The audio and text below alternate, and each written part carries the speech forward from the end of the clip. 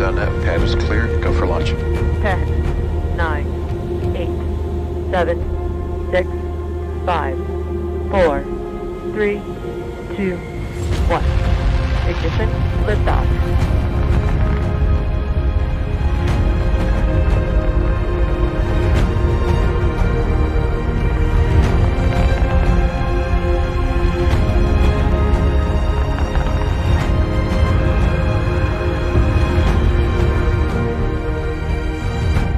Separation confirmed. MVAC ignition.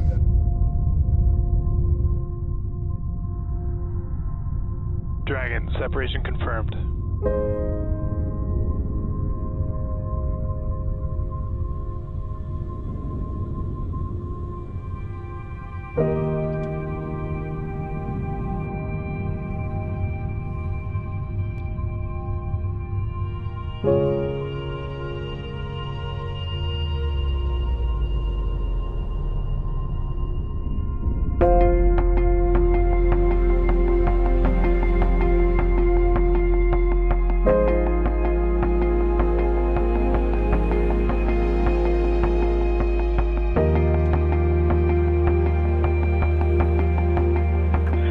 Separation visually confirmed.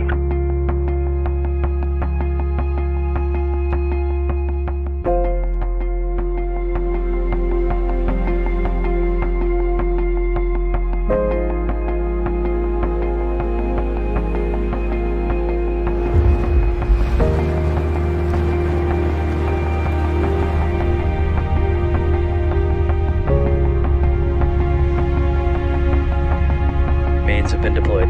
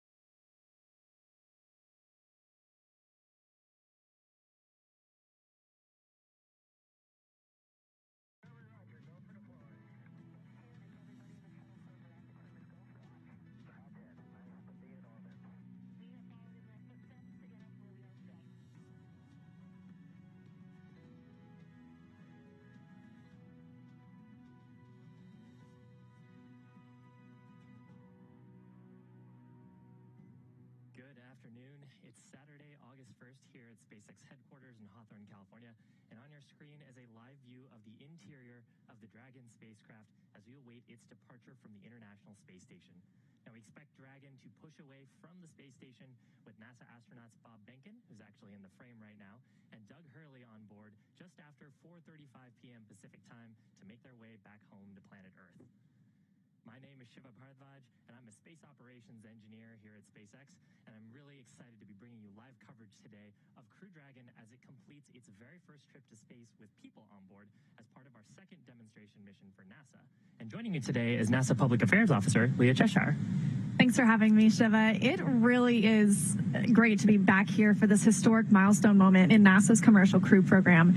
Once Dragon departs station, Bob Behnken and Doug Hurley's flight home is expected to last roughly 19 hours. That'll include 4 departure burns that move Dragon away from station, a phasing burn to lower its orbit and line the spacecraft up with its landing location, and 1 final deorbit burn.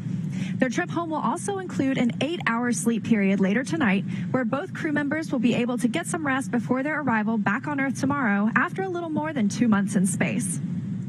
Dragon is targeted to splash down off the coast of Pensacola, Florida in the Gulf of Mexico tomorrow at 11:48 a.m. Pacific time, followed by the crew getting picked up at sea by one of SpaceX's recovery vessels. Now, the mission began about 2 months ago on May 30th from historic Launch Pad 39A at the Kennedy Space Center in Florida. And after a successful separation from the Falcon 9, Bob and Doug enjoyed a 19-hour flight on board Dragon before they came to the International Space Station. Now, since arriving, Bob and Doug have been doing some real work aboard the station. In fact, Bob and Station Commander Chris Cassidy completed several spacewalks, and they've also been taking some really spectacular photos of planet Earth and the Dragon spacecraft as it's been in attached operations. We'll have a chance to share some of those later on in the broadcast. And I can't believe it, but it's already been 63 days since they arrived in space, so they are just entering the final phase of their mission in just a few hours from now and have been preparing for over the last 2 weeks for their return flight. Today on board the space station is the Expedition 63 crew, led by NASA's Chris Cassidy and joined by Russian cosmonauts Anatoly Ivanishin and Ivan Wagner, and of course, Bob Behnken and Doug Hurley. Now, while all the crew have been busy aboard, the ground teams have also been performing a number of checkouts in preparation for departure today. These checkouts have been going on over the last several days, and in fact, last week. They've included inspections of the heat shield, checkouts of the suits, some checkouts of the comm systems, as well as a number of activation procedures on the life support system on the vehicle, and cargo loading, which has been really cool. Actually, why don't we check in with Gary at Johnson Space Center? He can let us know how the station crew have been preparing and what we can expect from here. Gary? Thank you, Shiva and Leah, and welcome inside the International Space Station Flight Control Room. Since arriving at the space station, Bob and Doug jumped right in as fully fledged members of Expedition 63. Over the last 2 months, they've helped execute more than 24 scientific investigations from every major category of research aboard the station, including studies in biology and biotechnology, earth and space sciences, human research, physical sciences, and technology demonstration. They've also had plenty of non-science related work on their timelines, performing maintenance on life support and vehicle hardware in multiple modules and transferring cargo in and out of the attached HTV-9 cargo spacecraft. Bob Behnken also executed 4 spacewalks with Station Commander Chris Cassidy, wrapping up one of the final phases of upgrading the station's large external batteries, with Doug assisting in all suit and robotic operations. Since completing the spacewalks, Bob and Doug have spent the last 2 weeks preparing to come home. They've received some additional on-orbit training to refresh them on the departure, re-entry, and splashdown procedures, and have been busy packing cargo for their return. In fact, that's what they're doing right now. There will be approximately 150 kilograms or 330 pounds of cargo returning on Dragon. The majority of that is more than 200 pounds of science, largely made up of samples packed away into powered cold freezers. These samples are from a range of biological research experiments on the station dedicated to improving our understanding of how the human body adapts to microgravity, or looking at ways to use space to improve life back here on Earth. Now, let's go through some of the major upcoming milestones for today's departure coming up soon at just around 2:35 p.m. Pacific. We're currently awaiting Bob and Doug to ingress or board the station, or board the Dragon for their return flight home. They're doing a little bit of closeout duties now, but that'll be one of the first items on their agenda today. So less than 30 minutes from now, they'll be closing Dragon's hatch around 2:45 p.m. Pacific time. Once inside the vehicle, Bob and Doug will don their SpaceX spacesuits, which will be worn during all dynamic phases of the flight. All those same leak checks on the spacecraft would occur before the crew makes their way into the seats and straps in for undocking. Once the Dragon's hatch is closed, Chris Cassidy will affix a docking target to the outside of the APAS hatch and then close it about 10 minutes later, 2:55 p.m. Pacific, creating a space between the Dragon and station known as the vestibule. He then has one more hatch to close. That's the Node 2 forward hatch.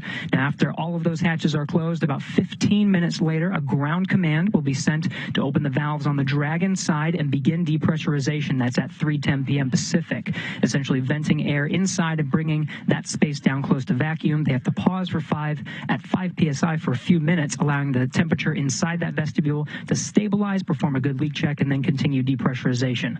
4:20 p.m. Central Time, they'll conduct a go, no-go poll. That'll be the NASA teams here in Mission Control Houston and SpaceX teams in Hawthorne. If all is go, the undocking sequence begins. The undocking command will be sent, followed by a few minutes for the umbilical that connects the power and data between the two spacecraft to detach. 12 hooks will retract, and then 2 firings of Dragon's thrusters will initiate, and the undocking will be complete. That separation scheduled for 4:34 p.m. Pacific time. Now, the departure burn, there's 4 departure burns. Immediately after those 2 burns, they'll actually have that physical separation, and the departure burns will take them around the zenith side of the International Space Station. Those departure burns taking place, there's 4 of them, and will be taking place over the first few hours of their flight, essentially getting that Dragon further away from the International Space Station. Now, overnight, the crew will be able to get a sleep period in. In fact, this orbital trajectory gives them plenty of time to allow for the crew's sleep, to get them in a good circadian rhythm, and allow them to perform all of their tasks prior to splashdown, including while they are asleep. They're going to also be performing a phase burn. Right now, they're in the orbital plane of the International Space Station, but that phase burn will align them with their primary landing site. Right now, we're looking go for Pensacola, just off the coast of Pensacola, Florida. They'll perform a series of checks right upon waking up when that phase burn occurs while they are asleep. Those checks, they'll put on their suits and get ready for the deorbit sequence. The deorbit sequence is, there's a few steps there. First, there's going to be the preparation for the cloth separation. There's a Dragon's trunk. They're going to perform a heavy yaw of the Dragon vehicle and release the Dragon trunk off to the side so it doesn't intersect with the vehicle during the deorbit sequence. Align Dragon back up with the orbital plane and fire the forward bulkhead Dracos. This will be one of the longest burns, and that is the deorbit burn, almost more than actually 11 minutes long. That will slow them down enough. They'll position Dragon for re-entry into Earth's atmosphere, and then the re-entry sequence will begin. Of course, before they do that, they do have to close the nose cone. So after they close the nose cone, they'll go through the atmosphere, shoot the drogue parachutes, main parachutes, and then splashdown. That's scheduled for tomorrow afternoon, Sunday afternoon, around 1:48 p.m. Central Time, 11:48 a.m. Pacific Time. Then the recovery operations begin. After that, Bob and Doug will be back on planet Earth. Now, Station Commander Chris Cassidy will be watching the undocking and departure burn from the cupola, but the prime monitoring role falls to Bob and Doug. Flight controllers in Mission Control Houston will be backing them up. Now, as you've heard several times, Dragon's flight is intended to be autonomous, but the crew on board has the ability to take control and maneuver Dragon during the departure if necessary. On the station side, we're looking good. Solar arrays are locked in place. We have a good communication links, and all station systems are looking healthy. Attitude will remain on U.S. control until the time of undocking, when we'll switch to control moment gyros only. We're tracking no issues for an on-time departure here in Mission Control Houston. Now back to Shiva and Leah in Hawthorne. Good copy. And finally... So right now on your screen is a view of mission control.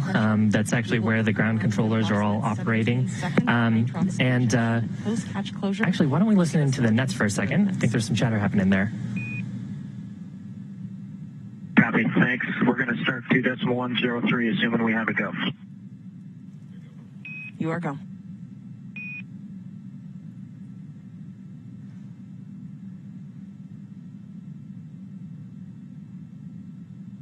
I believe I just heard a go call on the FD net, but I think we're still in the process of assessing vehicle health and actually making sure that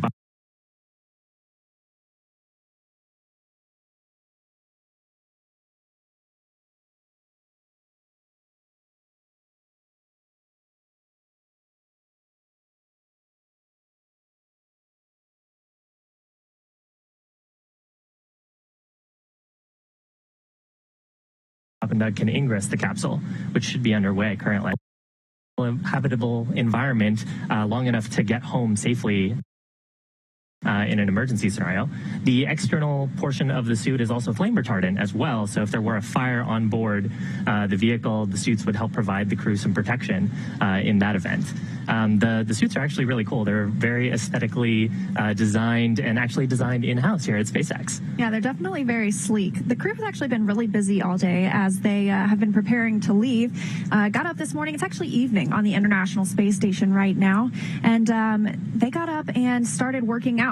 All the astronauts on the space station have to work out for 2 hours a day every day to make sure that they keep up their bone strength and their muscle strength, so that way they can walk when they get back home. And so they got up, got the opportunity to do that.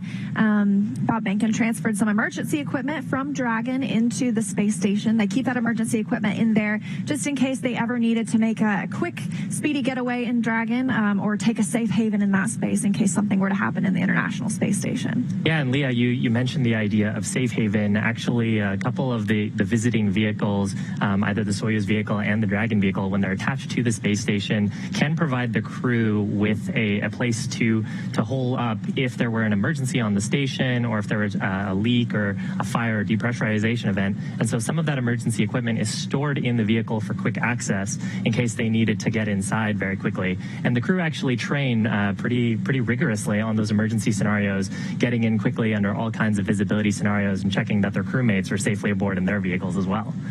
We had a chance to do some training with the crew actually here in Hawthorne early for the Crew 1 crew earlier this month. So, and just a quick recap of kind of what's coming up next. So Bob and Doug going through the ingress operations right now. Coming up, planned about 2:35 p.m. Pacific time is hatch closure. So that's where we will close the forward hatch on the Dragon spacecraft. And then following that will be closure of the APAS hatch. And after we close the APAS hatch there, that's on the space station side. We'll have the space station crew be working on that. We'll go for vestibule depressurization, and the vestibule is that space in between the hatches that the crew flies through when they arrive and then, of course, when they leave. But we are going to bring that space, which is at the same pressurization as the rest of the space station, down to as close to a vacuum as possible because that's what it will be exposed to once Crew Dragon departs, hopefully in just a couple of hours. Yeah. Right now, the planned departure and separation is looking like around 4:34 or 4:35 p.m. Pacific time, and that's when we're hoping to see Dragon do some small undocking burns that will separate it from the space station. On your screen is actually a view from inside the space station, looking down Node 2 towards the pressurized mating adapter. I think I saw Chris Cassidy in the view there, and I think those are his other expedition crewmates on board. Yes. And Bob and Doug probably inside the capsule at this point. Yes, that looks to be Chris Cassidy over on the left, and then Anatoly Ivanishin and Yvonne Wagner upside down, or what feels like upside down to us, but really there's no up or down in space. That's got to be nice. Yeah, I know, right? And both the hatches still open, so we'll be waiting for that hatch closure. Yeah, and actually, I think you can see that's probably the APAS hatch. If you look just past where all the ISS crew are, I believe that's the APAS hatch that's sort of coming up, kind of that white circle. And Chris Cassidy will actually have some tasks to attach a docking target onto that when we're ready to close the APAS hatch. Looks like he might be hopping into Dragon to help out with some work inside the capsule for securing. Now, we mentioned earlier today, Bob and Doug have been busy today. They've actually been busy as well stowing cargo on board the vehicle. Just listening into the nets right now, it looks like they're actually going through life support activation. So I just heard a call out that carbon dioxide levels are coming down, which means that our life support system is actively taking in air from the cabin and revitalizing it so Bob and Doug can breathe nicely on board. So just some statistics while we're thinking about it. Obviously, we mentioned that Crew Dragon has been on board the station for 63 days now. Feels like yesterday. And during that time, Bob and Doug have traveled over 27 million statute miles around the Earth. So that's incredible. Frequent flyers, I would say. Yeah. Do you is there a frequent flyer pass for Dragon? I hope so. Yeah, they're zipping around. I think right? on I think it's 17,000. I think on ground track they're going about 17,500 kilometers when they're at ISS's orbital altitude. If, Yeah. that sounds about right. Yeah, I think it's 17,500 miles an hour. I'm sorry, miles per hour. Thank you. It's still extremely fast.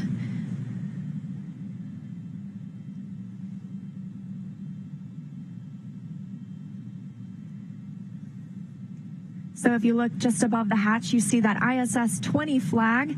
That is representing the 20th anniversary of the International Space Station, which we will actually be celebrating later this year.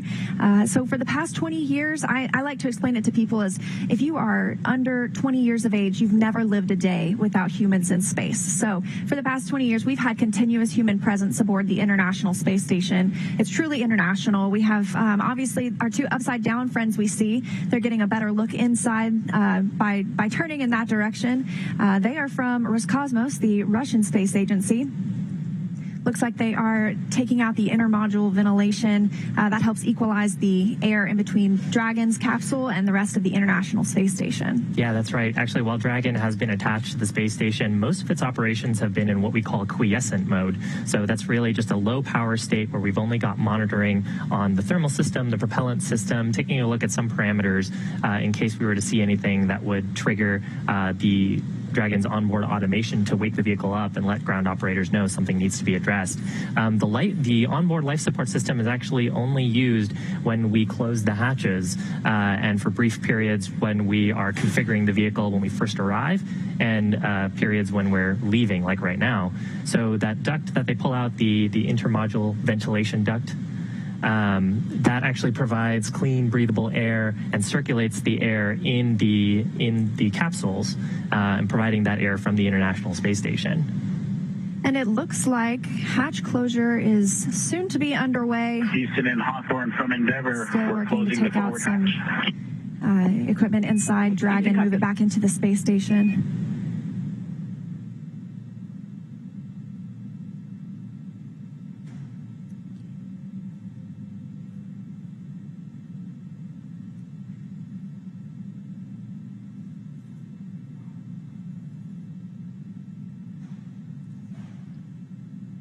Yeah, so as part of those activities, moving the intermodule ventilation duct, they activated, of course, the lithium hydroxide scrubbers on board Dragon. Cap and fan has been running.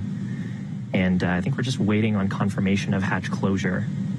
Yes, and I think they just called down that they are working on that, putting that into motion. We're getting one step closer to sending Bob and Doug home. Closed for Endeavour.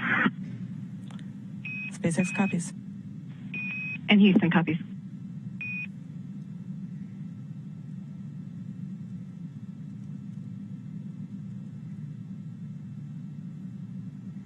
And we just got confirmation that Capsule Endeavour has closed the forward hatch.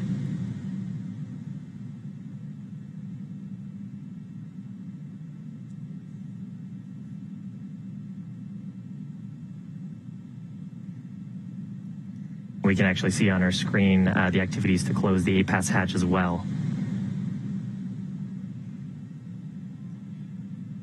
And that Crew Dragon hatch closure came at 2:36 p.m. Pacific time as the International Space Station was flying over the North Atlantic Ocean. As part of hatch closure operations, Bob and Doug actually inspected the seal on the interior surface of the forward hatch on Dragon. And we're talking about the forward hatch and the side hatch.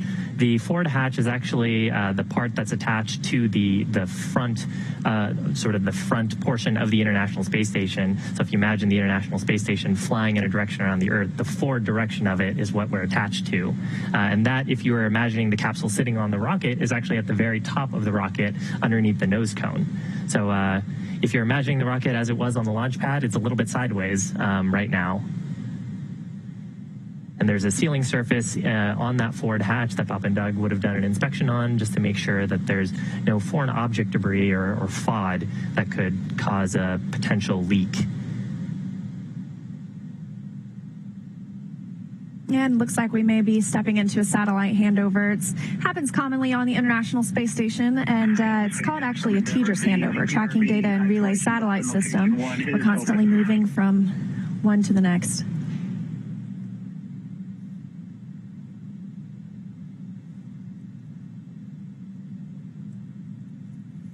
Yeah, so we actually use those tracking and data relay satellites as well on the Dragon vehicle. They provide our telemetry links. There's I believe they're in the geo-belt. Hopefully that's correct. But they provide communications, uplink and downlink and commanding, actually, a downlink for us to command the vehicle as well if we need to step in on the ground side. Speaking of which, we actually have a view of mission controls in Hawthorne. So that is that's where our mission controllers are in Hawthorne. The folks who are issuing commands to the Dragon spacecraft are all sitting. In the third row there is the mission director, as well as, and here's an internal view of the Dragon spacecraft. We've got Bob in his, looks like his comfort garment, which would be what he wears underneath his suit. Nice to see the capsule getting all packed up.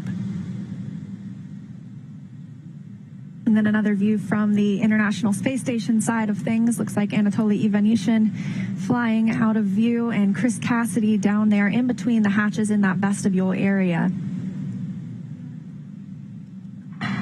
He is working through procedures to soon be closing the APAS hatch on the space station side and prepare for depressurization.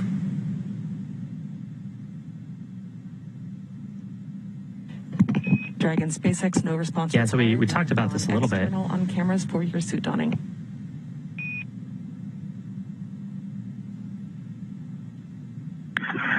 Copy, SpaceX. Thank you.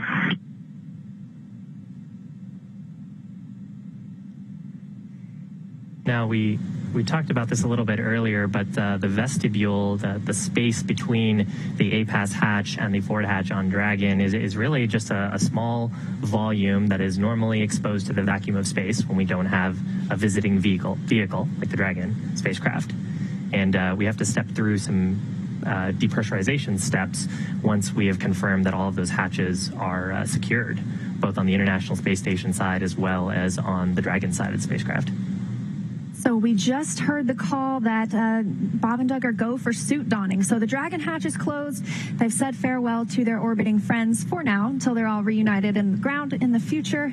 And they'll be going through that suit donning shortly. You did mention it looked like Bob Behnken was already in his comfort garment, that first layer of the suit. Yeah, the comfort garment is it's basically like an athletic garment. Just helps them stay comfortable before they step into the suit. And the suit is largely a one-piece design. So the helmet is integrated into it. The boots are integrated into it. Really, they will unzip some interfaces on the suit, climb into it, zip all those attachment points up, and then there's actually an umbilical on the leg of the suit. So it's a kind of a connection that provides gases and electrical connections to the suit, so they can use the integrated microphones in their helmets, and it also provides them breathable gases for suit leak checks, and if we were to have one of those emergency scenarios, it would also provide pressurization to the suit. And I think notable to mention that these are different suits from what you might imagine for like the spacewalks and EVA suits. These are what are called intravehicular activity suits, meant for really activity inside the vehicle. So what we just saw as Chris Cassidy was down there in between the hatches in that vestibule space, he was affixing that docking target that we mentioned earlier. I like to say it's like an X marks the spot because that's what the vehicles aim for when they arrive at the International Space Station. So one step closer to bring in Bob and Doug home. And we're actually really fortunate that the weather has turned out pretty good in the Gulf. Looking at a Pensacola landing site right now, we just, before we went on air today, we had the 2.5 hour prior to undocking weather briefing, and things are still looking good for an on-time departure today. I'm really glad to see the weather cleared up. Storm moved back towards the Atlantic.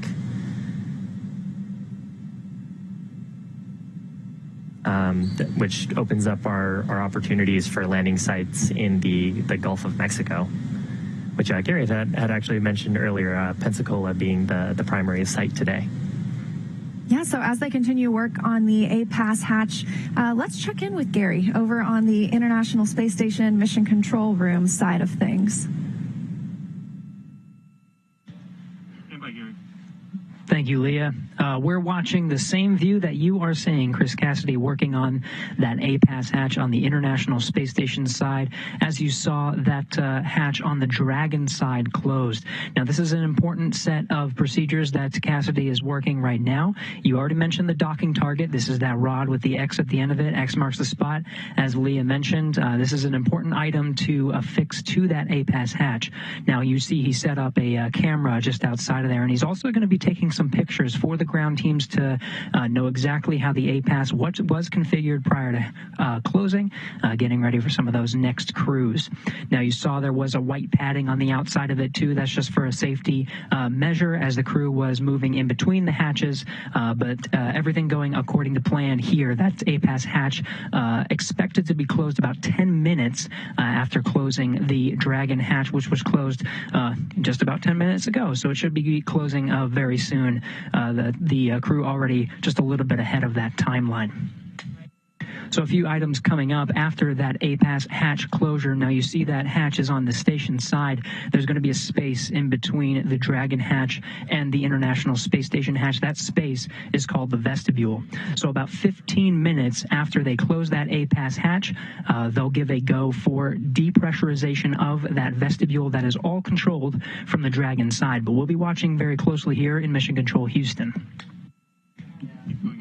Now, the depressurization of that vestibule does take quite a little bit of time. It takes about an hour actually to get down to vacuum, but there's going to be a check at about 5 pounds per square inch. The check at 5 pounds per square inch is going to take some time. It won't take too long to actually get to 5 psi, but once they actually get there, bringing that vestibule down to vacuum creates a little bit of temperature swings. So we need that to dampen out a bit before performing a reliable leak check. That leak check will happen at the 5 psi mark, and then we'll continue down closer to depressurization towards vacuum. Now, that's all coming up very soon. The go, no go for actual undocking to occur a little bit more than an hour after depressurization. That at about 4:20 p.m. Pacific. And if everything goes according to plan, so far the crew a little bit ahead of schedule. We'll get them undocked right on time. We're looking at 4:34 and 58 seconds p.m. Pacific time. Everything going great so far from the International Space Station side. Now back over to you in Hawthorne. Thanks, Gary. Now that Dragon's hatch is closed and Bob and Doug have donned their suits, we'll be looking for the APAS hatch on the station side to close very shortly. APAS is an acronym that stands for Androgynous Peripheral Attachment System. So you can see why we use an acronym, and it's an integral part of the docking system. Before closing it, we saw Chris Cassidy working to attach that docking target to fine-tune any alignment for the approaching spacecraft. So it's not something required for the undocking, but obviously we need it to be there for the next spacecraft that arrives at that port.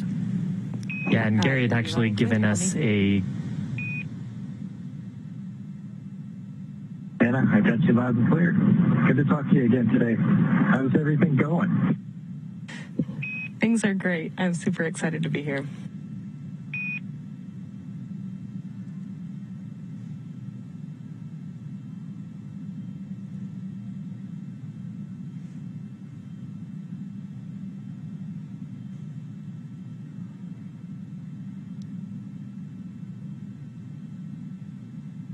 So I think what we heard there was a comm check between the core here and Hawthorne Mission Control up to the crew. That's a very good sign. That means that they're well underway into their suit donning procedures. Suit donning just referring to getting into their suits. And one of the first steps there is checking that the microphones work both in the cabin as well as in their suits. Now, kind of what we were talking about earlier, once we get through suit donning, which will have a couple of steps involved in it, first with these comm checks, and then we'll actually do some pressure checks to make sure that the suits are leak tight. Once we get through that, then we'll actually go through a quick poll.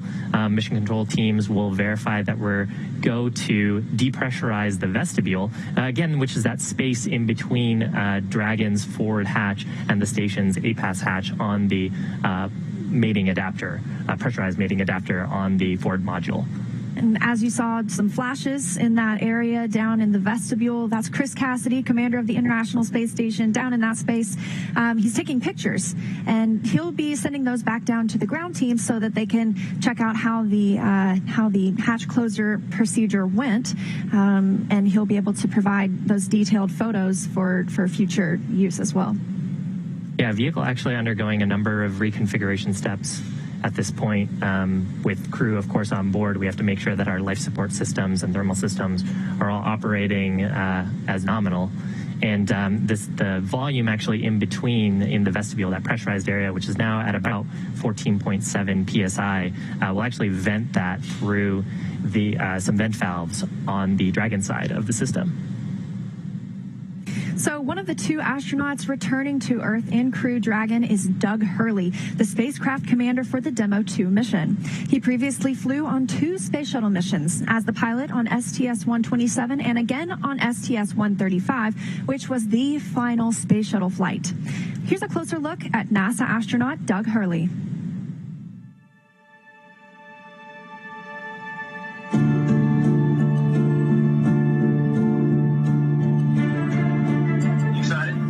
Very excited. Yeah, very excited. You feel ready? Still pumped? Oh, yeah. I think we're ready. I think we're certainly ready. Joining the SpaceX Demo-2 test. He is a Marine Corps colonel and test pilot. He was selected as an astronaut in 2000. He piloted Space Shuttle Endeavour and Atlantis for STS-135, the final space shuttle mission. Introducing NASA astronaut Doug Hurley.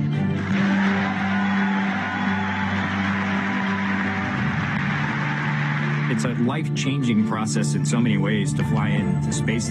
It's just overwhelming in some respects. Just the sensations, the rumbling, the shaking, the acceleration when the engines shut off and you go from, in the case of the shuttle, you go from 3 Gs to 0 Gs instantaneously and things start floating. And I remember distinctly just thinking, what just happened? To see a rocket launch in person is, it's a pretty emotional event.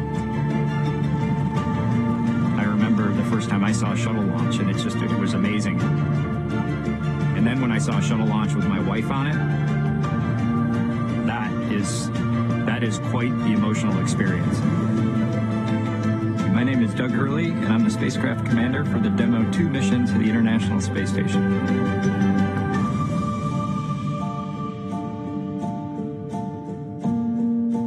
We are doing the first crewed flight for NASA and for SpaceX. So this is the test flight to prove end-to-end from launch to docking to ISS operations and then entry, descent, and landing. We'll wake up about 6 hours prior to launch. You'll eat breakfast, you'll do a medical check, you'll start to get your comfort garments on, you'll get a weather brief, and then you'll go get suited up. And it's the same suit-up room that astronauts have been using since Apollo. And there they are, NASA astronauts. And then we'll walk out, jump in our Teslas, and we'll ride to the pad. We will board the vehicle roughly 3 hours before launch, go through all those pre-flight checks, and then ideally we're off to the races from there at launch. Ignition, liftoff of the Falcon 9 and Crew Dragon. Go NASA, go SpaceX, Godspeed, Bob and Doug. It's about a 9 to 10 minute ride to orbit. We'll go through the on-orbit activities. We'll do some manual flying of the vehicle. We'll obviously sleep on the vehicle. And then we will continue through the rendezvous phase to where we end up in front of the space station the next morning, ready to dock. Endeavour, this is Houston. Bob and Doug, welcome to the International Space Station.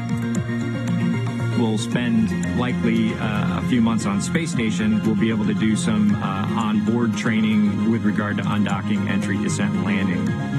Actually getting to fly the mission with Bob, we've been close friends for almost 20 years, so, the whole experience for me is what we're looking for. For Doug personally, he's worked so hard, I mean, through his entire life to get to where we are right now. It makes me so happy to see that he gets to be part of this mission, the spacecraft commander. I'm just glad to see his hard work and his dreams come true for that. We're so proud of him. It's been a huge amount of sacrifice and time away from home, but the fruits of our labor are coming to fruition.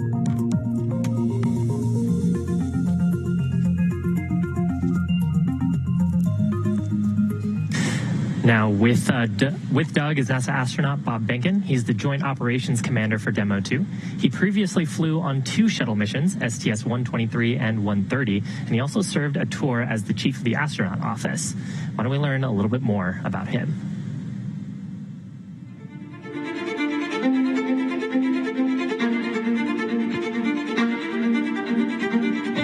Through the launch day preparations, there's a lot of moments that kind of stand out to you. One is the kind of the celebratory piece of it, which is that you're walking out of the suit up room and getting in the vehicle that's going to take you to the launch pad. When you close the hatch, that's really when Doug and I are in the vehicle, and it's our vehicle, and we're really in control of the mission at that point.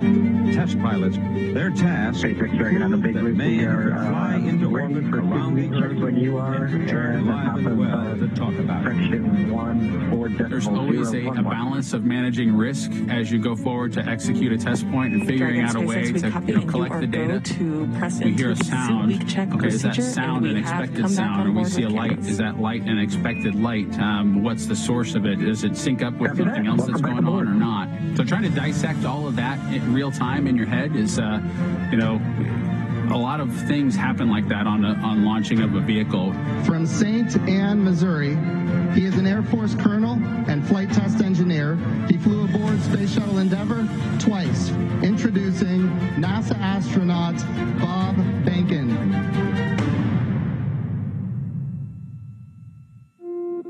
My career at NASA has kind of spanned a couple of decades at this point. I arrived with the class of 2000, went through the training program, primarily focused on the Space Shuttle and the International Space Station, learning those systems. Having launched a couple times on vehicles, the second time was definitely different than the first time. You can feel a little bit guilty of, hey, should I study one more thing? Or is there one more piece of information I should get? Am I really prepared or not? So that's definitely different between where I was on my first flight and where I'm at right now. I think for me personally, as a spouse, watching everything that Bob has put into this over the last 5 years, the dedication that he's shown, the perseverance is pretty special. For both of us, though, the way our minds work, it won't be until sort of the mission is complete that you have really a chance to savor it and celebrate it. On a deeply personal level, I'm really excited that my son is going to get a chance to see me launch into space. Being an astronaut has been a little bit of an abstraction thing for him because he's seen me do it in old videos, but he hasn't seen me do it for real. And so I'm excited for him to see me launch into space. Really, my role on the Demo-2 mission is to make sure that we get this vehicle tested and evaluated so that we can move on to more operational missions at the International Space Station. 3, 2, 1, 0. Ignition. Liftoff of the Falcon 9 and Crew Dragon. Go NASA. Go SpaceX. Godspeed, Bob and Doug. We've got a lot of objectives on board the vehicle that we need to accomplish to really make sure that it's good to go. We'll do everything from actually talk from the Dragon vehicle to a Russian Soyuz. We'll dig out all kinds of hardware that's stowed in the nooks and crannies of the vehicle so that we have a good feel for how things are in place and getting them back in place. We plan to do all those things as just a part of our test mission. Welcome to Bob and Doug. I will tell you, the whole world saw this mission, and we are so proud.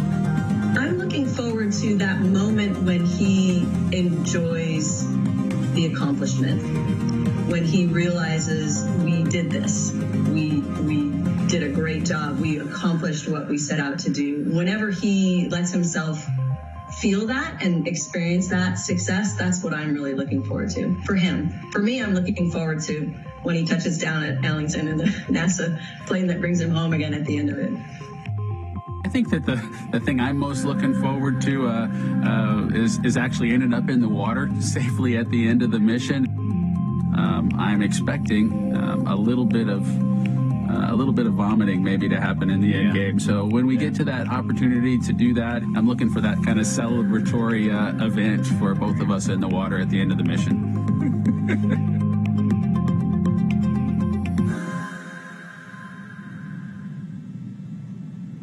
So cool. Great view on your screen. That's from a camera behind Bob and Doug. Bob sitting in the right hand as we see him. Dragon and 2.5, 2 successful leak checks. Dragon SpaceX, we see the same. Thank you.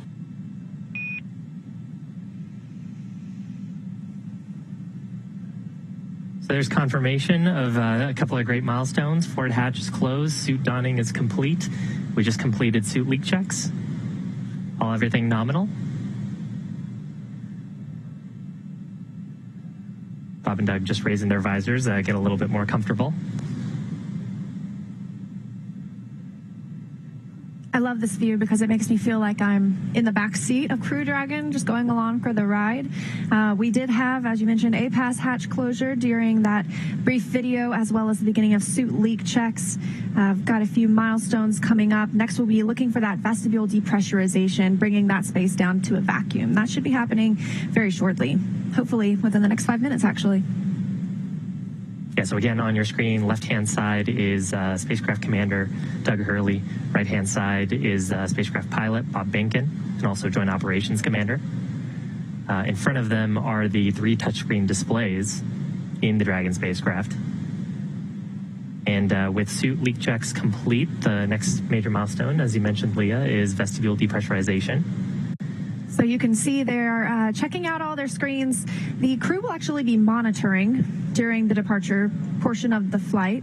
On the way up, they had a couple of opportunities to perform some manual flight tests by piloting the vehicle and checking those out and, seeing how it would fly if you ever had to. But fortunately, it is an autonomous vehicle. So the goal is that the astronauts are along for the ride, there to monitor and there to step in case anything were to go wrong. But it should be an autonomous flight home. We're not stopping for any of those flight tests along the way. That's right.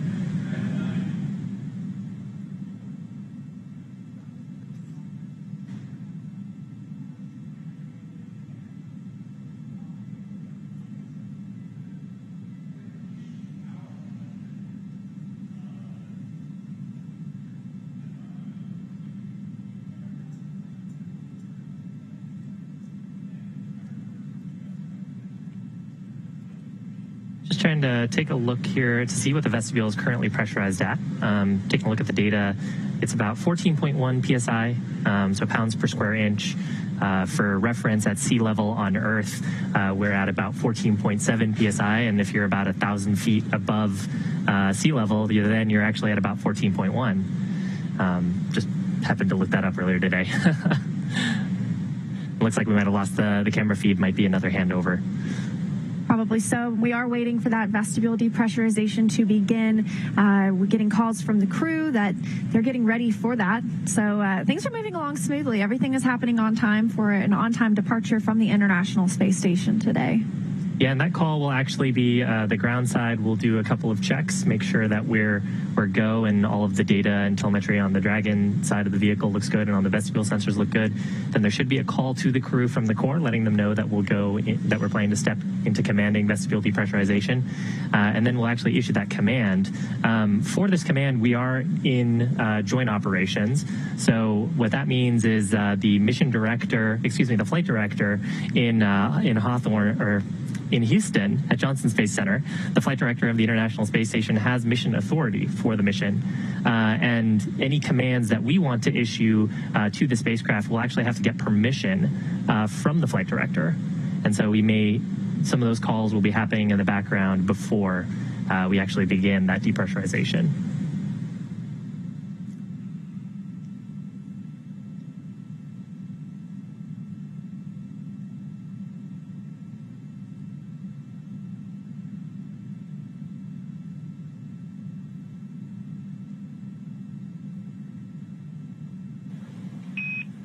Dragon SpaceX for status.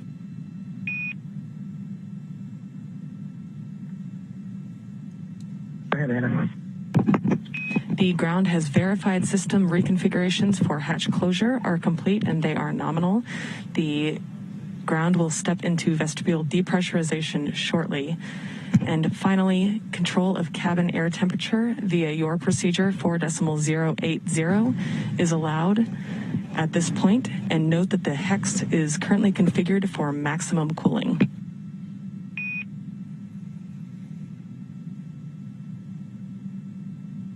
Okay, copy out 4.080 if we need to change the temperature. Appreciate it.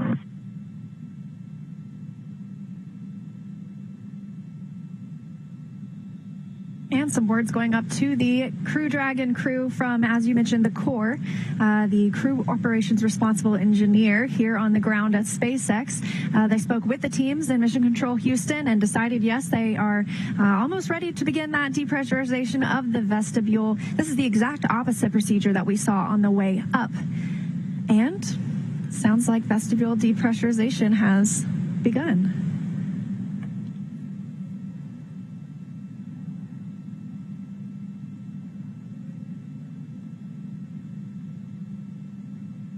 So as we mentioned, working to bring that space down to a vacuum in preparation for Dragon to depart today. That depressurization call coming at 3:04 p.m. Pacific.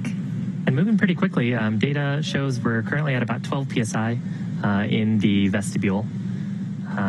Just dropped below 12, and only less than a minute ago we were at 14.1. And should only take 5 to 10 minutes to drop down to that 5 psi holding point that Gary had mentioned earlier. And that hold will be for 25 minutes while the teams make sure the depressurization is due to the actual removal of the pressurized atmosphere and not a change in the temperature inside Crew Dragon. Yeah, a little bit of physics there. If you expand a gas, which is what's happening here, we're taking the gas in the vestibule and venting it away, and so taking the molecules in that vestibule and sort of expanding them out, the temperature tends to drop, and so we'll want to wait for that temperature to equalize, because as it warms up, the remaining gas will bump up a little bit in pressure, and that can look like a false leak from either the International Space Station side or the Dragon side. So we give it some time to equalize the temperatures, and once we feel confident that the pressure is stable in the vestibule, then we actually perform the leak check and look to see that we don't have a drop in cabin pressure on the Dragon side, as well as a rise in pressure in the vestibule.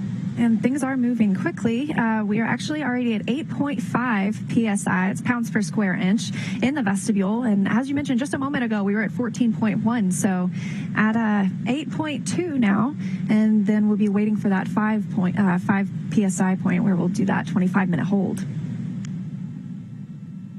Yeah, and kind of wild to think, among the other fun facts I was looking up, so the pressure at Everest is about 4 psi. So that'll kind of give you a sense of this. The pressure in the vestibule right now would be about similar to you being at maybe like 12,000 or 13,000 feet. Yeah, and very interesting. That's near the same pressure as in an EMU, or an extravehicular mobility unit, that the astronauts use when they go outside on a spacewalk. They keep that at 4.3 psi. That way they are more able to easily move their fingers and their joints, so that work outside isn't as difficult.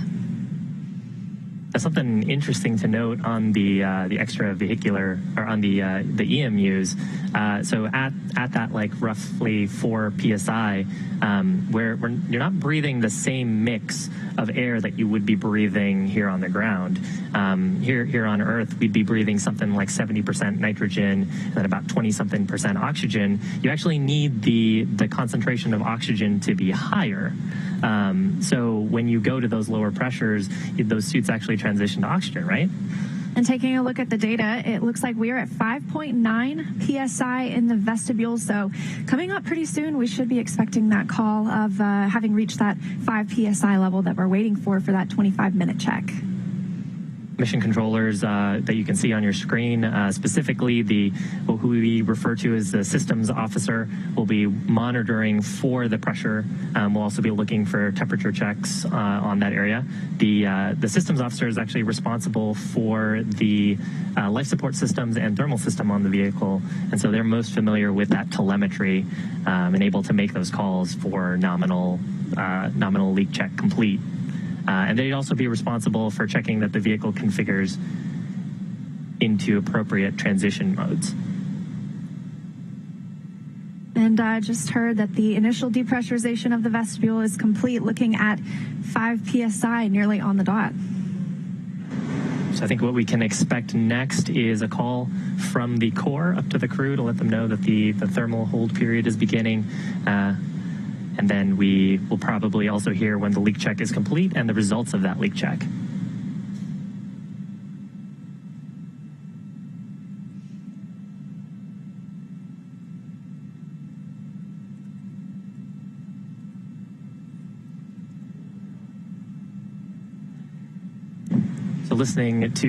We're kind of listening to the nets in the background. Just heard a conversation from the mission director prompting operators on next steps for start of this thermal hold period and then the leak checks. Bob and Doug really just sitting tight in the cabin at this point in their suits, able to monitor all this information from their 3 touchscreen displays in the vehicle. Yeah, and we heard that we're about an hour and 20 minutes from the opening of the undocking window, so they get more than one chance today to undock. On the way up, we saw the astronauts really only had that single second that they had to launch so that they would line up perfectly with the International Space Station. It's a little bit different coming home. Those burns will really be what help us line up with our targeted landing site. Right now, looking at Pensacola and a scheduled splashdown tomorrow.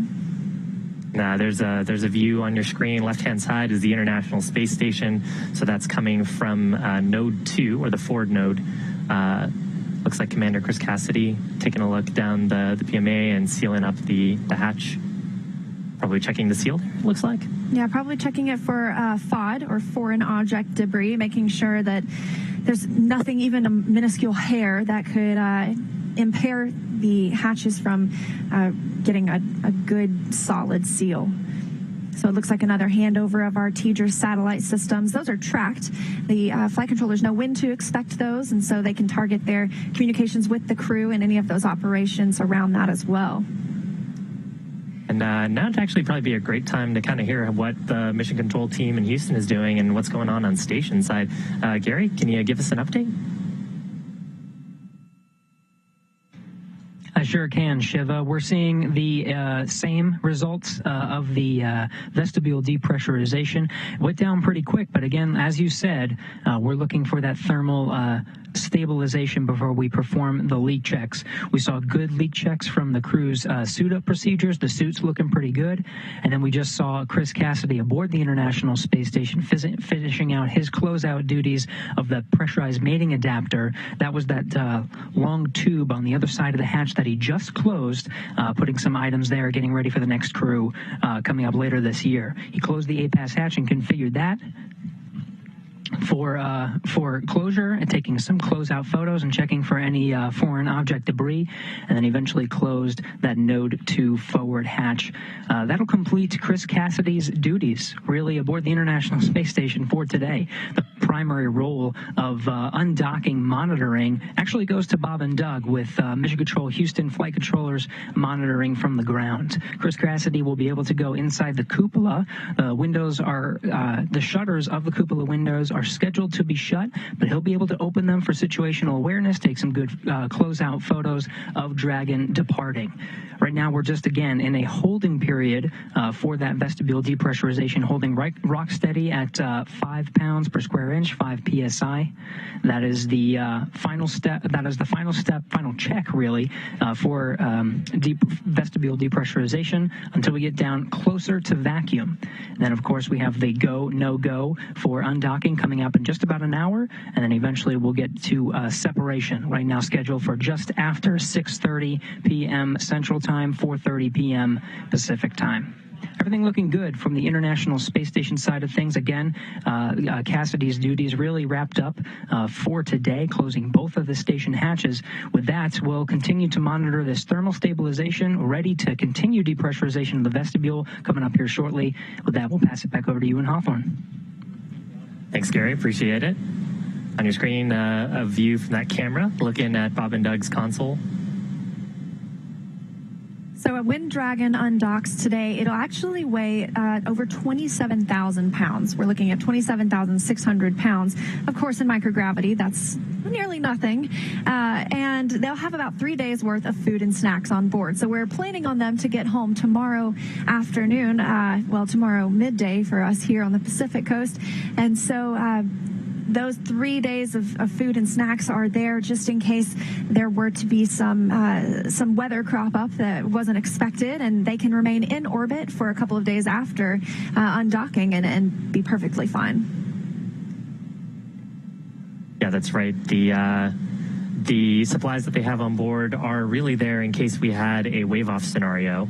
So if we were to have some kind of weather come in or something happen to the spacecraft where ground teams would want more time to troubleshoot and understand and see if they could recover fault tolerance on the vehicle, that would give them time to do a couple more orbits and then try again at another opportunity. Right now, vehicle looking very healthy. It's been very healthy the entire time it's been attached to station. Actually, the entire period while we were attached to space station, we were doing weekly checkouts on the vehicle of the life support system, thermal system, power system, and the prop system on board. And spacecraft has been pretty solid the entire mission.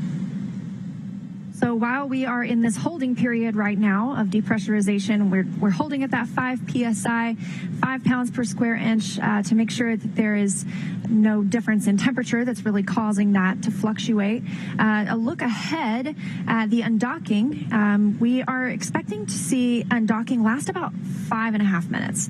And during that time, undocking for Dragon looks a little bit different than for other vehicles. When the Soyuz is on the International Space Station, it undocks by using springs that push it away from the space station, and Dragon will instead use a couple of undock burns. So 2 small, short burns, about 1.5 seconds for one of them and 5 for the other, and those will just do just enough to bring Dragon away from the International Space Station so that it can conduct its departure burns later. Yeah, Dragon actually has 16 Draco thrusters on the base of the spacecraft, 12 in what we call the service section of the spacecraft, and 4 that would be underneath the nose cone around that forward hatch. The nose cone Dracos, the forward bulkhead Dracos, as we like to call them, are actually disabled for this portion of the mission and will be disabled for the next 3 expected burns, which would be that undock 1 burn, undock 2 burn, and then what we refer to as departure 0, which gets us on a path out of the approach ellipsoid and the keep out sphere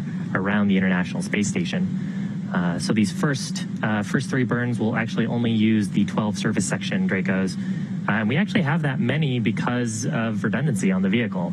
So we could lose certain combinations of those thrusters and still have full dimensionality control and the ability to control the vehicle's position applied thrust to it.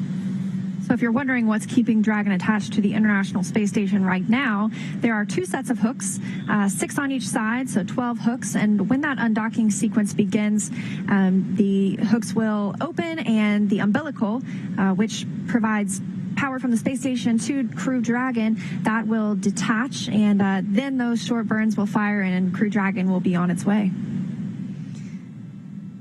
Yeah, those 12 hooks, hard capture hooks, are actually what also provides the seal as well. So they ensure that the vestibule has that leak-tight seal.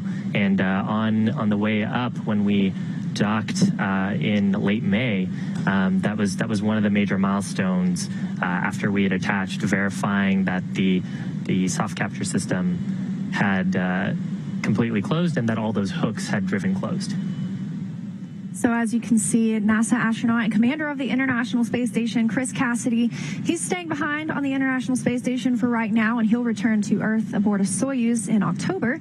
But he has just closed the Node 2 hatch. So the APAS hatch was closed earlier by Cassidy. The Dragon hatch was closed, and now just even creating a more firm seal by closing that Node 2 hatch. And as you mentioned earlier, that's on the front end of the space station, if it really had a front side. So that's where they are at.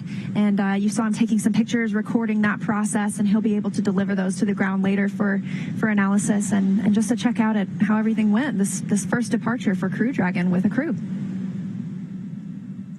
Good view from the interior of Dragon. We're looking at the pilot's side seat. So that's Bob Benkin. And you can see Doug Hurley's hands on just behind him. Hey, Chris, that call came down on Spacey Ground 1, so I'm just going to read back on the big loop that we confirm. And if you actually look on the right-hand... Node 2 forward hatch and the MPEV are closed. And Chris, I owe you shortly what the undock sequence time is.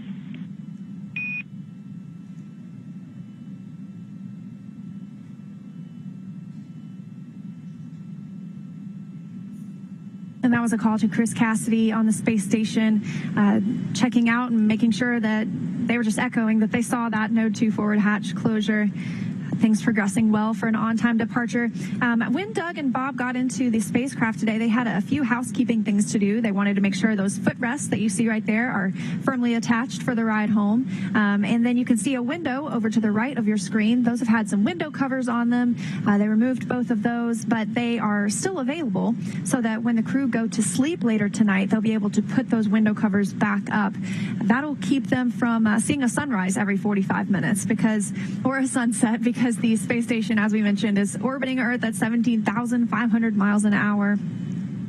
And so they see quite a few beautiful views, sunrises and sunsets every day, 16 to be exact. Yeah, and you can actually kind of get a sense for how bright that might be. Spacecraft and the International Space Station are currently not in the Earth's shadow, so in sunlight, and you can see how bright the window can get, almost rivaling the lights in the cabin. Now that window is actually right next to the side hatch, so you can see there's a black strip next to that window. That's actually a handrest, handhold, and next to that is the side hatch. And that's actually what Bob and Doug will be egressing out of after they do, after successful reentry, parachute deployment, and splashdown. Yeah, so that's what we saw the crew climb in. Once they crossed that crew access arm, that last place that they were on Earth in that white room, they climbed in through that side hatch, but that's not what's attached to the International Space Station. The nose cone on Crew Dragon opens up and, as you said, exposes those thrusters underneath, and they actually floated through that hatch. So they arrived through that one and departed through that one, but once they get back on Earth, that side hatch is the primary egress or exit from the vehicle for Bob Benkin and Doug Hurley. Yeah, and actually one of the steps right when Bob and Doug had entered the vehicle on the launch pad was to do a leak check of that hatch. Hatch remains sealed the entire time while we're in space, and really only gets opened once we're back safely on Earth. So pretty noteworthy about this mission, there are a lot of firsts for this mission. It's our return to flight from American soil for the first time in 9 years, since the space shuttle program. And it's also going to be the first splashdown in over 45 years. So actually on July 24th, just a couple of weeks ago, that was the 45-year anniversary of the last Apollo capsule splashdown with the Apollo-Soyuz test project. So it's been a long time since we've seen a crew splashdown. That typically happens with a landing. Of course, the shuttle was an orbiter and could land like a plane. And then the Soyuz, which astronauts have been arriving in for the past 9 years, that lands on land in the steppes of Kazakhstan. So this one we're looking to land in the Gulf Coast. It means a much quicker ride home for Bob and Doug once they get back. Yeah, once we get through the Earth's atmosphere, we'll have 2 drogue chutes deploy and then 4 main chutes deploy, and then splashdown currently targeted for Pensacola, so off the west coast of Florida. And recovery actually looks a little bit different than it did 45 years ago. So we have some pretty cool recovery boats, have helicopter pads on them, as well as a what we refer to as it's as an A-arm, but it's basically a crane on the back of the spacecraft. So, on the back of the boat. And a couple of fast boat teams will go out to the capsule verify that it's safe to approach, then that boat will come up, scoop up the Dragon spacecraft, put it on the deck. They'll secure everything and then open up the hatches and help Bob and Doug egress on the recovery ship. If you've ever seen any of that old Apollo footage, the astronauts actually used to get out in the water. And so a little bit different this time. The crew will be waiting until that boat arrives with that crane to lift them up onto the deck, and they'll get the chance to get out on the boat instead of on the seas.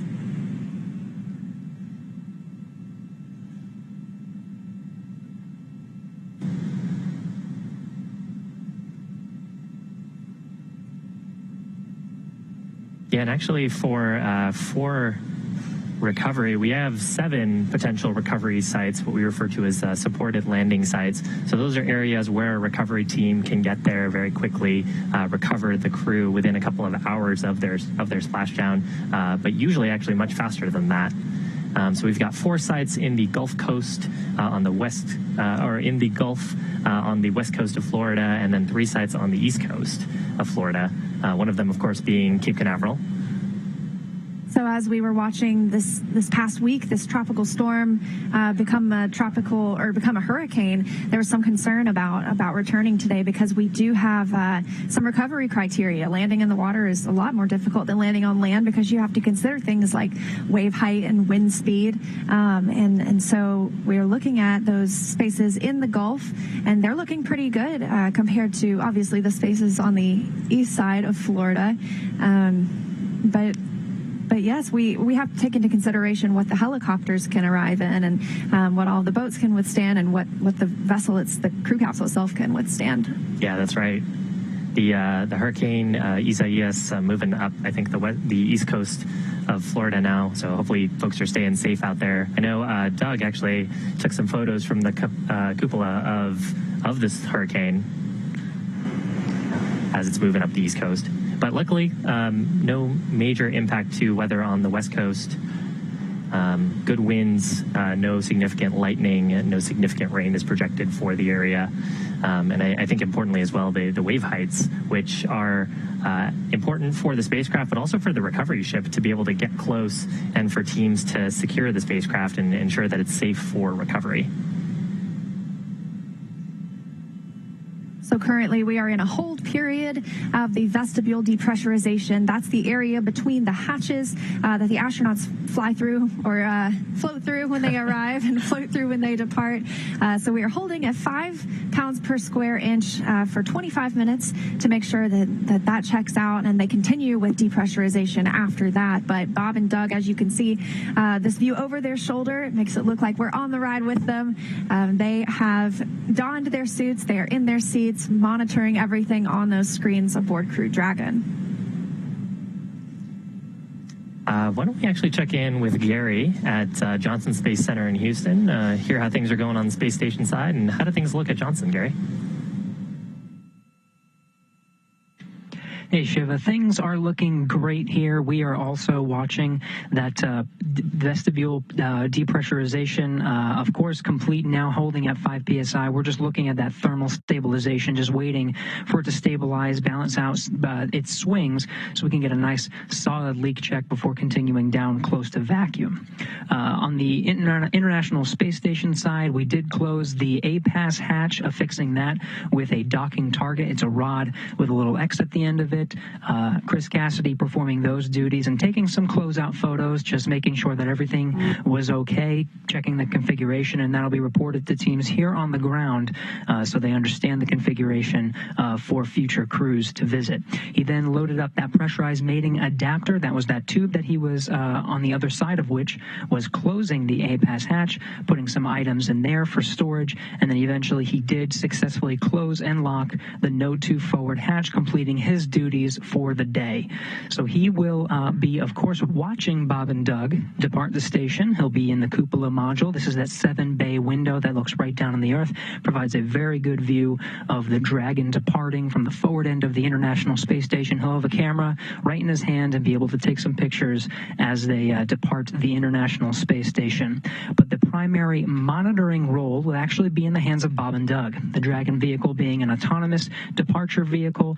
Bob and Doug Doug being able to take control if necessary with the monitoring role, and then the backup monitoring role here in Mission Control Houston. So as soon as we continue this depressurization of the vestibule close to vacuum, just about 4:20 p.m. Pacific time, we're looking to conduct a go, no-go. That's, I think, a little bit less than an hour from now at this time that we'll conduct a go, no-go to start the undocking sequence. So the undocking sequence will be detaching the umbilical and then releasing 12 hooks in sets of 6, 2 sets of 6. There's going to be 2 pulses that are going to be fired from the Dragon end. They're called undocking burns, and they'll actually physically separate Dragon vehicle from the International Space Station. That's scheduled just a little bit after 4:30 p.m. Pacific time today. So far, everything looking good, holding steady right now, 5 psi, looking to continue that depressurization here soon. With that, everything looking good from the International Space Station Flight Control Room. We'll send it back over to Hawthorne. Thanks, Gary. Appreciate that update. If you're just joining us, the Dragon spacecraft is currently forward hatch sealed. Earlier today, Bob and Doug had actually loaded some powered cargo into the vehicle, and the life support system is reactivated. And then after sealing the hatches on both the International Space Station side and stepping into the spacecraft, we did some leak checks on the suits to step into vestibule leak checks now. Yeah, and so that vestibule area, we're holding at 5 psi, 5 pounds per square inch to conduct and make sure that it is holding and not fluctuating due to any temperature changes. Actually, the crew on the International Space Station, as I mentioned earlier, this is evening for them. And so it's actually 10:30 almost aboard the International Space Station, 10:30 p.m. And so they'll be getting ready to go to sleep soon. The crew here in Crew Dragon got to take a 3-hour nap today in the middle of the day. Looks like actually the whole crew was able to enjoy that nap. That way they'd all be alert and ready to conduct these departure procedures, whether it be sealing up the hatches or conducting any of the leak checks, monitoring the ride home. We want to make sure the astronauts are well rested, and even though the crew on the International Space Station will get their sleep period soon, we'll see Bob and Doug get theirs. They'll have about 8 hours later tonight to get some shut-eye. Yeah, that'll actually sleep shift them well before they start to step into the deorbit burn, which is actually the largest burn of the day and actually a pretty dynamic time for them. So I want to make sure that they are all well rested so they can monitor and step in if they have to take any contingency actions, and also read back on the status of the vehicle if ground control teams are unable to properly assess the health of the system. Of course, one of the nice things about having crew members aboard is they can see the health of the vehicle and they can respond. Bob and Doug able to issue commands via those touchscreen displays, and also getting quite a bit of training on potential emergency scenarios, wave-offs, scenarios where they might need to interact with Dragon and if it were to lose comms or have a thruster issue. But right now, very healthy vehicle. Haven't really seen any issues with Dragon during its 63-day stay at the International Space Station. And if you were wondering, once Dragon departs today from the International Space Station, we're not going anywhere. We're actually going to be live all the way until they come home to Earth tomorrow. So some of the bigger things we can look forward to after undocking, we've got a couple of departure burns. The first 2 are going to bring Dragon up and over the International Space Station, and then the next 2 will bring it down and in front of the space station before a phasing burn later this afternoon to help it really sync up with its landing zone for tomorrow. That's right. I might have heard a call. Heard a little something. Okay, there might be a call coming on Space to Ground. We'll be sure to keep an eye out for that. Looks like pressure in the vestibule is still holding. Yeah, and so as part of those burns that they have to do, the first couple of burns are really just to adjust the apogee and the perigee. So the apogee, if you can imagine the orbit of a spacecraft as an ellipse going around the Earth, the apogee is the highest point, or the point farthest away from the planet, and the perigee is the lowest point. And so right now, Dragon and the International Space Station, of course, still docked, and they're in a roughly circular orbit. after the conclusion of these departure burns, Dragon's apogee will be about 10 kilometers below the International Space Station, but we'll be slowly reducing our perigee. And then later on tonight, Pacific time, we'll actually conduct what's called a phasing burn. And the goal there is to adjust the orientation of that orbit just so we get our orbital pathway to line up over the landing site, where we will, or line up with a path that will cross over the landing site, where we can, when we issue our departure burn sequence, we'll be able to line up landing off the coast of Florida near Pensacola. As you can see, Bob Behnken and Doug Hurley in their suits now, but after those first couple of departure burns, they'll actually be able to take off their suits, and they won't need to put them back on or don them again until tomorrow, just before the deorbit burn. And then they'll wear them the entire rest of the ride home. But for the majority of the rest of the evening after the departure burns 1 and 2, they'll be able to take off those spacesuits, relax a little bit more, enjoy their ride in Crew Dragon. And while Crew Dragon was on the International Space Station, we actually conducted some habitability tests. Of course, there's 2 astronauts flying today, but our future crews are scheduled to have 4 astronauts. So we brought in a couple of the space station's current residents to test out what it's like to have multiple people in Dragon once it's in microgravity. Performed lots of tests inside the vehicle. They had a little sleep period to see how it would be to sleep with 4 people in the vehicle, and things went pretty well. Looking forward to that first Crew 1 launch later this year. Yeah, so right now, Dragon and the International Space Station about 422 kilometers above the Earth's surface. And going about 7.6 kilometers per second. Should be close to that 17,500 number that you probably hear pretty often. Yes, and if you're looking at miles, it looks like we're about 261 statute miles above the Earth. And they are in the South Pacific Ocean. They'll be coming up across Hawaii not too long from now. There's a view from the International Space Station looking at the Dragon spacecraft. So Bob and Doug inside the portion towards the right of your screen. If you can imagine how they're seating upright, their displays would sort of be looking up towards the direction the nose cone is opened up. And behind them is the trunk of the spacecraft.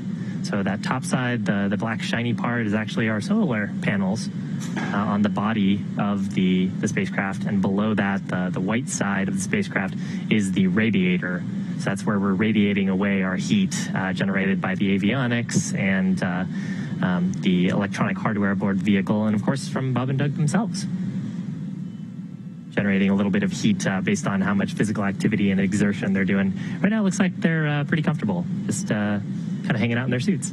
And actually the vestibule leak check has started, and so they're testing to ensure the solidarity of those seals between the hatches. And as we saw earlier, they checked to make sure there was no foreign object debris or FOD, so that they would have a clean seal and be able to complete this leak check successfully, another step toward undocking. These leak checks should be pretty fast. They'll be looking to see if there's any pressure rise on the vestibule itself, which would indicate pressure coming through the forward hatch seal.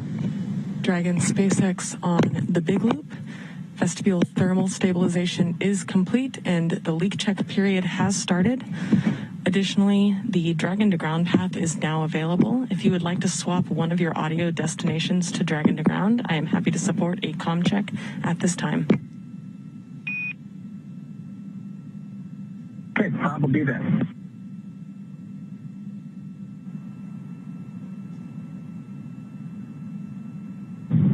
SpaceX Dragon comm checks Dragon to ground. I hear you loud and clear. How me?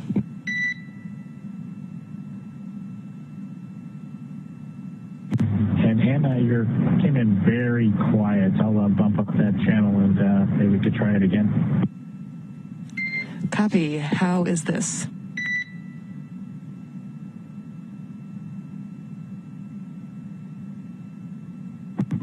That's a little bit better, Hannah, but we've got it cranked up to be able to hear you just for your awareness. A little bit different volume between the big loop and hearing you on the big loop and hearing you on Dragon to ground. Copy. I will make sure to talk loudly into the Dragon to ground path.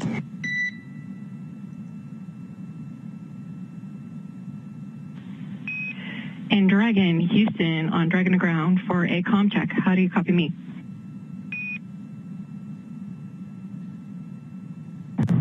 And Houston, we have you loud and clear on Dragon to ground.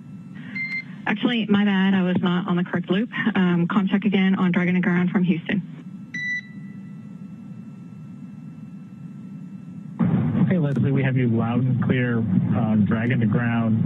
Much clearer, much less echo on this loop than the big loop. That's a good data point, and we also have you loud and clear down here.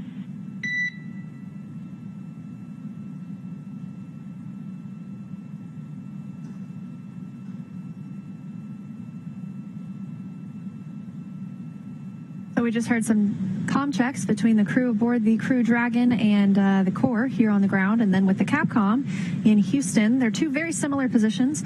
We call ours the Capcom because it stands for Capsule Communicator, and we are in a capsule once again. For a few years there, obviously we were flying a space shuttle, so not quite a capsule, but before that we had Mercury, Gemini, Apollo, all capsules, and this person was once used to be typically an astronaut so that they could communicate any specific details about the vehicle, especially based on their previous experience. Now we have Capcoms who are not necessarily astronauts, but obviously very, very well studied in the vehicle. Yeah, the way we refer to them is the crew's advocate on the ground. They're trying to think of things ahead of their crew and have information that the crew might need where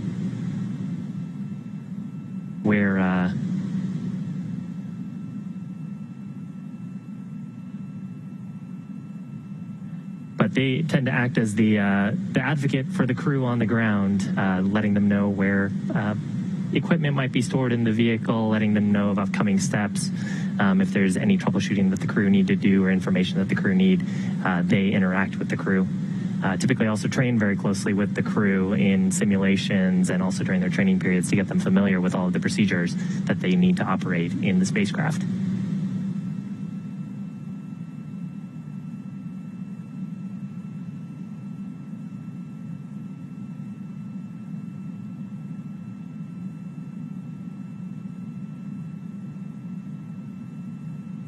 Now, during those comm checks, there was some discussion about the big loop and Dragon to ground and space to ground, a lot of different loops. Really what a loop just refers to is a communications link. Operators all have the ability to talk on these loops and provide real-time communication. Usually they are redundant loops, so if you had a problem with one of the comm systems, then there's a redundant backup so you can ensure you have good voice communication with the crew. And once we get away from space station outside of the keep-out sphere and the approach ellipsoid, we'll actually transition to what's referred to as Dragon to ground. So we'll be issuing a lot of that communication via Dragon's transmitters through those TDRS satellites back to ground.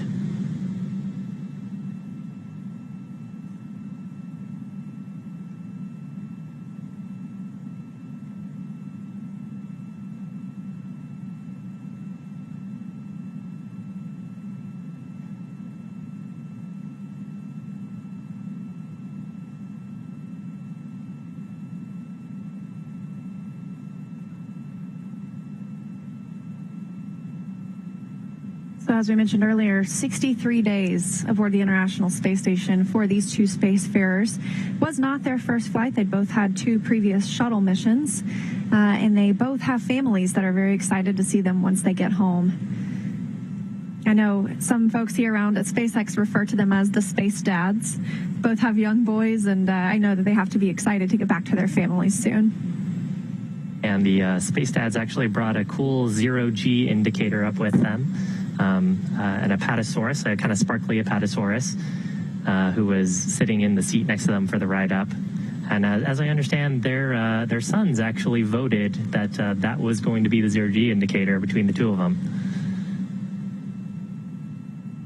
They're also bringing something really interesting and with a a lot of history to it back to the ground. There was an American flag aboard the International Space Station that flew on the first space shuttle mission and the final space shuttle mission, and it was left aboard the space station. That way it could be retrieved by the next crew who launched from America, and so they are also bringing home that piece of history as well. Yeah, so I was looking up some facts earlier. The first space shuttle mission in April 1981. So that flag has been to space quite a while, and it's been on station now for about 9 years, which is a pretty long time to be in space. Yeah, it's probably traveled more miles than any human ever, or any astronaut ever, for sure.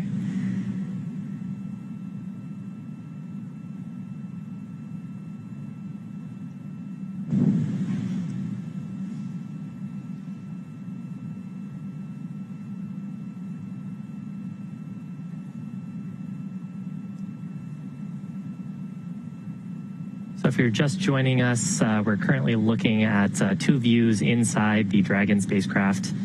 Right now in the seats are spacecraft commander Doug Hurley on the left-hand side, or in the left-hand seat, and Bob Benkin, the joint operations commander, in the right-hand seat.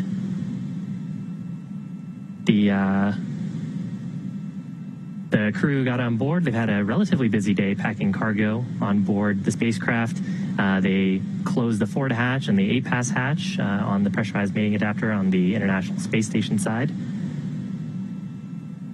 And they're currently in the middle of a vestibule leak check. So the vestibule, the space in between the two spacecraft being the International Space Station and Dragon.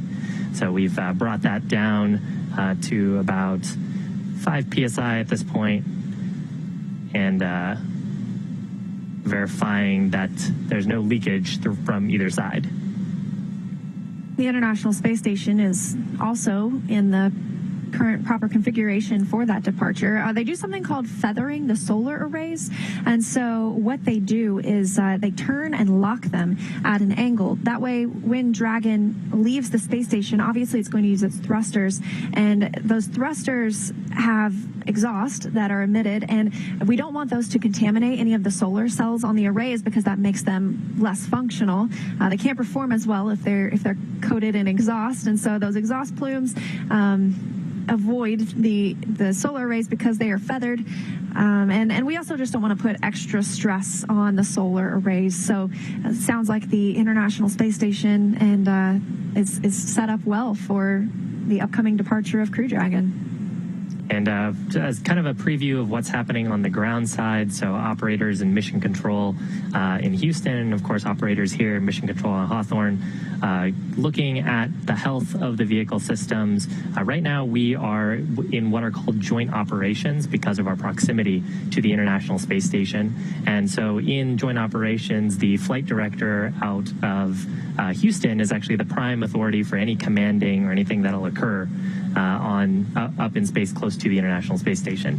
So both teams are conducting health checks against a set of what we refer to as flight rules to check on the health of the vehicle, configuration of the vehicle, and then verifying that their procedures are go for undocking. All those checks happening concurrently with this leak check.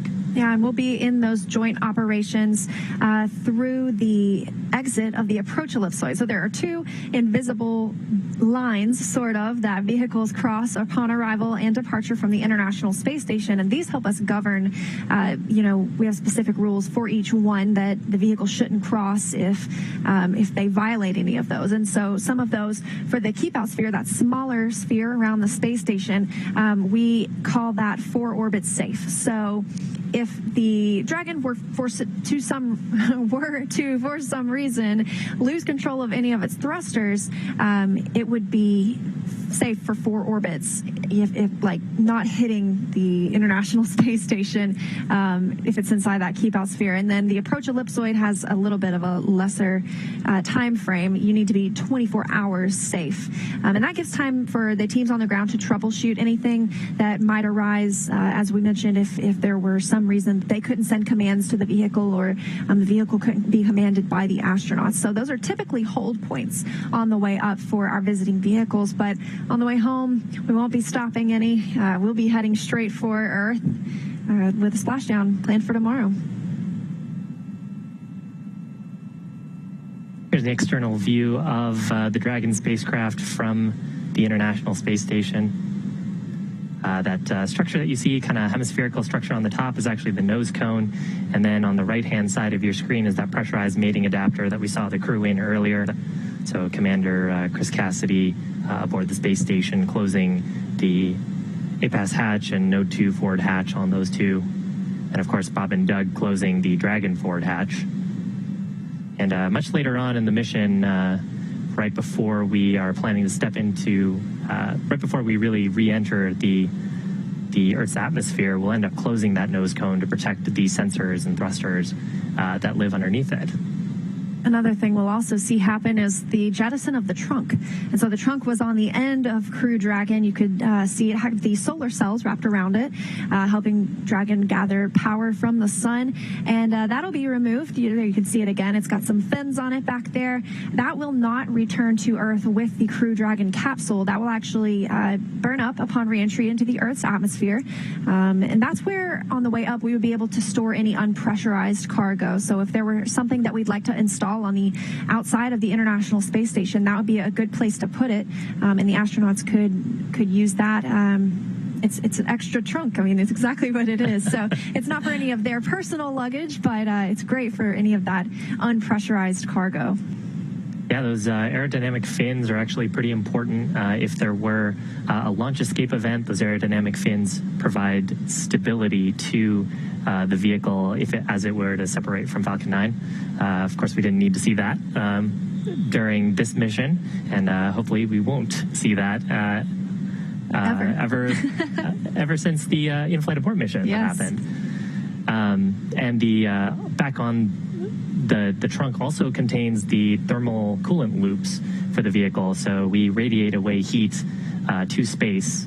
Of course, on planet Earth, you can sort of just push a breeze by you to get some nice cooling, but in space, you have to radiate away all that heat because it's a vacuum around you, so you can't take advantage of convective heat transfer away from the spacecraft. Although, interesting tidbit, there is just enough of an atmosphere to be a drag, and actually the International Space Station needs to do periodic reboosts to stay in its orbit, right? And they did one of those very recently. That was factored into Dragon's departure procedures as the International Space Station used its thrusters to reboost it, and in preparation for this October, when it will have a Soyuz vehicle arrive with some brand new crew members. And so this was factored into Dragon's departure sequence, knowing at which altitude the International Space Station would be flying. And it looks right now the International Space Station is flying 262 statute miles over the North Pacific Ocean. It looks like they will be crossing into North America soon, and specifically coming up over the coast of Oregon.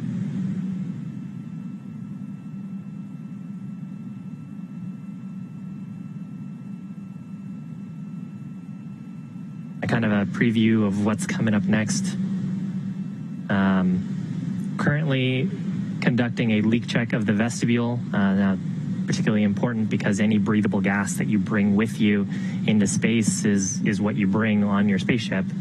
So the International Space Station with a supply of breathable gases, and of course Dragon with tanks aboard that contain nitrogen and oxygen, and the life support system providing periodic injections of oxygen to keep the cabin at about 20 to 25% oxygen, which is about what we would have actually here on Earth. So doing a leak check, making sure that we're not losing any of that precious breathable gas through the forward hatch seal, which has been open really this entire time while we've been on space station. We've seen a few milestones happen so far today. Of course, we've got a lot to look forward to, but we saw the Dragon hatch close earlier after Bob and Doug were safely inside. Shortly thereafter, Chris Cassidy closed the space station side. That's the APAS hatch, and then eventually the Node 2 hatch. That allowed us to step into this vestibule depressurization period, bringing that space in between those hatches down to as close to a vacuum as we can possibly bring it before departure later. later. So yes, now conducting those leak checks, and then we will be looking for a go, no go for undock coming up at 4:20 Pacific. So during that go, no go for undocking, ground operators will be looking at the health of the vehicle systems, verifying that everything seems pressure and leak tight, verifying the configurations of both the Dragon spacecraft and the International Space Station. And then we'll actually expect to hear a call up to the crew, see if they're ready to come on home. And then ground operators here in Hawthorne will issue a command to the Dragon spacecraft that will begin the process of detaching the umbilicals that are providing power and telemetry from the space station to the Dragon spacecraft, and then actually removing those 12 hard capture hooks that are keeping the vestibule leak tight right now. And Dragon will do a couple of undocking burns as well, short little thrusts. Yes, two. From the service section. Very short. Will actually specifically be 1.5 seconds and then another for 5 seconds. So I think Gary described them earlier as pulses. I think that's a great way to describe them rather than necessarily as long as a burn. But even our departure burns later are short to start off with. Departure burn 0 looking to be about 12 seconds long, and then departure burn 1 for 20 seconds. And those increase the opening rate between the spacecraft and the International Space Station. And after that departure burn 1, they can take off their suits, get comfortable, and relax until time for that deorbit burn tomorrow. Yeah, the deorbit burn is a pretty big burn, and the departure phasing burn is actually a very large burn. Departure phasing should last about 6 minutes or so, and the deorbit burn will actually be on the order of 9 to 10 minutes. Definitely the largest thrusts of at least the return portion of the mission. And for the phasing burn, that's really to line us up with our potential landing site over Pensacola in the Gulf of Mexico. And the deorbit burn will reduce our perigee, or the lowest point of Dragon's orbit, so that we end up getting caught by the Earth's atmosphere. Dragon will actually then get a chance to use its heat shield and slow down against the Earth's atmosphere. And then once we get to the right sort of pressure characteristics and altitude characteristics as sensed by the vehicle, then we'll have the drogue chutes deploy, slow us down even further before finally seeing those 4 main chutes deploy. That'll bring Dragon down to a nice gentle landing in the ocean. And I learned something really interesting about parachutes. So whenever you see those drogue chutes deploy, they don't automatically inflate right away. That's because they're doing something called reefing, and that keeps the air from flowing into the parachute too quickly and shocking the parachute system on Crew Dragon. So they expand very slowly and begin to slow the vehicle down rather than all at once and giving a jolt to the spacecraft. Yeah, and actually even with the drogue chutes and the main chutes opening slowly, Bob and Doug will still experience somewhere between 4 and 5 Gs of acceleration. So, 1 G is what we experience sort of just standing here. If you can imagine yourself being 4 times or 5 times as heavy just for that brief period of time, that's about how much force they'll experience. Of course, both of them test pilots. Test pilots usually train up to, depending on if you're in the Navy or the Air Force, 7 to 9 Gs. So nothing that they're probably unfamiliar with. So you've got this really good close-up view of Crew Dragon attached to the International Space Station. That's the Node 2 forward hatch. You can see the nose cone is open. That will be closed later after the departure burn and prior to re-entry, but that is how the astronauts ingressed or entered the International Space Station when they arrived 63 days ago, and how they exited the space station when they prepared to depart today. So this is a great view, and that's where we will begin to see some movement once that undocking command is sent later this afternoon.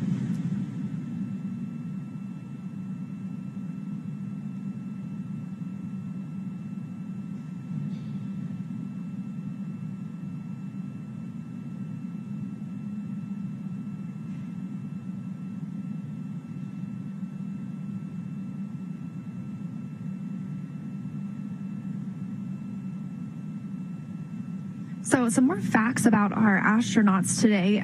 We mentioned that they have had 2 previous flights on the space shuttle, and this is their first flight not on a space shuttle, and so they both just logged 63 days aboard the space station. It'll be 64 by the time they return home. So Doug Hurley will have a total of 93 days in space over his 3 space flights, 2 on the shuttles, including that last shuttle mission. And then Bob Behnken will have logged total of 92 days in space over his 3 flights. So very close there. But adding up some time aboard the International Space Station. And Bob Behnken actually getting some pretty cool opportunities to conduct a number of spacewalks with Chris Cassidy, going outside the space station, conducting some work to replace power units and batteries on the space station. Yes, they actually replaced some older nickel hydrogen batteries with some newer lithium ion batteries, and these upgrades have been going on for a few years now. And the astronauts were very efficient. They conducted 4 spacewalks, Chris Cassidy and Bob Behnken. And in the meantime, Doug Hurley was inside, and he was controlling the Canadarm2. That's the robotic arm on the International Space Station. And so all 3 with a very important role in those spacewalks. And it became quite a milestone for Behnken and Cassidy. They both now have conducted 10 spacewalks in their career, and that ties them with the most spacewalks by an American astronaut. They're now tied with 10 with Mike Lopez Alegria and Peggy Whitson. Dragon SpaceX, we had a good vestibule leak check. I can copy. Good news. Thank you.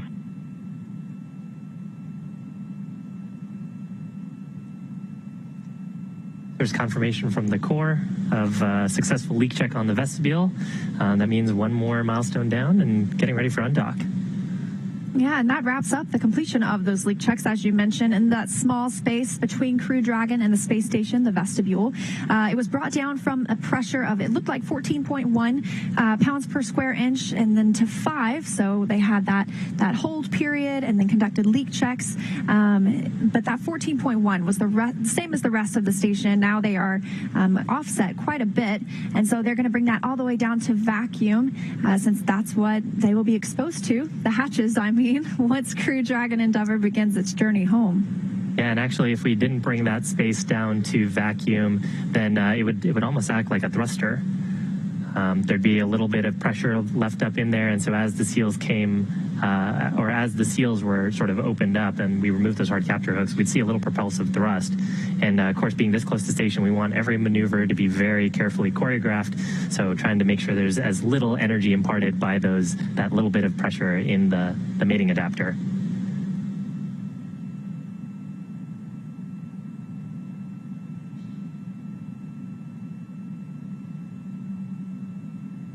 So actually, now would be a great time to hear what's going on at Mission Control Houston and get an update on the space station.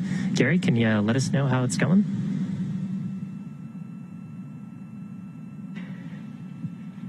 Hey, Shiva, we're watching the depressurization of the vestibule now. It's a little bit less than 4.5 psi, a little bit slower than what we saw just a little bit an hour ago when we went from about the pressure of sea level down to 5 psi. That really only taking a few minutes. This one's a little bit slower, but we are seeing a good depressurization of the vestibule, those all being controlled from the Dragon side, and we're monitoring here from Mission Control Houston. Now, some of the views you might see from the outside of the International Space Station looking at the Dragon vehicle, some of those cameras being controlled from Mission Control in Japan. Working from here in Mission Control Houston with the Japanese Mission Control Room to make sure we're going to get good views with those cameras. We're going to get a little pan as the Dragon makes its way away from the International Space Station, and that first departure burn 0, brings it a little bit faster away from the station. We'll get a nice view from the Japanese side of the International Space Station. Right now, the International Space Station configured for undocking. We do have those solar arrays feathered. That's in a locked position. Station Houston on the Big Loop. Endeavour's undock sequence start time is planned for 23:30 GMT. That is 28 minutes from now.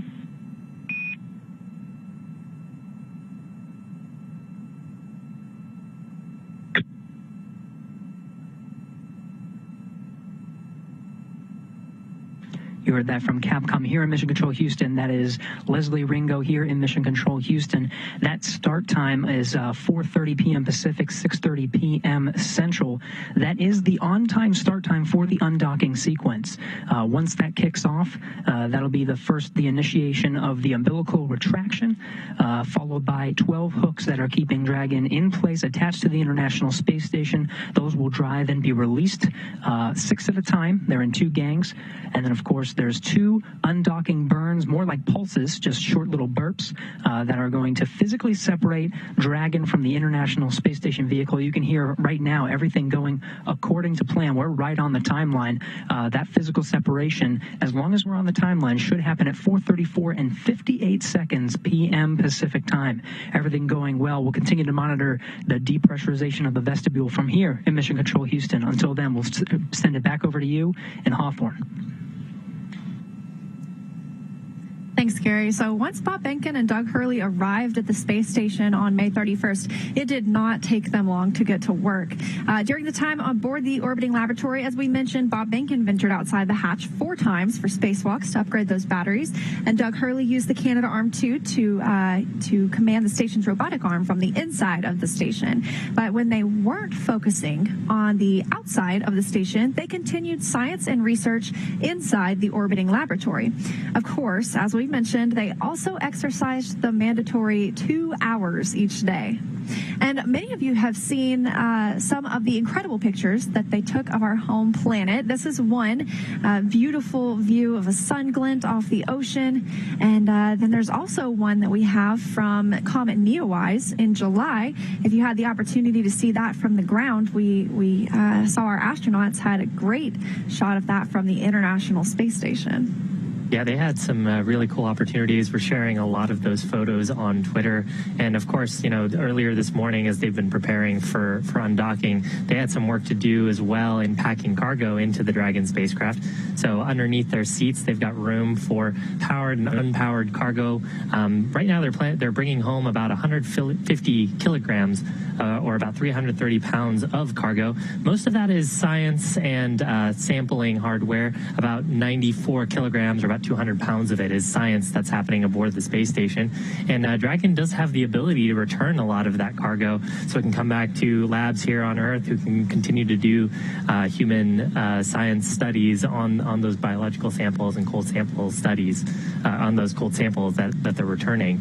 And it's really something that we've been doing even since our previous version of Cargo Dragon, just continuing that capability with Crew Dragon. Yeah, that's one thing I was going to mention. When the astronauts know that there is a Crew Dragon or a Cargo Dragon vehicle coming, they know it's about to get really busy with a lot of science. Because Cargo Dragon is currently the only vehicle cargo resupply ship we have that can bring back cargo. The others disintegrate, burn up in the Earth's atmosphere upon re-entry. So we mentioned earlier that Comet Neowise picture, and I think we have it now. Look at how beautiful that is, the comet streaking across the sky just above the Earth below. I can't imagine. Yeah, especially to see the glow of the Earth's atmosphere kind of creating that blue sheen as the light refracts off of it. Really cool. This was probably taken from the cupola window, and that's, as Gary mentioned, that bay window area on the International Space Station that faces down toward Earth. It's truly the best view in the house. Chris Cassidy might head over there after undocking today to take a look outside and watch as his friends depart. We saw that on the way uphill. He was in there monitoring their arrival and taking some pictures of Crew Dragon as it arrived as well. But aside from all that science talk, we'll also be returning some vehicle hardware like spacewalking cooling garments, which the astronauts wear under their extravehicular mobility unit suits. There's tubes of water that they can control the temperature of. So when they are in the sun outside of the space station, it can be up to 250 degrees Fahrenheit. Wow. And when they are in the darkness and outside the space station, it can be negative 250 degrees Fahrenheit. So that cooling garment is also, in a way, a little bit of a heating garment and can help them control their temperature when they're outside on a spacewalk. So be returning some of those. Also some glove connectors for refurbishment back on Earth, and along with any crew provisions like food, small electronics, and even their sleeping bags. NASA will have cargo specialists embedded with the recovery team. They'll be able to quickly recover and unload that returned cargo very shortly after Dragon returns on the recovery ship to shore tomorrow.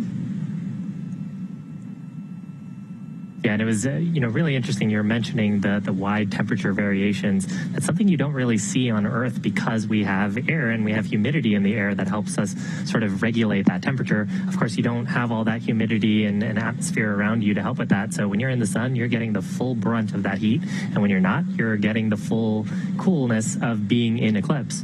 And so that's part of the reason why you need those extra vehicular suits, as well as like the thermal systems on Dragon, to help regulate that temperature into something that is palatable for humans. And speaking of heat and atmosphere, when the astronauts re-enter tomorrow, they will be traveling, or they will experience temperatures up to 3,500 degrees outside the crew vehicle.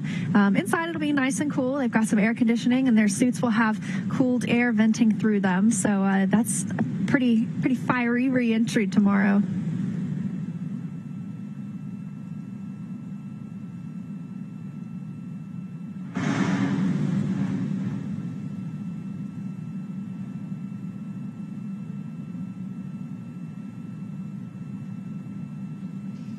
Another view on your screen of the Dragon spacecraft, and now looking at a camera that's positioned just behind Bob and Doug. So Doug in the left-hand seat, Bob in the right-hand seat, monitoring the vehicle. Looks like they've got the forward view, so on each of their individual panels. You can sort of tell that because it looks like they've got an attitude ring in front of them.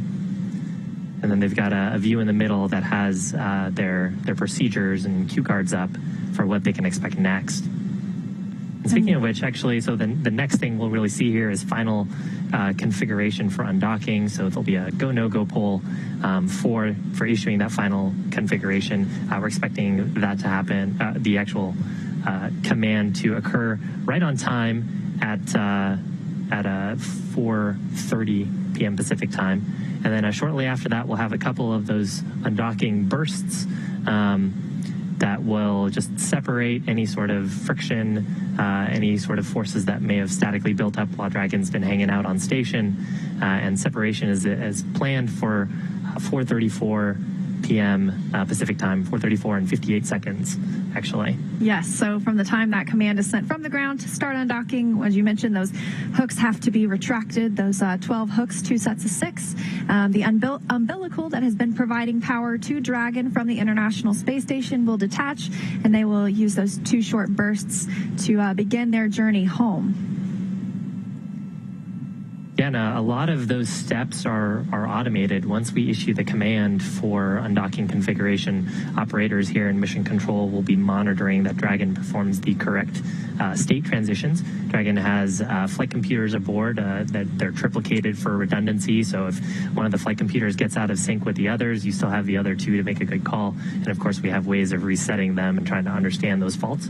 That's part of the job of the mission controllers, to make sure they understand the health and status of the vehicle.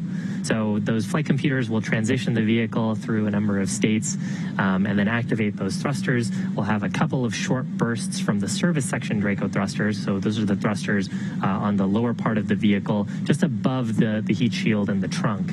And we won't be using the forward bulkhead Draco thrusters that are underneath the nose cone. We'll see those 2 bursts that'll help take Dragon up and above, away from the International Station into a slightly higher orbit, letting Space Station move ahead.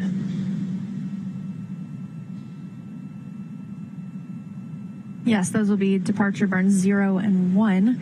And then that'll just increase the opening rate, the distance from the space station, and moving it out of the keep-out sphere, as we mentioned earlier, and eventually the approach ellipsoid.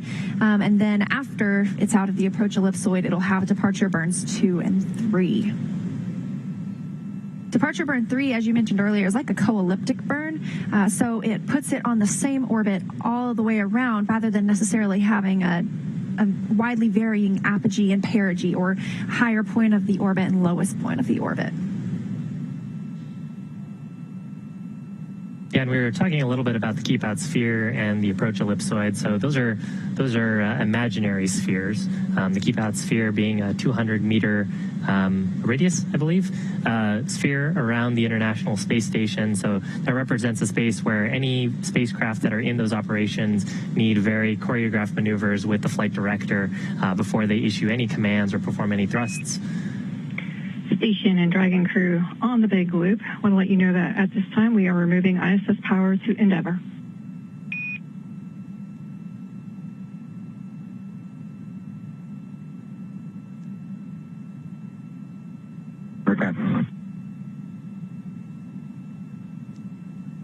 So a call there from the Capcom saying that both the station crew and, of course, Bob and Doug no longer receiving power from the International Space Station through those umbilicals on the docking mechanism. Yeah, so Dragon is operating on its own power, generated and gathered by those solar panels wrapped around the trunk of the vehicle. And that's actually a very similar look to the new cargo Dragon.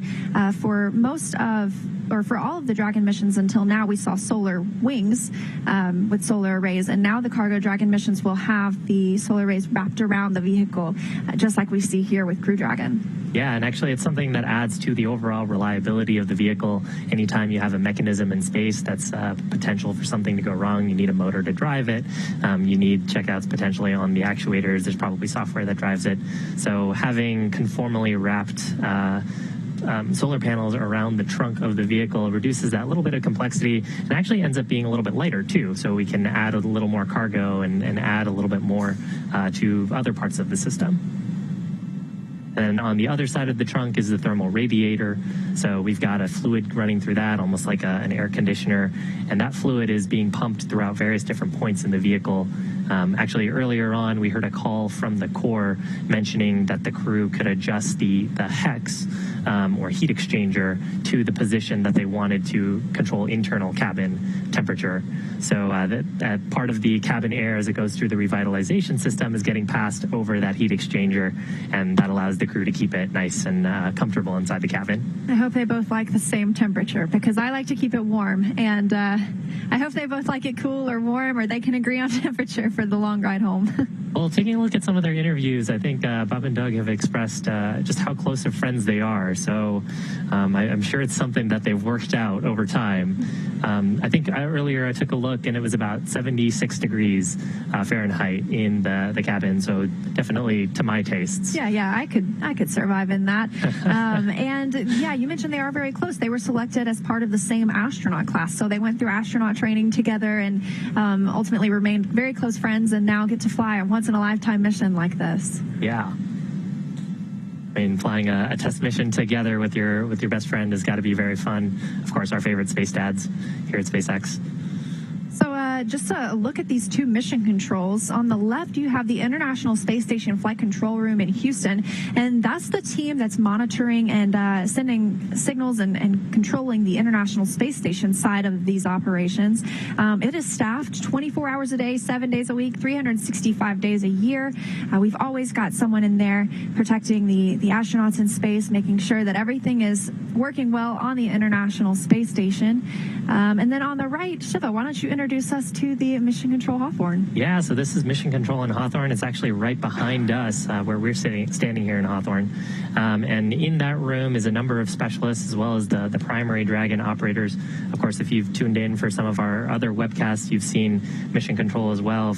We use that same control room for Falcon missions, and that's where the Falcon operators stand in. But today, that's the third row is where most of the primary operators are, and then we have a number of specialists sitting in other roles, folks who have really devoted the larger part of their careers and a lot of their expertise to understanding the nuances of the life support system or the propellant system, and even, of course, the health and safety of the crew. We have a flight surgeon, actually a NASA flight surgeon, who is in that front row.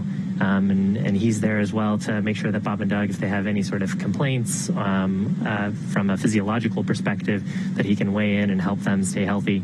So really a big team to help make sure that Bob and Doug get home safely, both from the vehicle performing well as their own individual health. Yeah, and speaking of the vehicle, that vestibule pressure looking now at less than 0.3 psi, so getting down there as close as it can to a vacuum. But yeah, I'm glad you mentioned that the astronauts have a flight doctor. They have somebody who's specifically assigned to them for all of their pre-flight medical and their in-flight medical and their post-flight. Somebody that is able to speak with them at almost any time and conduct health checks and just wellness checks and make sure that everything is going well while they're in this very, very rough environment of space.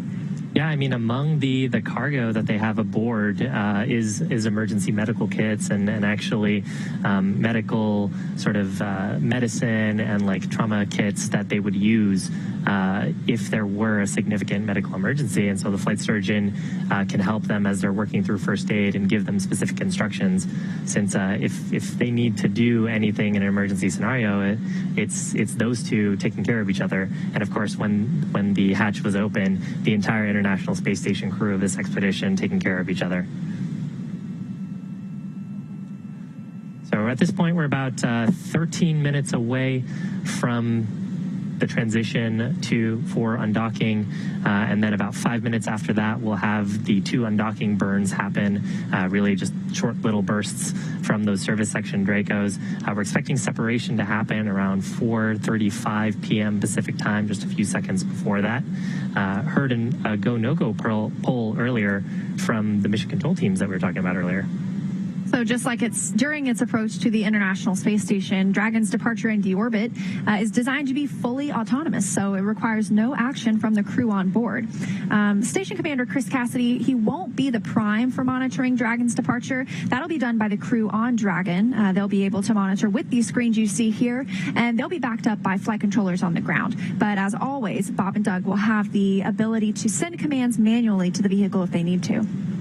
And once the undocking sequence is complete, Dragon will then use its Draco engines. It'll thrust away from the station in a series of pretty carefully choreographed maneuvers or 4 departure burns to increase that distance between the 2 spacecraft. And then from there, it'll perform a phasing burn that will put it on the right trajectory to get back to Earth and the landing site. Next on its trip home is deorbit, entry and landing. And that covers all operations after the final departure remover. That includes trunk separation, closure of the nose cone, deorbit burn, and deployment of the drogue and main parachutes, and finally, splashdown off the Florida coast, at which point our teams will recover Bob Behnken and Doug Hurley inside Crew Dragon from the water. So at this point, a little bit ahead of schedule. We always put in a little bit of margin into the schedule in case there were any problems with, for example, the suits or if the leak check didn't quite go as planned. Right now, the planned time to perform the undocking commands to the spacecraft will be around 4:30 p.m. Pacific time, and we'll expect to see Dragon go through a number of state transitions as well as transitions of its life support system, and then shortly after we'll see those Dracos come to life very briefly, just to unstick ourselves from the space station and then thrust away from where it's called home for the past 63 days. Yeah, and as you mentioned, those will be the service section Draco thrusters. Those are what are used when the spacecraft is around the International Space Station. We don't want to use something as powerful as those nose cone thrusters, the forward bulkhead thrusters, I should say, just yet. But that's what we will see being used for the deorbit burn tomorrow. Yeah, those forward bulkhead thrusters just a little bit more efficient because they can expand the propulsive gases a little bit more. Sort of the principle of providing thrust to a rocket vehicle is you burn some kind of propellant or have some kind of gas that you expend from the vehicle, and that mass that you're ejecting away from your launch or from your spacecraft is through Newton's laws pushing you and giving you some momentum. So those forward bulkhead Dracos, when we use the thrust out of those, the propulsive gases in there, we're able to more fully expand than we are on the service section Dracos. Gives us a little bit better performance, but of course they're pointed directly at the space station. Yeah. So any of that propulsive gas that we're shooting out from Dragon would of course go directly then to the space station, which is not ideal. I just heard the call that Mission Control Houston is go Dragon for undocking. SpaceX on the big loop. The final reconfigurations for undock are complete and nominal. The ground is go for undocking at the undocking sequence start time of 23:30 GMT. Please confirm your visors are down and that you are ready for undock and departure.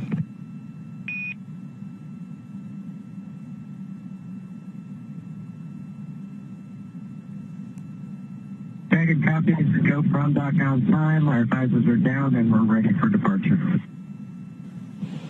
We copy all.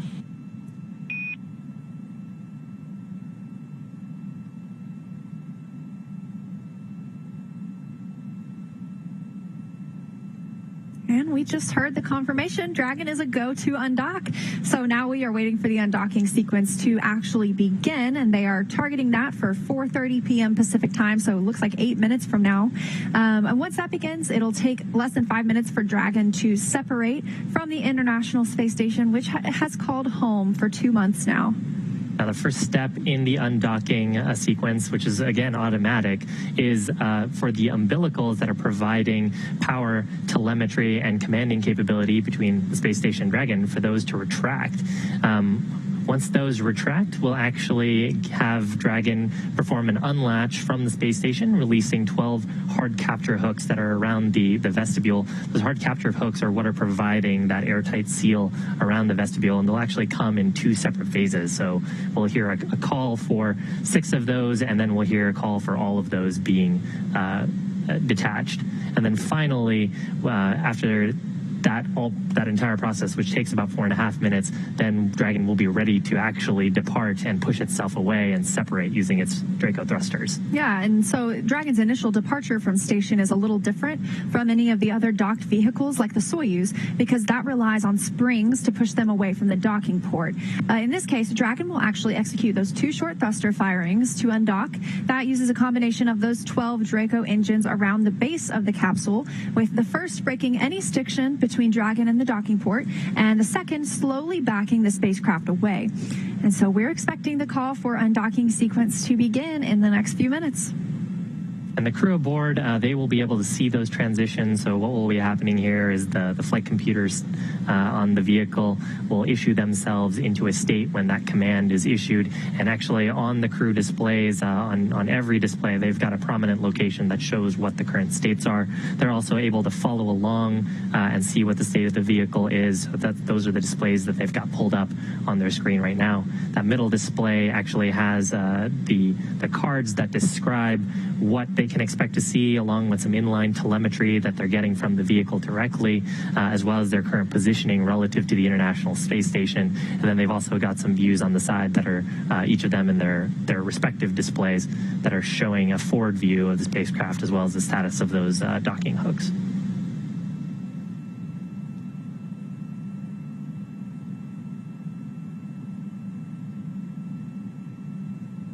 At this point, the umbilicals both still installed because that command has not been issued.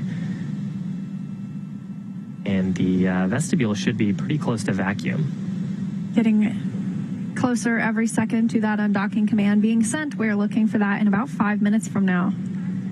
Taking a look at data here, I see the vestibule is reading as 0.1 psi. So definitely not very friendly to humans.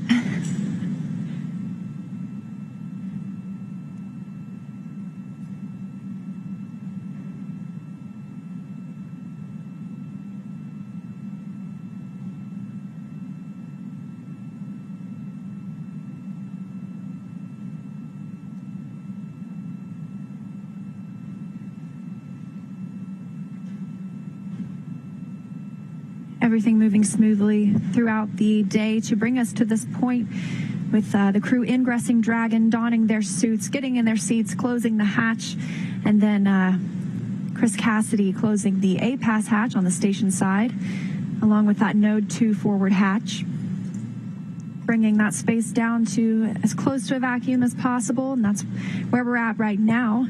Conducted some leak checks to ensure the seals between those hatches were solid. Everything looking good for an on-time departure today. Pretty comfy in the cabin right now. That vestibule is pretty near vacuum, but in the cabin, it's actually pretty close to what we would see at sea level. And still about 76 degrees in there, so pretty comfortable. Of course, Bob and Doug are only partially seeing that. Earlier, they closed down their visors, and so the suits that they're wearing protect them in the event of a depressurization event. They also protect them if there was a fire on board, as they're made of fire-resistant materials. And so as we're getting to this critical step of separating from the space station, if something were to go wrong here, those suits would provide that critical life support to them, pressurizing if the cabin pressure were to unexpectedly drop. It's actually part of the reason why we've spent so long in this vestibule depressurization. The operators, both on the space station side and the mission control Hawthorne side, scrutinizing the data for any indication of a leak through the forward hatch. Of course, that leak check performed earlier with no findings, showing the vehicle is nominal and ready for undocking. And once we mentioned that undocking will take a few minutes before we actually see the separation occur. But once the command is sent, those 12 latches will be retracted. The umbilical will be disconnected. Dragon is already on internal power, however.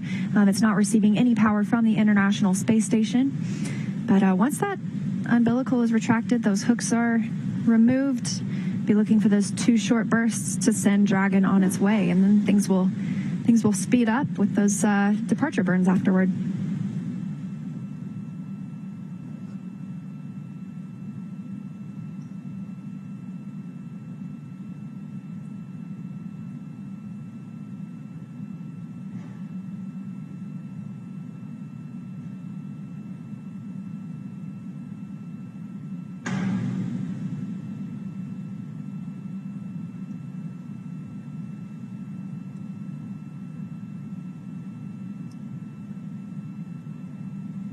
Just a couple of minutes away from that on-time undocking.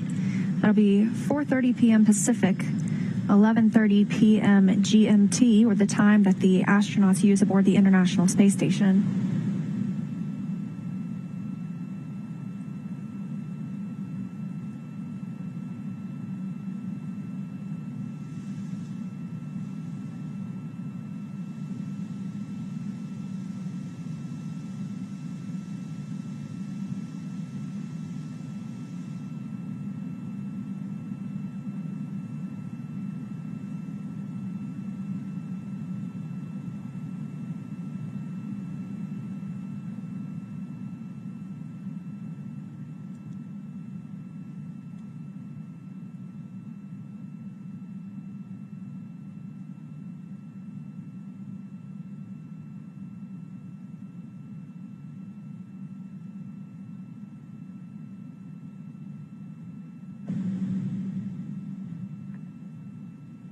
Looking for the undocking command to be sent in just about 30 seconds.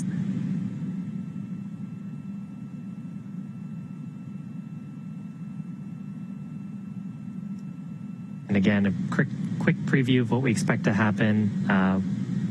Umbilicals will retract, and we'll see those docking hooks disconnect. And then we'll actually see those undocking burns followed pretty shortly after by a departure burn.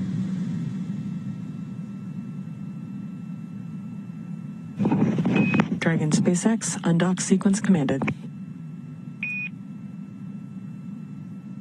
Upper copy.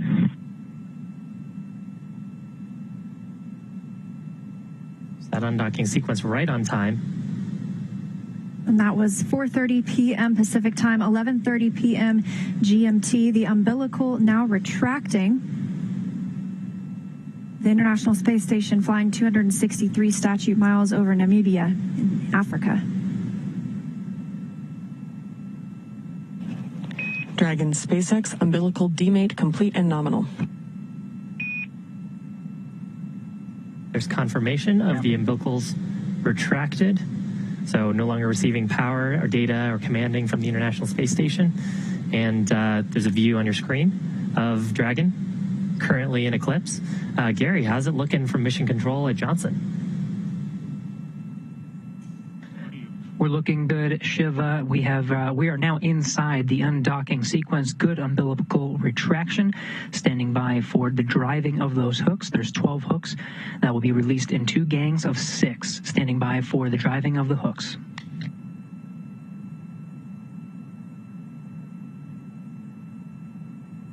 Here we have good motion on the primary set of hooks.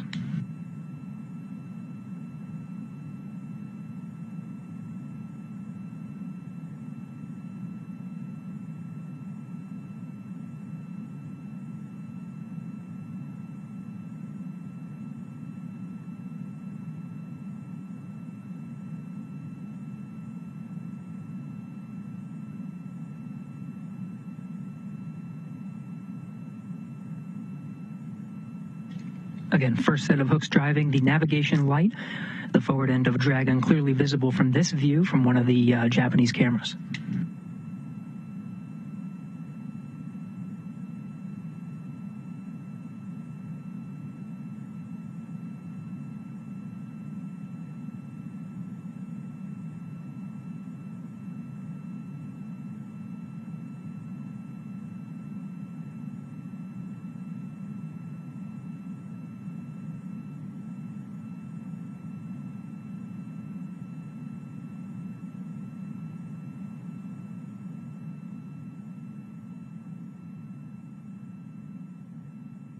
Again, we are inside of the undocking sequence now. Good umbilical retraction, and we're driving the first set of hooks. Dragon SpaceX, first set of hooks open and nominal.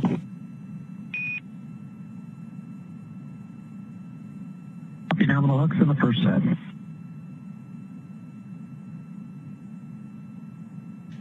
The first 6 hooks have completed their driving first set down. The second set is now driving. We're now committed to undock.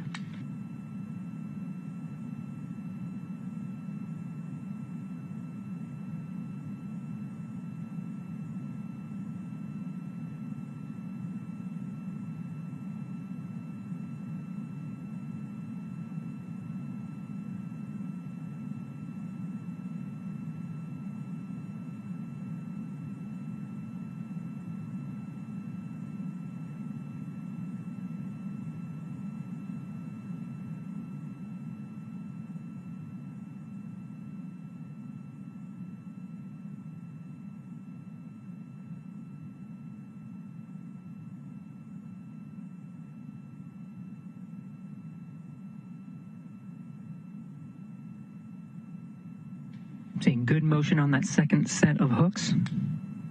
Continuing to drive. These will be the final set of hooks. There's 6 of them holding Dragon into place now. Afterwards, we'll conduct 2 undocking burns to physically separate Dragon.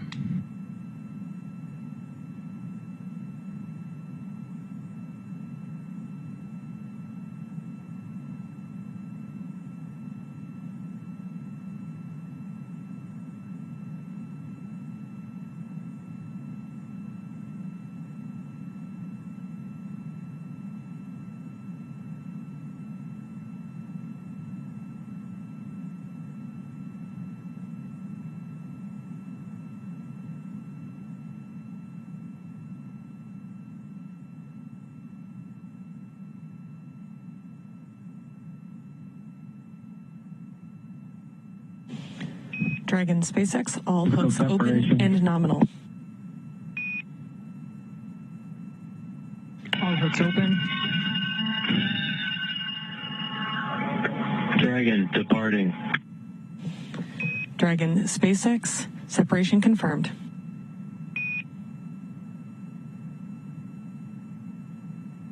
Separation. Great burns. Physical separation, 4:35 p.m. Pacific. Thrusters looking good. Counting down to a nominal departure burn 0 coming up shortly.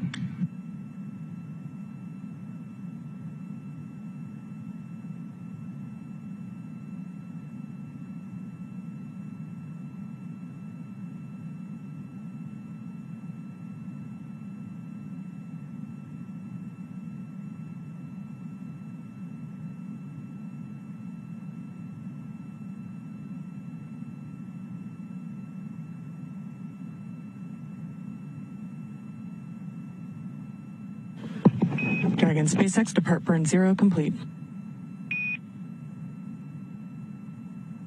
Copy complete. Revisors up.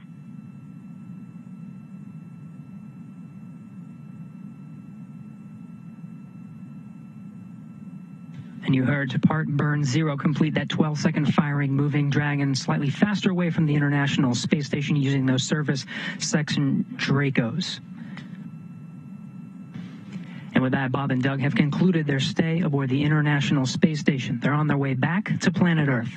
Confirms a physical separation at 4:35 p.m. Pacific as the station and Dragon were flying 267 statute miles over Johannesburg, South Africa. 2 good undocking burns and a nominal departure burn 0. Next departure burn coming up in about 5 minutes.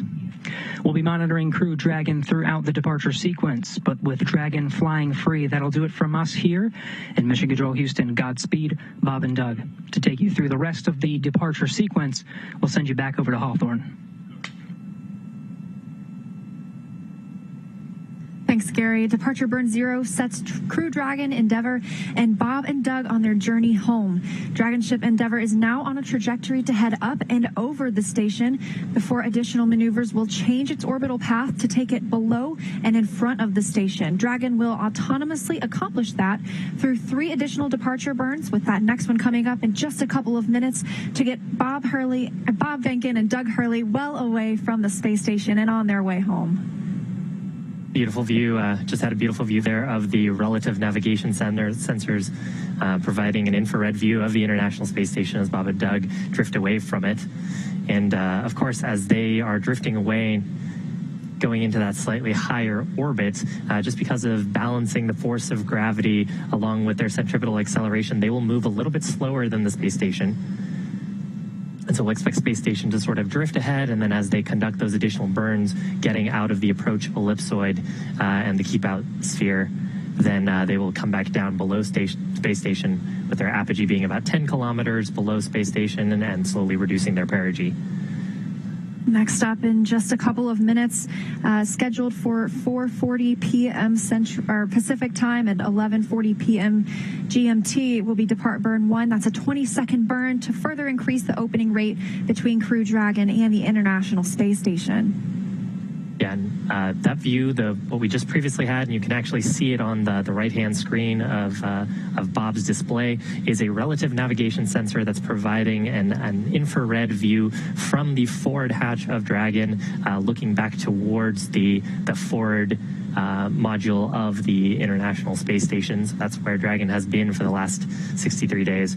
Coming up in less than a minute is departure burn number 1. Burn coming just about 5 minutes after separation, and this is going to increase that opening rate between the space station and Dragon. And separation occurred on time today, as with everything else occurring on schedule, sending Bob Behnken and Doug Hurley back toward Earth, back toward home. So very, very exciting moment. We should expect to hear a call out here for departure burn number 1. Departure burn number 1 is pretty short. It only lasts about 21 seconds, but it's the burn that's going to get us on our way up, out, and away through the keep out sphere and through the approach ellipsoid. Again, the keep out sphere, about 200-meter sphere around the International Space Station, and the approach ellipsoid, 4x4 by 2 kilometer ellipse. If you imagine 2 Central Parks in New York City next to each other, that's about how big that is. Just guidance references for visiting vehicles. And we're seconds away now from departure burn 1. These are autonomous burns. Bob Behnken and Doug Hurley are not pushing any buttons to make this happen. These are programmed into Dragon, and we will be looking for that in just a few seconds from now.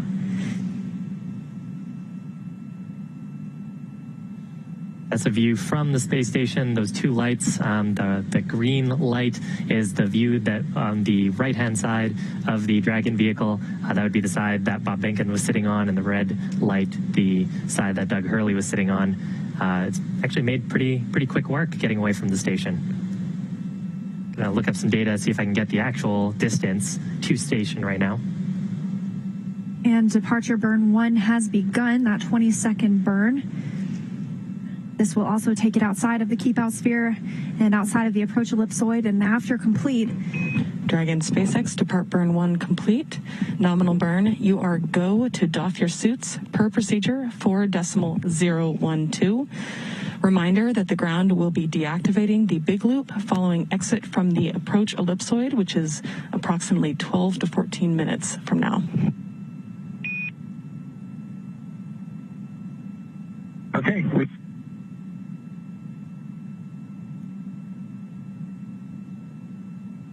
Station Endeavor on the big loop. Go ahead, Endeavor. Chris, we just can't thank you enough. It's been an honor and a privilege to be part of Expedition 63 with you, Anatoly, and Yvonne. It's been a great 2 months, and we appreciate all you've done as a crew to help us prove out Dragon on its maiden flight. I'd also like to thank Zeb and his team in Mission Control in Houston for the incredible amount of work they did to make the dock to ops successful for Dragon, and also the teams at SpaceX that keep us going towards the end of our mission that we look forward to Splashdown tomorrow. I'd also like to wish you a great success on the rest of your expedition and a safe flight home in the fall. Take care, friend. Endeavor, Thank you, Chris. Thank you, Anatoly. Thank you, Yvonne. Thank you, Houston, and thank you, SpaceX. Endeavor Station, Bob and Doug, wholeheartedly agree with those sentiments. It's been a real pleasure. It's been an honor to serve with you. Safe travels and have a successful landing. Endeavor's a great ship. Godspeed. Endeavor copies all. Thanks, Chris.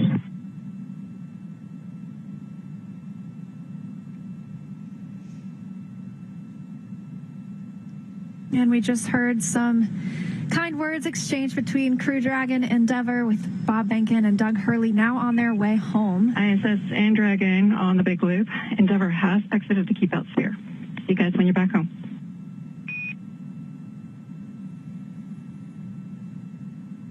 Endeavor copy. Behnken and Hurley leaving behind 3 people aboard the International Space Station that will return this October. That's Station Commander Chris Cassidy, Anatoly Ivanishin, and Ivan Wagner of Roscosmos. So you just heard they exited the keep out sphere. That's an imaginary sphere, 200 meters in diameter, and that is around the space station. So it's one of the several safety zones set up to govern any visiting spacecraft either arriving or departing the station. Before moving into the keep out sphere, spacecraft have to be configured where they would not cross that boundary for at least 4 orbits, even if, as we mentioned, the spacecraft were to, for some reason, lose all of its maneuvering capabilities. Yeah, and that capability, really what we're looking to hear is that the spacecraft is what's called on what's I'm having such a hard time saying that. You'll get there. It's on a 24-hour safe free drift trajectory, and that's what the call that we're hoping to hear from. So exactly as you mentioned, Leah, if we were to completely lose commanding authority over the spacecraft, we would want to make sure that we wouldn't potentially re-interact with the International Space Station in an uncontrolled way. And so these burns helping us to get out and away from the space station in a way that we could, if something were to go catastrophically wrong on the vehicle, protect the crew aboard the space station, of course the crew aboard the spacecraft until you were able to recover.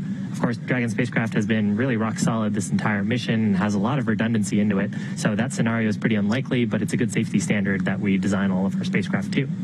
And this departure bird 0 and 1, as we mentioned, is bringing Dragon up and over the International Space Station. It's not just making a straight journey home. That will be determined later once the phasing burn is complete, and then the deorbit burn, which commits us to leaving space to bringing Bob Behnken and Doug Hurley back into Earth. The next Dragon on Dragon to ground comm check with the cabin mic. I hear you loud and clear on Dragon to ground. How me?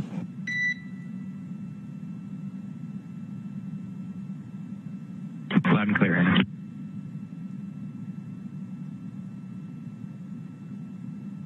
Anna. As we heard, they are now testing out the cabin mic, so they may be beginning to doff their suits, take off their suits, which is allowed now that the first 2 departure burns have been completed. And the next is scheduled for 5:27 p.m. Pacific time. That'll be depart burn 2, and that'll be 12:27 a.m. GMT. So it's really the middle of the night for the space station crew right now, and they'll be getting ready to go to sleep pretty soon. But our astronauts are awake for several more hours before they get their sleep period later. Of course, they all got a chance to take a quick sleep shifting nap to be alert and awake for these operations. And, as you mentioned, the crew are in the middle of doffing or getting out of their suits. That was a pretty dynamic period of time around the station, a time where there could have been a potential depressurization, or if there were any problems with the thruster, we would want the crew suited. Of course, with that big burn out of the way and Dragon now on a confirmed trajectory away from the space station on its way out, close to exiting the approach ellipsoid, Bob and Doug can get out of those spacesuits and get into something a little bit more comfortable. And that test step of verifying the cabin mic, the spacesuits actually have 2 microphones in them just towards the near the jaw, actually in the base of the helmet. And so with Bob and Doug removing those spacesuits, they're testing their cabin mic just to make sure that they still have good communications with the crew operations responsible engineer here in Hawthorne. So we should expect a few more calls here as Dragon moves away from the approach ellipsoid. We heard a couple of calls from the Capcom as well about deactivating the big loop, so to speak, and transitioning to Dragon to ground. The big loop is a comm network that connects flight controllers and Mission Control Houston, the International Space Station crew, visiting vehicles, and of course, like our Mission Control team here in Hawthorne, all together on one comm loop so we can all communicate with one another if anything needs immediate attention. As we step out of integrated operations or joint operations with the International Space Station, we'll transition into mission control here in Hawthorne, having mission authority, and transition all of those calls to the Dragon to ground loop. Yeah, so life on space station is kind of back to normal now that Dragon has departed, and they are still monitoring the departure. The crew on board Crew Dragon is specifically, and I can imagine that the astronauts aboard the space station might be looking out and getting a final last view of Dragon before it returns to Earth, maybe in those bay windows, that cupola window we have on the International Space Station. Now, as we mentioned, Dragon is outside the keep-out sphere, and it is a little more than 500 meters away from the International Space Station. So we'll be looking for it to exit the approach ellipsoid coming up here in about 6 minutes. Yeah, right now, Dragon moving away just under 1 meter per second, or close to like 3 feet per second away from the space station.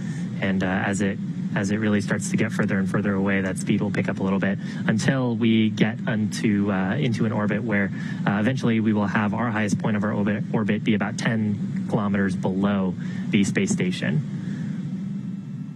And coming up after that approach ellipsoid exit, we'll also have 3 more burns scheduled for today. So 2 more departure burns as well as a departure phasing burn.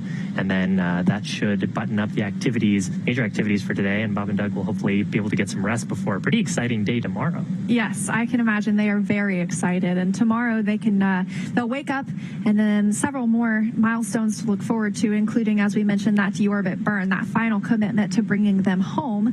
Because if there were a change in potentially the weather over the next several hours, we would still be able to have Bob Behnken and Doug Hurley in Earth's orbit, and they have enough crew supplies on board that they could stay there until a couple of days. That way we would have an opportunity for the weather to clear or for us to find another splashdown site. But everything's looking good for us to come home to Pensacola tomorrow.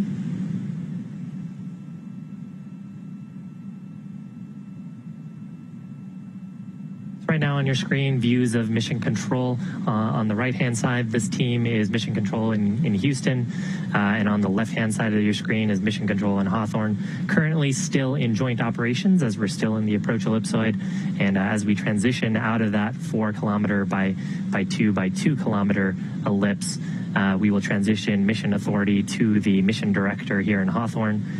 While we've been in integrated operations and while we've been attached to the space station, any commands, any operations that we wanted to do on the Dragon spacecraft, of course, we're getting permission from the flight director in Houston to conduct those commands, because the flight control team in Houston really responsible for the health and safety of the crew aboard the International Space Station, as well as the safety and performance of the International Space Station.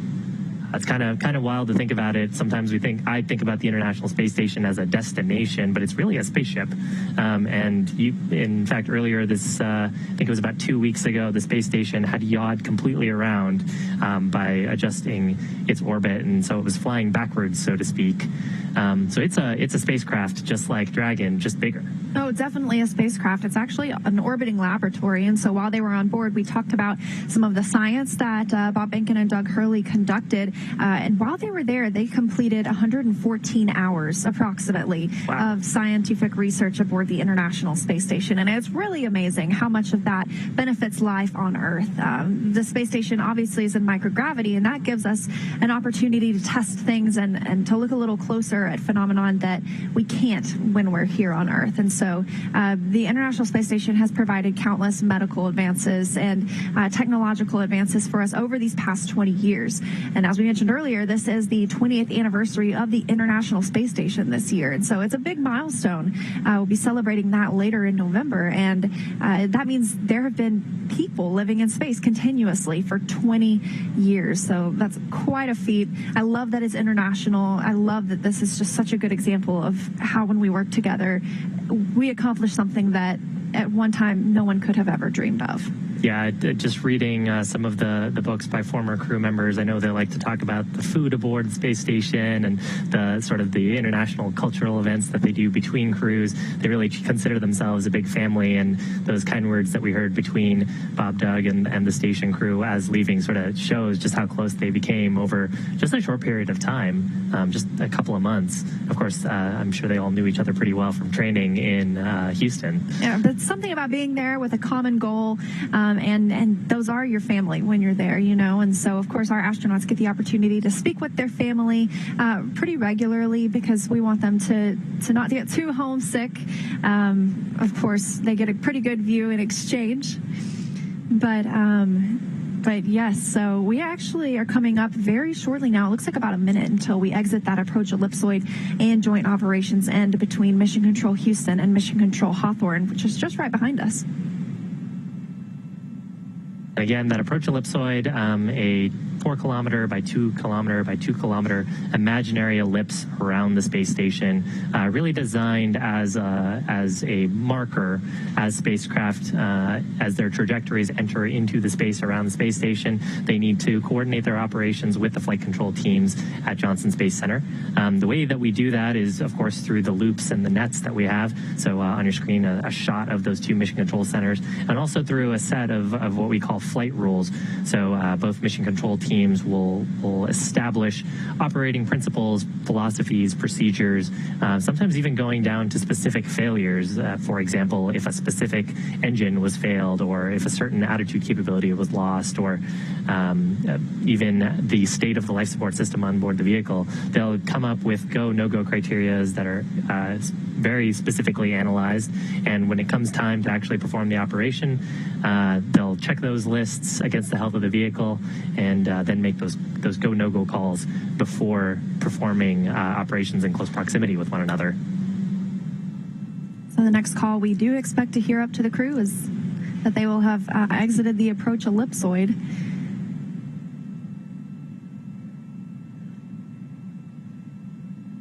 Everything occurring on time for Dragon.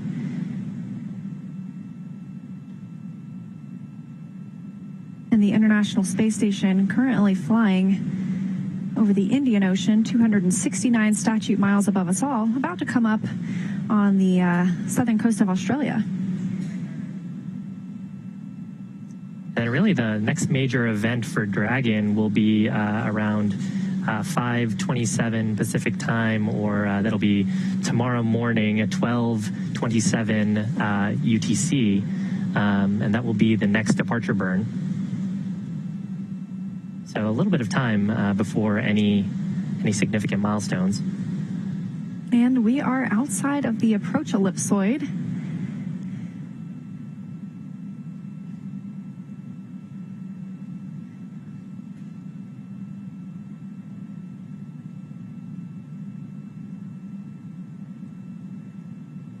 So now that we are outside of the approach ellipsoid, as we said, everything happening like clockwork today for their departure. Dragon SpaceX on the big loop. Dragon has exited the approach ellipsoid and is on a safe free drift trajectory. Houston will be taking down the big loop shortly and expect ISS audio traffic to cease.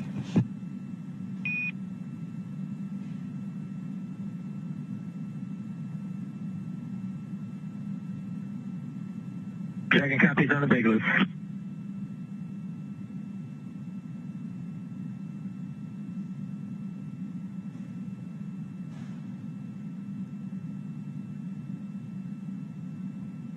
So with that exit of the approach ellipsoid, or the AE, that other imaginary three-dimensional ellipsoid measuring 4 kilometers by 2 kilometers, in the same family as the keep-out sphere, as we mentioned, that means that they are now 24 hours safe in a free drift trajectory. So if the spacecraft were to lose maneuvering capabilities, it wouldn't cross into the approach ellipsoid. We heard that call from the core here on the ground in Mission Control Hawthorne up to the crew aboard Crew Dragon Endeavor. The crew acknowledging that call. They typically do some comm checks on Dragon to ground when they transition out of the big loop. Of course, we heard those earlier while they were doing their suit doffing. Suit doffing, again, being where they remove their spacesuits, get out of them, and then they'll transition into something a little bit more comfortable, probably a polo and maybe just some pants. And really, they'll just be in a monitoring mode until the next major event, which is the depart burn number 2. That's scheduled for about 30 minutes from now. And that depart burn 2 will really increase the rate away from space station and start reducing both the apogee and perigee of Dragon's current orbit. Then following that, there'll be an additional depart burn as well as the phasing burn. Coming up later on in today's broadcast, the phasing burn being actually a much larger burn than these 2 departure burns, on the order of 6 minutes. And so that departure burn 2 will be the longest one we've seen so far today, and that'll be a 43-second burn, and it will send Dragon down and lower its perigee, the lowest point of its orbit, to beneath the station. It'll move down and out in front at perigee. And so we can, on your screen, is sort of where we're conducting this burn. So depart burn 2 at the apogee, performing an orbital burn or imparting velocity to the spacecraft at the highest point of the orbit is actually the most efficient way to move the opposite end of the orbit. So in this case, because we want to bring our perigee, or lowest point of our orbit, down a little bit further, we're trying to conduct that burn at the apogee and get the most bang for your buck and most mileage out of that propellant. After they'll have depart burn 3. That'll be a 41-second burn. So as we mentioned earlier, it's kind of like a co-elliptic burn, and it will keep Dragon always down below the International Space Station. Later tonight, we'll be looking for a phasing burn. That'll be the longest one we've seen so far at over 6 minutes, and it'll put Crew Dragon on the proper orbital path to line it up with the splashdown zone. And then eventually we will have our deorbit burn tomorrow. We'll see the nose cone close. We'll see the trunk jettison, and they will come on home looking for a splashdown tomorrow in the Gulf of Mexico, specifically at our Pensacola landing site. Yeah, the departure burn, taking a look at the data, expected around 10:48 Pacific time plus 7. Let's see, that would be around 5 o'clock in the morning or so. For GMT. And again, that's the last major burn plan for tonight. That'll happen right before Bob and Doug end up getting some shut-eye for the night. They'll get about 8 hours of sleep, and then tomorrow morning get a wake up from the core to get them started on preparation steps for the final burn of the mission, which will be that deorbit burn, and then hopefully a successful re-entry. I don't know if you heard, when they arrived on the International Space Station, Commander Chris Cassidy asked Bob Behnken and Doug Hurley how the ride was, and of course they said it was very smooth, and asked if they got to any sleep, and they said yes, they did get some sleep. So I'm hoping they get the same opportunity tonight that will leave them very refreshed and ready for their splashdown tomorrow, their reunion with their families, and tomorrow they will also arrive back in Houston. So they will fly back to Ellington Field, and that's part of the Johnson Space Center. It's where we do a lot of our astronaut training in the T-38 aircraft, and so they will arrive back there tomorrow, have a welcome with their families, and then it'll be 3 people on the International Space Station until October. And that's a pretty busy day for them, because I think tomorrow morning they'll get up around, I think I know the time in Pacific, they'll get up around, I want to say 5 a.m. Pacific time, and their splashdown time is around noon. And then if they're flying to their final site near Ellington Field, that's a pretty packed day considering they've been up that long. Oh yes, absolutely. I think it's definitely one of the most dynamic days of the mission, with the deorbit burn, with the splashdown, and then eventually flying back, being recovered in the ocean, and then getting to see your family after 63 days. It has to be pretty exciting. We were talking a little bit earlier.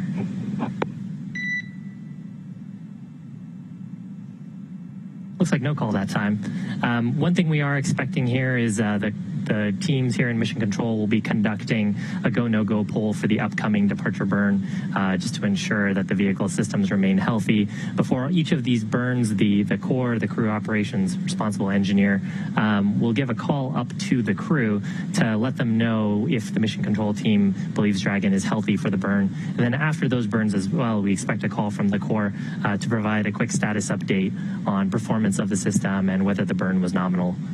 Some of the things we're looking for there are, of course, performance of the engines, as well as the amount of impulse transmitted to the vehicle. The navigation officer, of course, paying close attention to the amount of momentum transferred to Dragon, as well as the current orbit as described by onboard navigation sensors. It's all part of the responsibilities of the Mission Control team. That burn expected about 25 minutes from now at 5:27 p.m. Pacific time, or about 12:27 UTC. 12 a.m., so 12:27 a.m. UTC. So we don't have a signal from Dragon at this moment, so we're not getting those views that we had earlier, but we are taking your questions. So if you're watching and you are on social media, specifically Twitter, feel free to use the hashtag AskNASA, and we will try to answer your question here on air. This one comes from Amal, who asks how much time it will take for the Dragon spacecraft to reach Earth after undocking from the International Space Station. Well, Bob Behnken and Doug Hurley have begun that journey, and they are on their way, scheduled for splashdown tomorrow at 11:48 a.m. Pacific time, and that would be 6:48 GMT, or Greenwich Mean Time. Dragon SpaceX on Dragon to ground. Friendly heads up that your audio destination is on ISS. So if you are calling us, we will not hear you.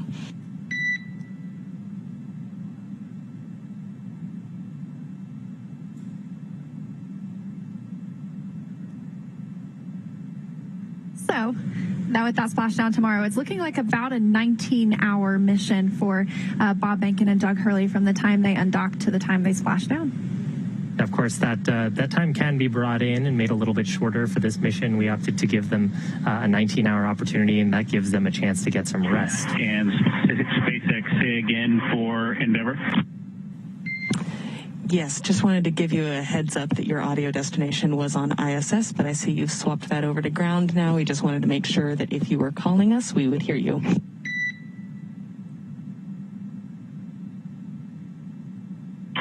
Okay, Anna, thank you. Appreciate the heads up. That fuzzy little dot is a view from the International Space Station looking at Dragon, currently on its way away from the International Space Station. Speaking of the International Space Station, another Ask NASA question, this from Colin, who asks, how do you keep time on the ISS? Well, you've heard us working to convert that in our heads. The International Space Station uses GMT, or Greenwich Mean Time. It's kind of the in-the-middle space between Russia and Houston, and so since those are two of the major partners in International Space Station operations, we use that time aboard. Some cool views from the cameras on board the International Space Station. And one other note there, GMT is also sometimes referred to as UTC, or Universal Coordinated Time. They both mean the same thing, just slightly different nomenclature. And you may hear some of those calls over the nets and from the core.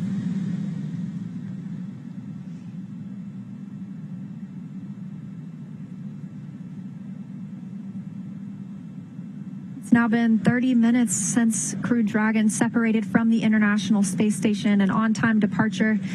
Separation coming at 4:35 p.m. Central, 11:30 p.m. GMT. It has completed its first two departure burns, Depart Burn 0 and Depart Burn 1. And the next will happen in about 22 minutes. We'll be looking for Depart Burn 2. The astronauts, Bob Behnken and Doug Hurley, are now out of their spacesuits. They won't need to put those back on until tomorrow, just before the deorbit burn. So another question on social media right now lines up well with the view we have of Dragon. From Michelle, why is Dragon glowing right now? And actually, Dragon isn't glowing. What we're seeing is the reflection of the sun. So right now, both Dragon and the International Space Station not in the Earth's shadow. And just from this view on the camera, compared to everything else being so dark in the background of space, Dragon is just coming out looking a little bit whitewashed just from the exposure. So not glowing, but just seeing the reflection of the sun as we sort of adjust the white balancing.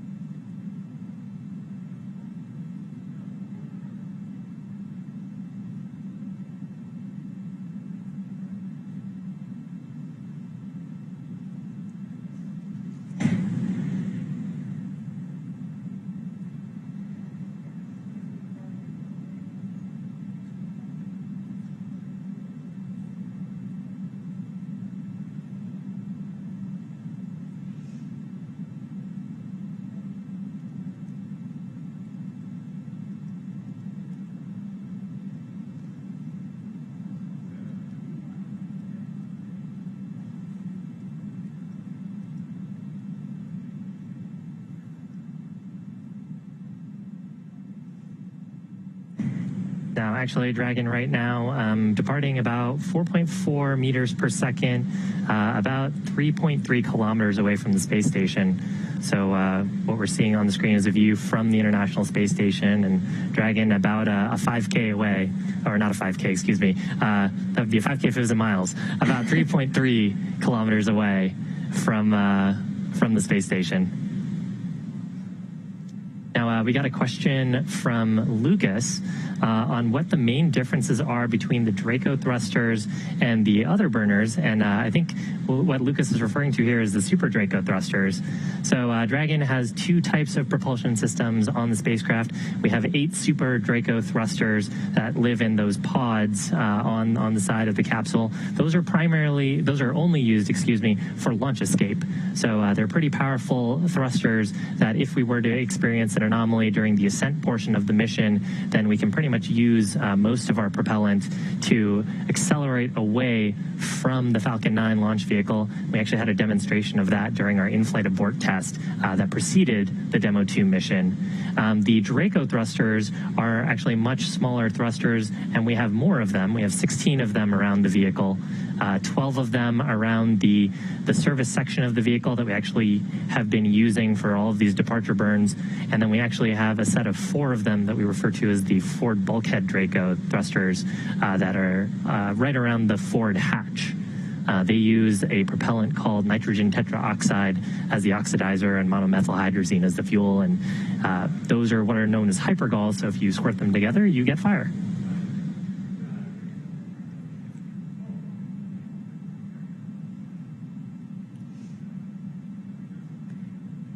have another question from Kate, actually from her 4-year-old son, Fritz. Hello, Fritz. He would like to know if the astronauts on the space station can feel how fast they are flying on the space station or Dragon. And if not, why not? It's interesting if you think about it. The way I like to describe it is if you're sitting in a car, and let's say the car is going 60 miles an hour, you don't necessarily feel like you are going 60 miles an hour because you're essentially part of that vehicle as it moves. And so, of course, you would notice if it stopped, but as the astronauts are inside the International Space Station and it's constantly moving at 17,500 miles an hour, they do not feel that speed. And when they're outside the space station, they don't feel that speed either because there's no wind for them to feel as it moves around the Earth. Yeah, so really if they were to feel, that's part of the fun of microgravity. Gravity is still acting on anyone who is in orbit or not, but it's really a matter of you're in a state of free fall while also your spaceship is in a state of free fall. And so you would only feel acceleration if you pushed against something or if the spacecraft pushed against you. So during those burns, actually, Bob and Doug will probably feel a little bit of thrust since they're in their seats, but otherwise not too much.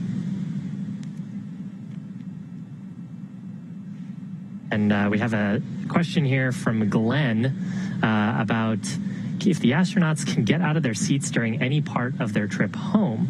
And that's partially true. So actually during this phase of the mission, the crew are actually free to roam about the cabin, if you will. But during earlier portions of the mission, we actually had them be seated. So during the earlier undocking burns, the crew were seated. Part of the reason for that is if there was a depressurization, we would actually need them to be seated so that their suits could act as safety devices for them. And then, of course, when we get to deorbit, that's a pretty dynamic time as well, where they will be seated. But as for this moment right now, they actually have the opportunity to be out of their seats, as you mentioned, roam about the cabin, and out of their suits as well. So they may have donned or put on some much more comfy clothes for this relaxing portion of the ride, all up until deorbit burn tomorrow.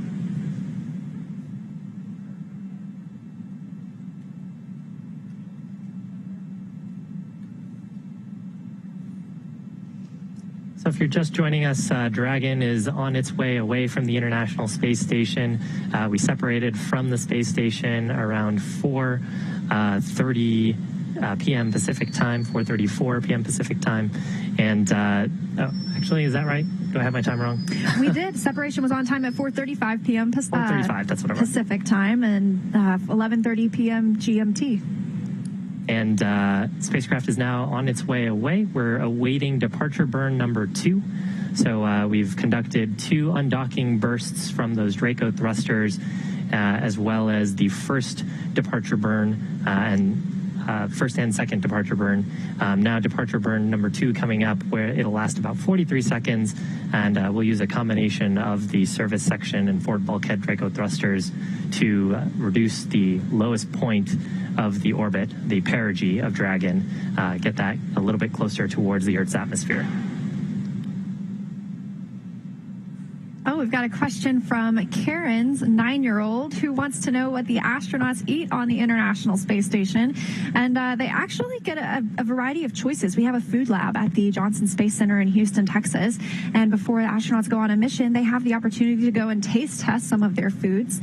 And so there are a variety of types of food that are available aboard the station. A lot of it needs to be reheated with hot water.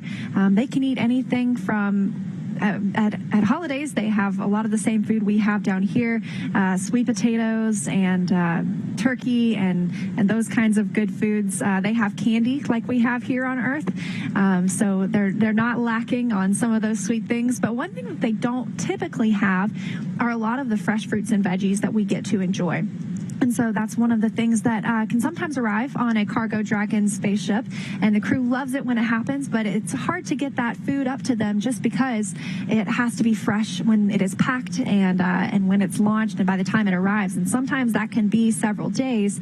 So whenever they can do a late load of that cargo and get some of those fresh fruits and veggies up to them, it's always greatly appreciated. And there's always some good pictures of people juggling oranges. On Dragon to ground. The ground is go for depart burn 2.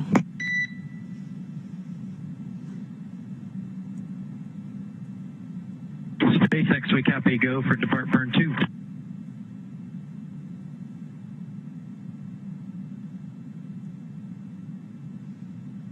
So confirmation there from the core and a good readback from the Dragon spacecraft that vehicle is go for depart burn number 2. That's expected just in about 12 minutes from now.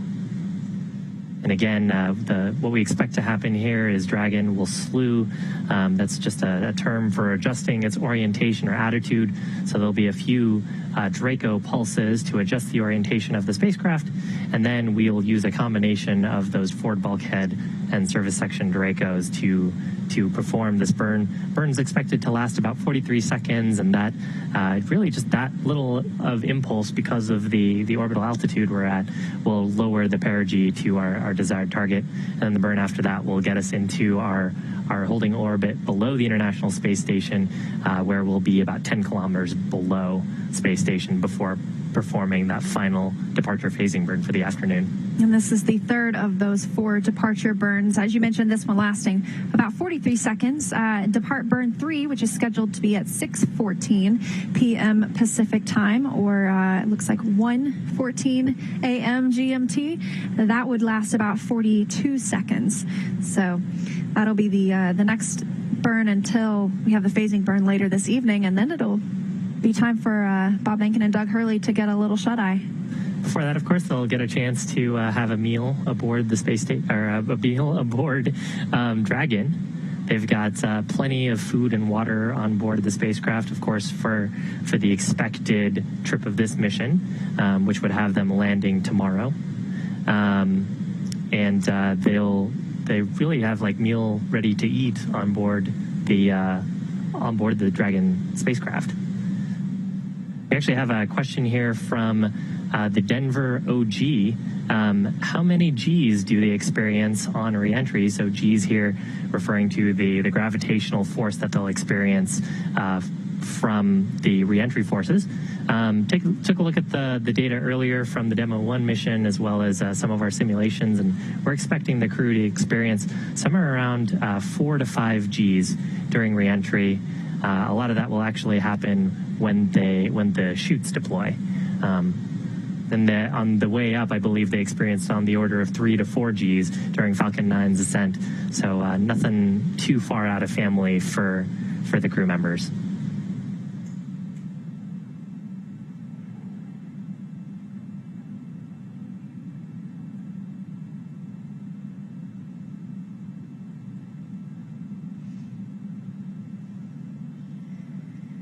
So this view of Crew Dragon is from the International Space Station, and these cameras can actually be controlled by flight controllers in Mission Control Houston.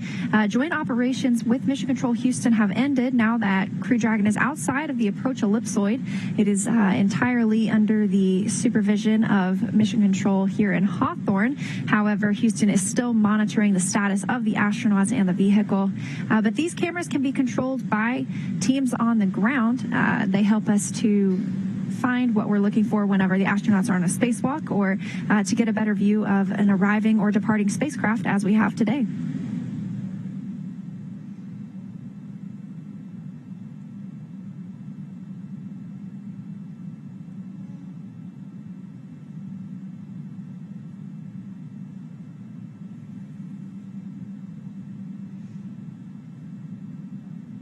Crew Dragon looking pretty small compared to how we saw it just even 40 minutes ago. Just before undocking, you can see the trunk there near the top of your screen, and then Crew Dragon's capsule down at the bottom, and that's the only portion that will return tomorrow and splash down in the ocean.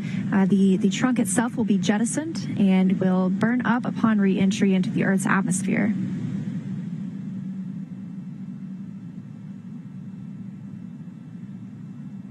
So we got another question from David Hernandez about if the Dragon crew vehicle will be visible from Earth.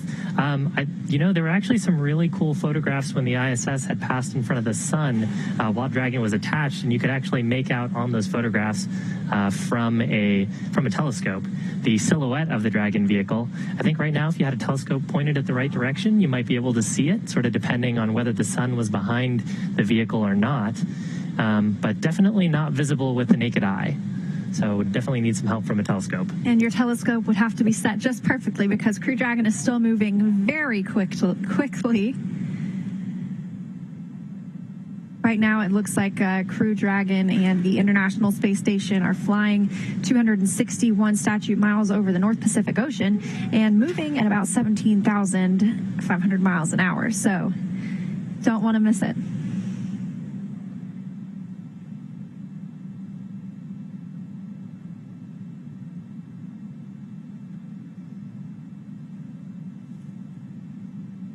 So we have a question from Supermom HK fan, actually from their 5-year-old.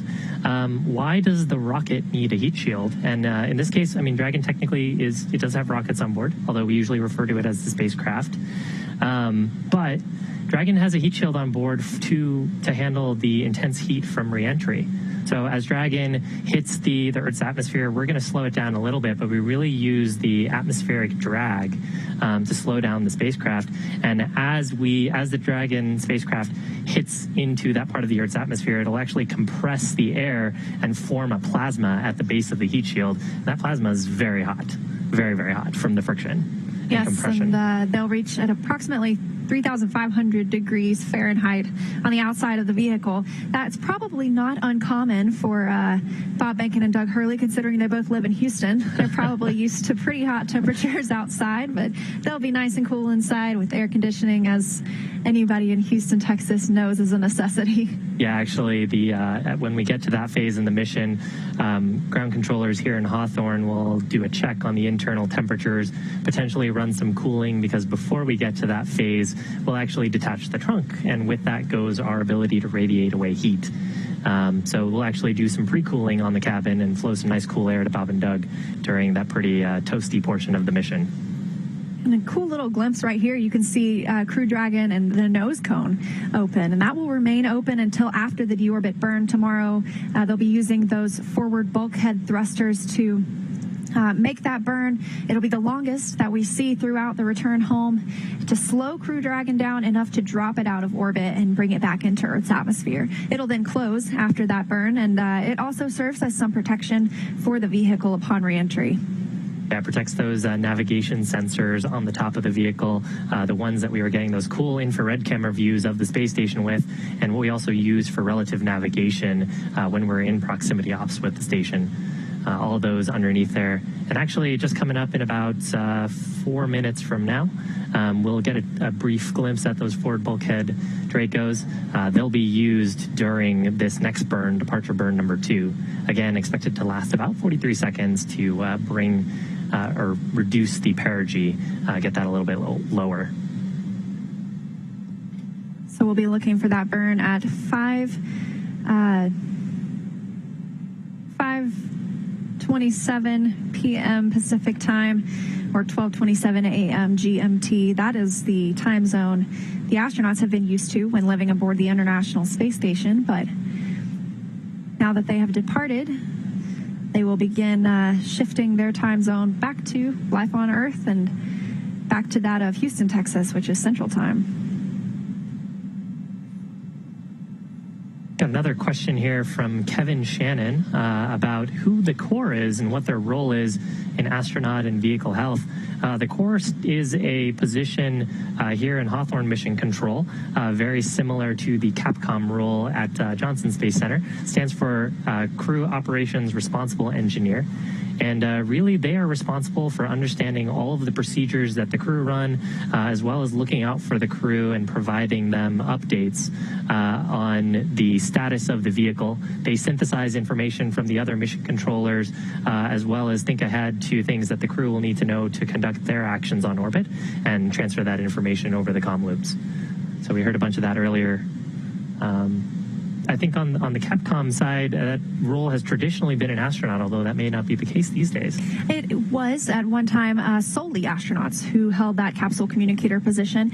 Nowadays, it does not have to be. It's always, though, someone who has extensive knowledge of the vehicle or of the space station or of the task at hand. So at one time, it was always an astronaut because they do have that experience in that vehicle. But now it can be any other very experienced individual. We got another question from Dylan, who asks, I believe I heard you say there's no up or down in space. Can you explain that? Well, it's when you're in microgravity and you can orient yourself whatever which way. There's not really the same up or down as we have on Earth. I'm standing on the floor right now, but when you're on the International Space Station, that floor could also be where some of the research racks that you're working on are located, and so you just flip upside down to get better access to them.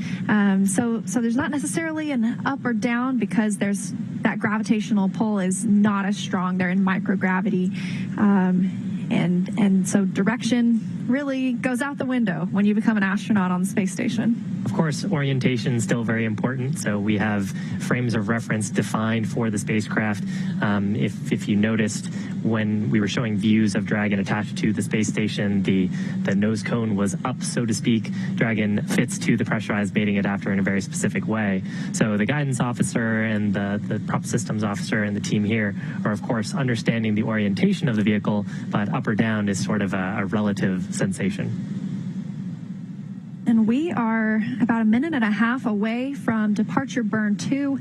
And this one's going to bring Dragon, it's going to lower Dragon's perigee, or the lowest point of its orbit, to below the space station. We've had Dragon above the space station at this time, but it'll be bringing it back down and in front of the space station's orbit. So it'll be a 43-second burn. And we'll be looking for that here in just about a minute now. Really cool to still be getting these views from the International Space Station. Dragon right now is about 10 kilometers away from the space station, still retreating at a rate of 6.3 meters per second. So we probably have a pretty good lens on that camera that's giving us these views. So a 10K. If you ever run a 10K, that's how far Dragon is from the International Space Station. And they've made pretty good time, too. They separated about at 4:35 p.m. Pacific, 11:35 p.m. GMT. So under an hour for their 10K so far.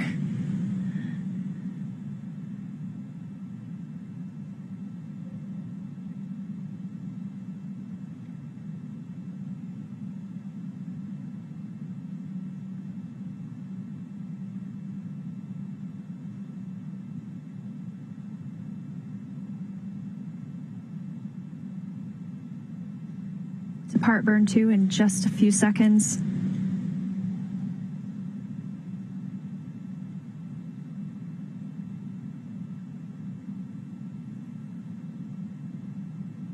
And the burn has begun. We'll be looking at a 43-second burn using a combination of service section thrusters and thrusters on the forward bulkhead, which is the area of the nose cone, or that the nose cone would be covering when it's closed.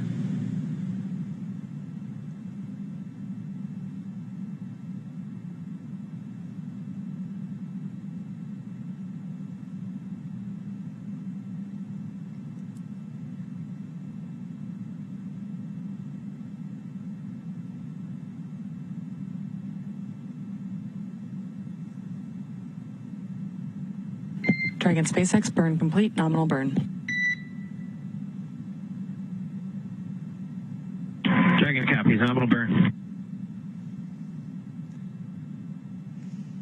There's confirmation from the core of a nominal burn, that burn happening just off the west coast of the United States, out over the Pacific Ocean. And the next burn will be depart burn 3. That'll be almost 42 seconds, specifically 41.8 seconds.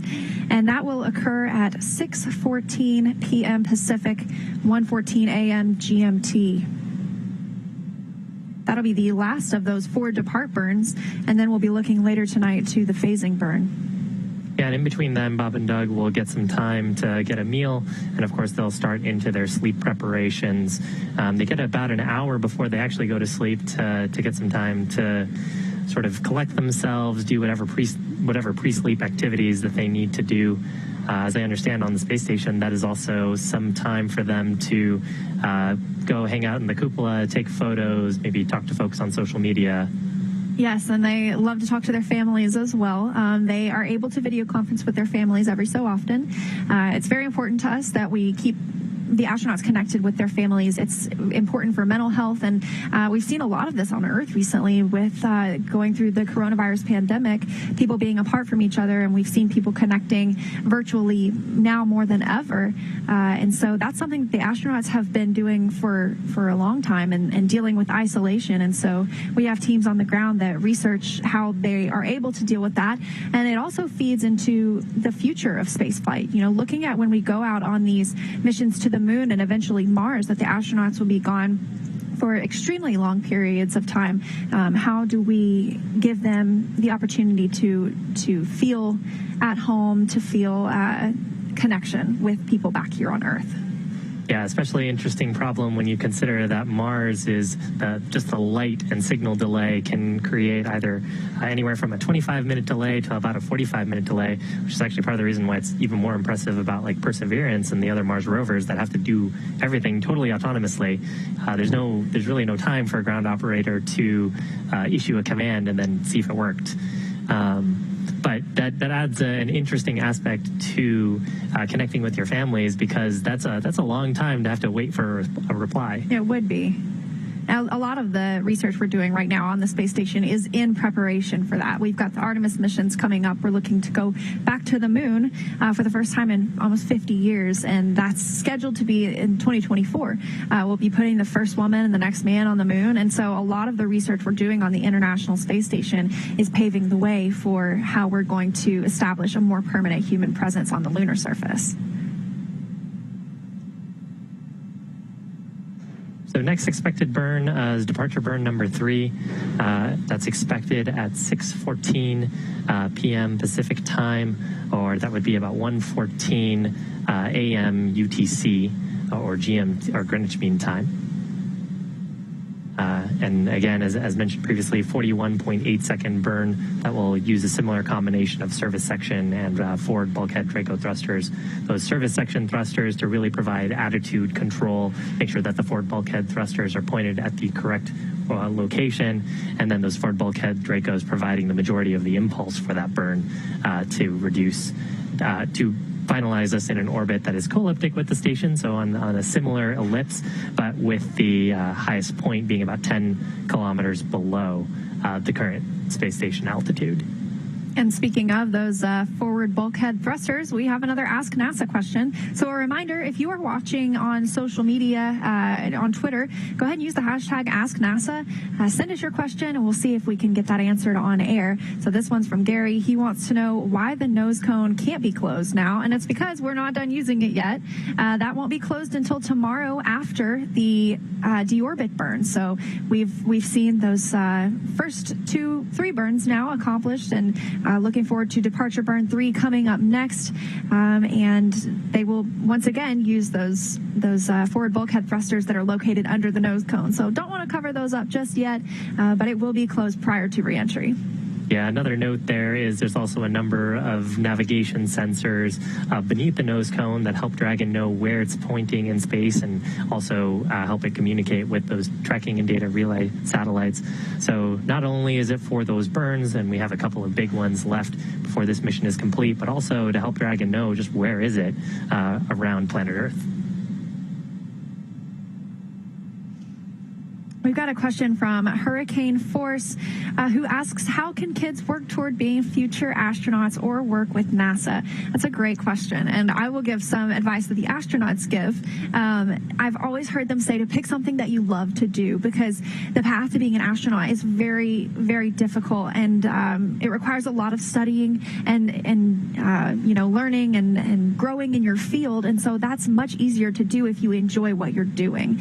And so typically we would encourage you to pick something in the science, technology, engineering, or math career or field, and then pursue a career there. And then we have astronaut applications open every few years or so. We pick just around a dozen astronauts to come and go through 2 years of training, which will set them up for readiness of future missions. But working with NASA has a lot of different career opportunities. Obviously, I work in communications, and so NASA needs people to help tell the story. So even if maybe STEM is not necessarily your thing, you can still have a great part of NASA and be part of the NASA family. I think the best piece of advice I've heard from crew members and otherwise is to stay curious. And if there's something that sounds really interesting to you, don't take someone else's word for it. Go do your own research. Stay curious about it. Go learn about it, and you will probably become the person who knows more than anyone else about it. That's a real good way to get to work on cool things like this. Well, this is an interesting question, and I'm not sure I know the answer to it. This is a question from Lucas the Hunter. What does space smell like? You know, I personally haven't been, so I haven't had the opportunity to try it. But I've heard a few different things from the astronauts.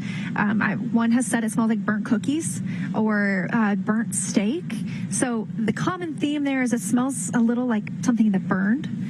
So, like I said, I haven't gotten to try it out. Dragon SpaceX, no rush, but please let us know when it is okay to come back on board with video.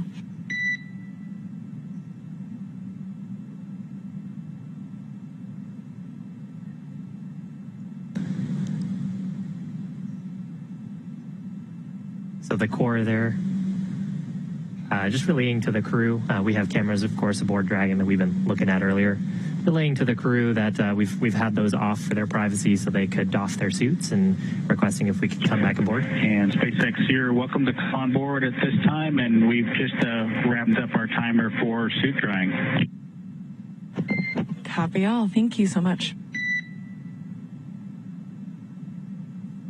And Doug there referring to the drying time for the suits. So, of course, any perspiration, any wetness in the suits just from having people in them, we want to try to dry that out, make sure that the suits are nice and clean, wouldn't have any possibility of getting kind of gross or building up any sort of microbes. In fact, when we got first to station, we did a longer drying period, and the crew wiped down the suits with some cleaning wipes just to make sure that there was nothing that would grow in there for the 2 months that we were on station, and conducting a similar operation right now. So another walkthrough of everything that's happened today. If you're joining us now, or if you weren't here for the start of our broadcast, we joined the International Space Station while the astronauts were still on board the space station with their other three counterparts. That's NASA's Chris Cassidy and Anatoly Ivanishin and Ivan Wagner of Roscosmos. And then we saw the crew board the Crew Dragon, say, farewell, and don their suits or put their suits on and close that hatch of Crew Dragon, followed up shortly by NASA astronaut Chris Cassidy closing the hatch on the space station side, known as the APAS hatch.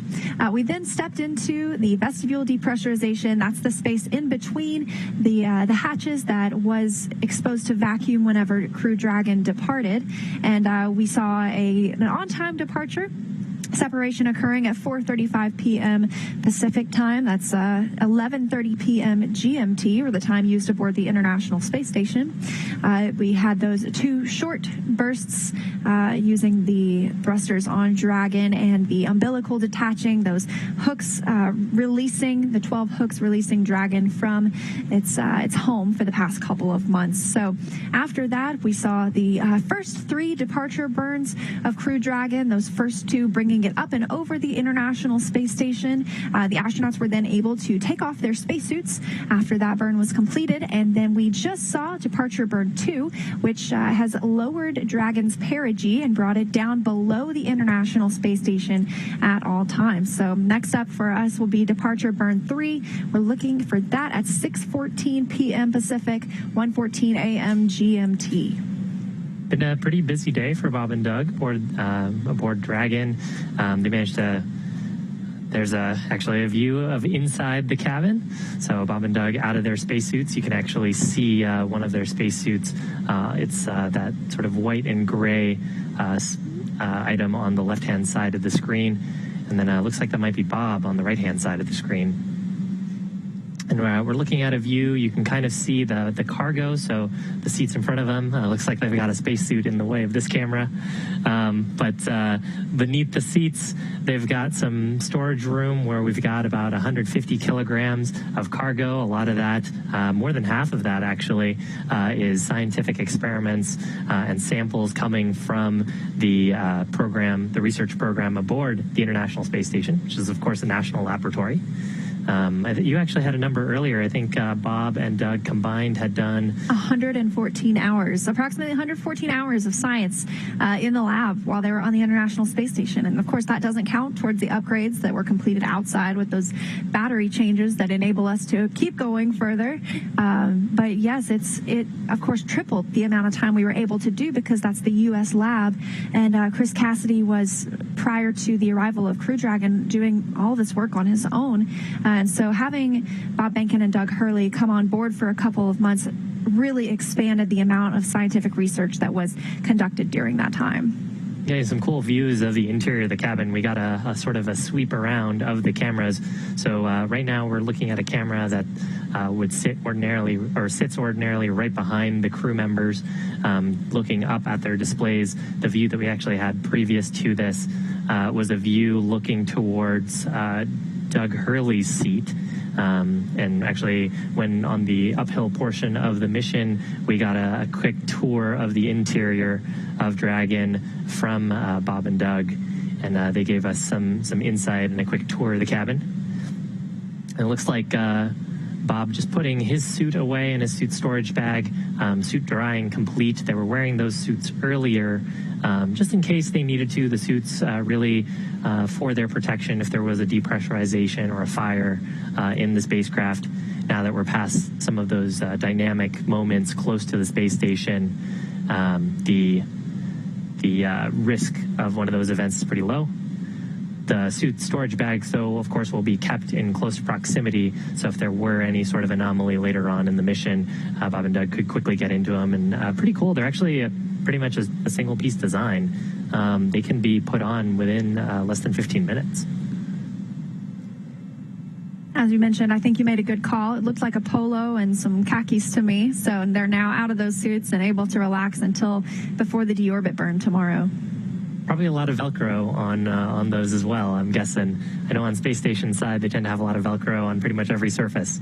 Yes, it's interesting. The astronauts use Velcro on, their pant legs will have strips of Velcro, and anything that they work with, their spoon or some, like their drink bags might have a little spot of Velcro on the other side, so that way if they need to put it down, they can't really put it down, and they don't want it to float away and become lost in the recesses of the vastness of the International Space Station, and so they can just tack it to their little Velcro spot on their little pants leg and come right back to it. Yeah, and you might wonder how something would float away. There's actually a couple of things. One, it's really hard to impart something with no force. If you've watched videos of crew members on the space station sort of playing with their food or playing with drink bags, they might put something and it'll start to twist and turn, move. They'll grab it, move it close to them, and it'll start to twist and move. And the other, there's actually a life support reason for doing that as well. As the crew members are exhaling carbon dioxide, unless you have really good circulation in the life support system from all the fans and scrubbers on board your spacecraft, that carbon dioxide will tend to sit and bubble and create pockets of unbreathable air. So the life support system is also providing a lot of positive pressure and moving gases around the cabin just to make sure that we are circulating and revitalizing that air, running it through our scrubbers, and of course regular injections of oxygen so it's nice and breathable. Really cool views inside Crew Dragon. And it has now been over an hour since they left the International Space Station. So much has happened in that time with obviously the on-dock burns, the departure burns, and exiting the keep-out sphere approach ellipsoid, the termination of joint activities between Houston and Hawthorne, and now the crew settling in for the rest of the ride until tomorrow. Yeah, you can kind of see what we're talking about here. Is the suit helmet sort of as Doug is putting away his suit, kind of floating a little bit. Nice, cool view into that clear visor. That visor actually creates a sealing surface as well. So those suits will keep pressure in them in the event of a depressurization.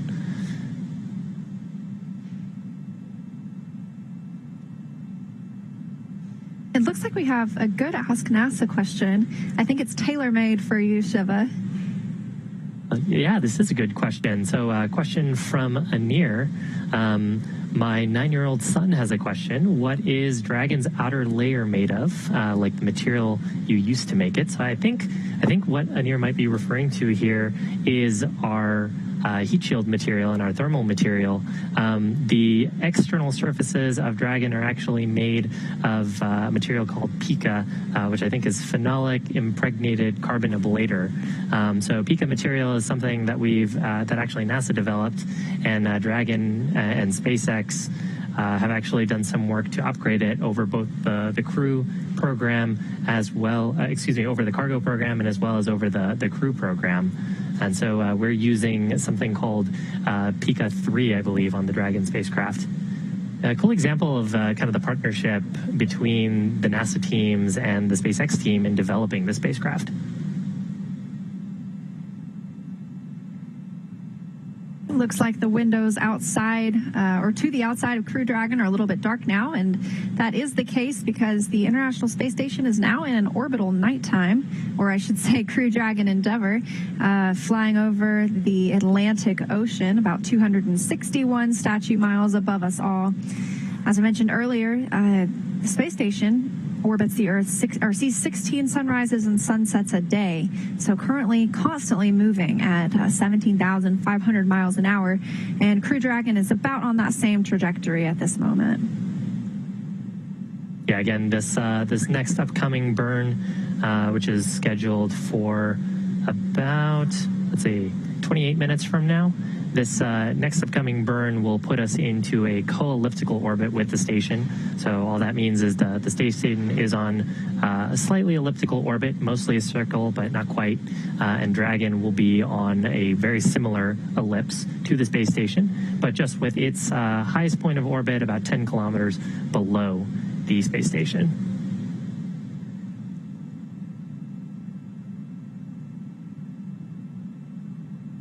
Right now, it looks like we're flying right over the middle of the Atlantic Ocean, just off not quite just off the coast, west coast of Africa, but off the west coast of Africa.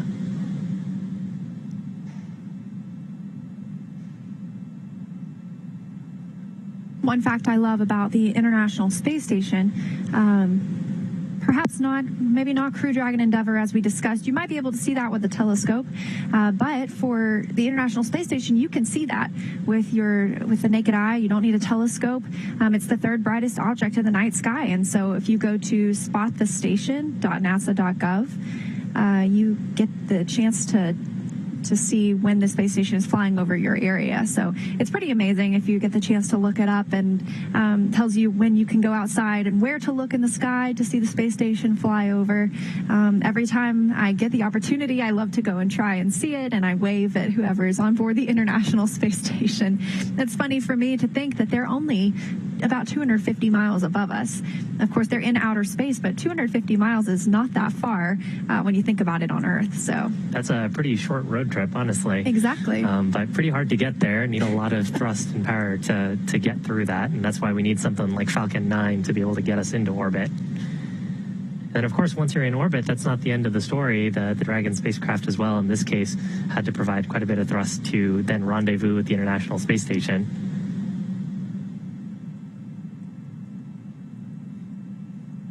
Got a question here from Anna about how the crew can configure the capsule for sleep. So can the crew turn off the lights in the Dragon capsule to sleep?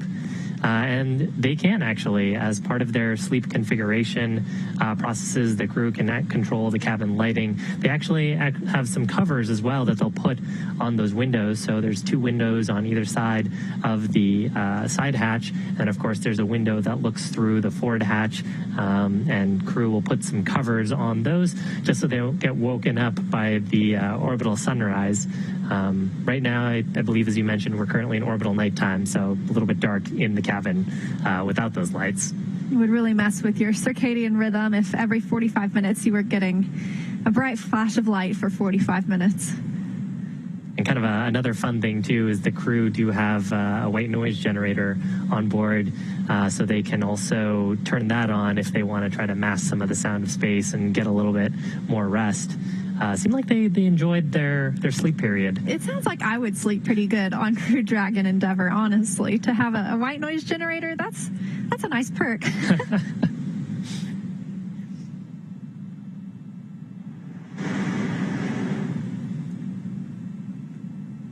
So this might be a question for you, Leah. If can you actually see fireworks from the International Space Station? You know, I'm not positive about fireworks, but one thing you can see is lightning. And so that makes me think that fireworks might be visible from the International Space Station, in which case I can't help but wonder if maybe they got a real show about a month ago for 4th of July. But yes, they can see lightning on the International Space Station, and especially it's just amazing to see the photos they send back of the forces of nature. I can't remember if it was Bob Behnken or Doug Hurley this morning that posted a picture of Hurricane Isaias, and, you know, it just looks like a monster on Earth. Luckily, moving away from our landing sites, though, that was actually one of the concerns for the flight control teams. We were monitoring the weather, checking if Hurricane Isaias was going to move into the Gulf of Mexico or whether it was going to move up the eastern seaboard into the Atlantic. And until we had some certainty on that, we actually didn't have our go decision for undocking. Luckily, the storm does seem to have picked a direction and is moving up the East Coast. So hopefully everyone is staying safe out there. But that does open up the opportunity for Bob and Doug to come home towards a primary landing site, pretty close to Pensacola, and that's the primary landing site, and there's a backup landing site actually near Panama City, also off the coast of Florida. And this was no rush to come home today. This was really the beginning of opportunities for Crew Dragon Endeavor to bring Bob Behnken and Doug Hurley back to Earth.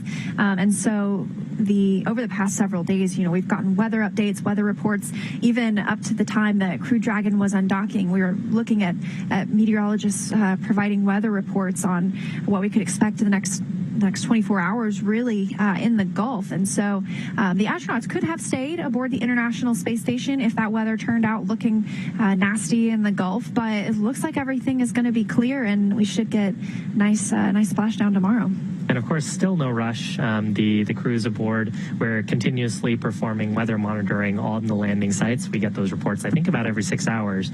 And so if something were to turn up unexpectedly, poor weather, of course, we always have the opportunity to do a deorbit wave off.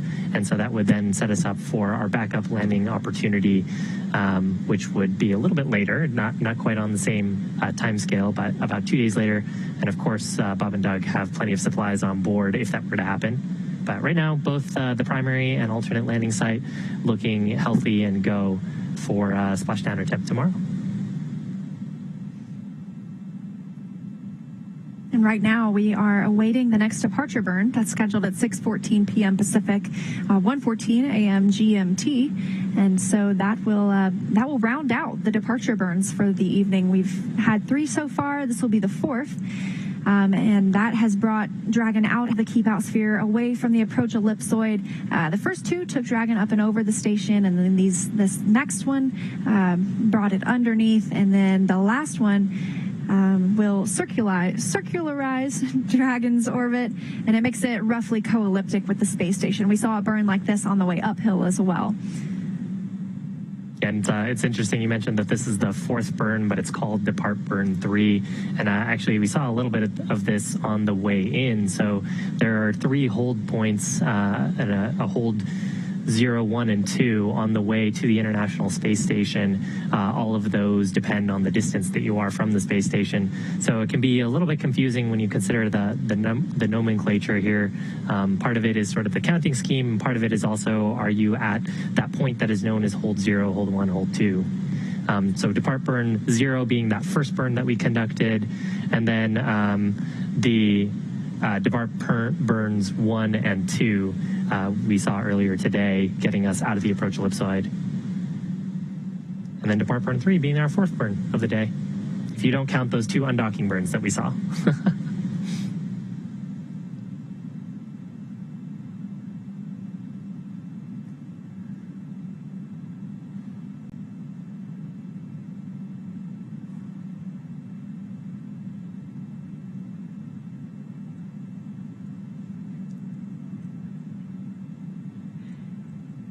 And we've got another Ask NASA question. Don't forget to submit yours on Twitter with the hashtag AskNASA. This one from Blank and 195 others.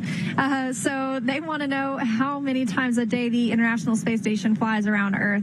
It is a very, very fast orbit. They see 16 sunrises and sunsets a day, so we make an orbit almost every 90 minutes. So that's a sunrise or a sunset every 45 minutes. And Dragon actually seeing something relatively similar right now. Its rate of sunrise sunset will be a little bit faster just because it's going in a slightly lower orbit, but something similar right now. About eclipses lasting about 36 or 37 minutes and seeing those about every 40 minutes.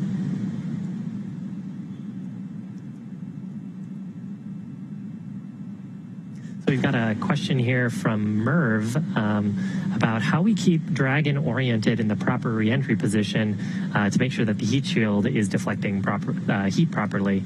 And that's a great question. The spacecraft actually will have some aerodynamic forces on it. So part of the way that the spacecraft is packed will have the aerodynamic forces balancing with the force of gravity on its center of gravity, which really just depends on the sum of all of the mass in the spacecraft.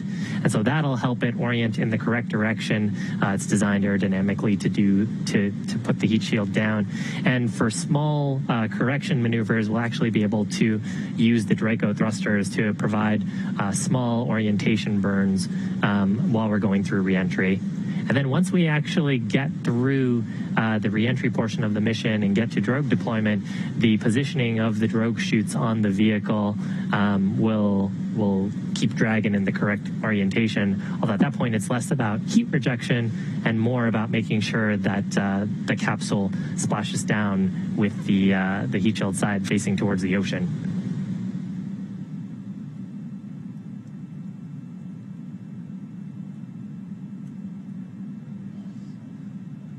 Another question from Daniel wondering how late into the reentry can you change the landing site?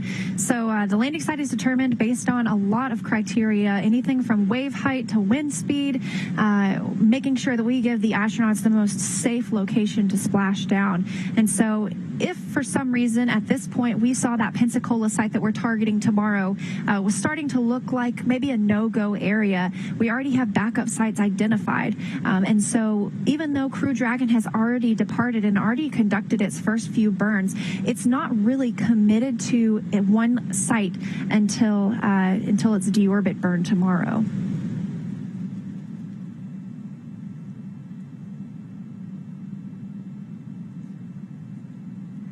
We also got a question here from Bob. If either of us were asked, would we go to the space station? Absolutely. That is 100% absolutely yes, sign me up. I would definitely go. My mom always says, though, make sure I don't know about it until you get home. So I would definitely go to the space station, but I'd have to save all my cool pictures for when I got home so she wouldn't worry the whole time. I think it would be pretty busy on Space Station 2. Hopefully they'd be able to put us to work. Both Bob and Doug have extensive experience in test pilot school. And of course, Bob also has his PhD. So both of them getting some good scientific work in on Space Station. Right. Those would be some pretty big shoes to fill and try to work with. Of course, a lot of that science, or all of the science, is developed by researchers here on the ground. And so the astronauts are really the hands in space that make it happen for the researchers here. So when that science returns tomorrow in Crew Dragon, it was just loaded this morning, that'll be delivered back to those researchers. And so it's really enabling not just our priorities for what we want to research in the International Space Station, but it is the national lab. So we have payloads of all kinds that arrive for research on the space station. Yeah, and actually kind of a fun thing there, and it actually segues pretty well to this next question from Andy.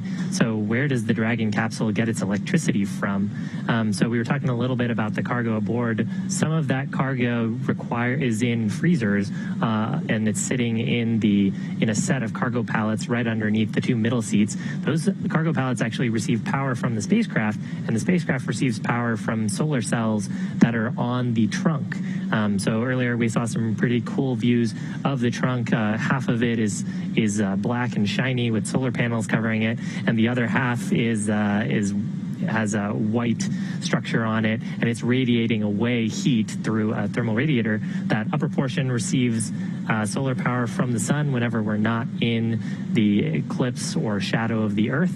And when we're not in the middle of a burn, we actually point the spacecraft such that those solar panels are pointing towards the sun, as well as pointing the radiator away from the sun, so we can get the most performance out of both of them. And the next question, how long did it take to build the International Space Station? Dragon SpaceX, the ground is go for departure.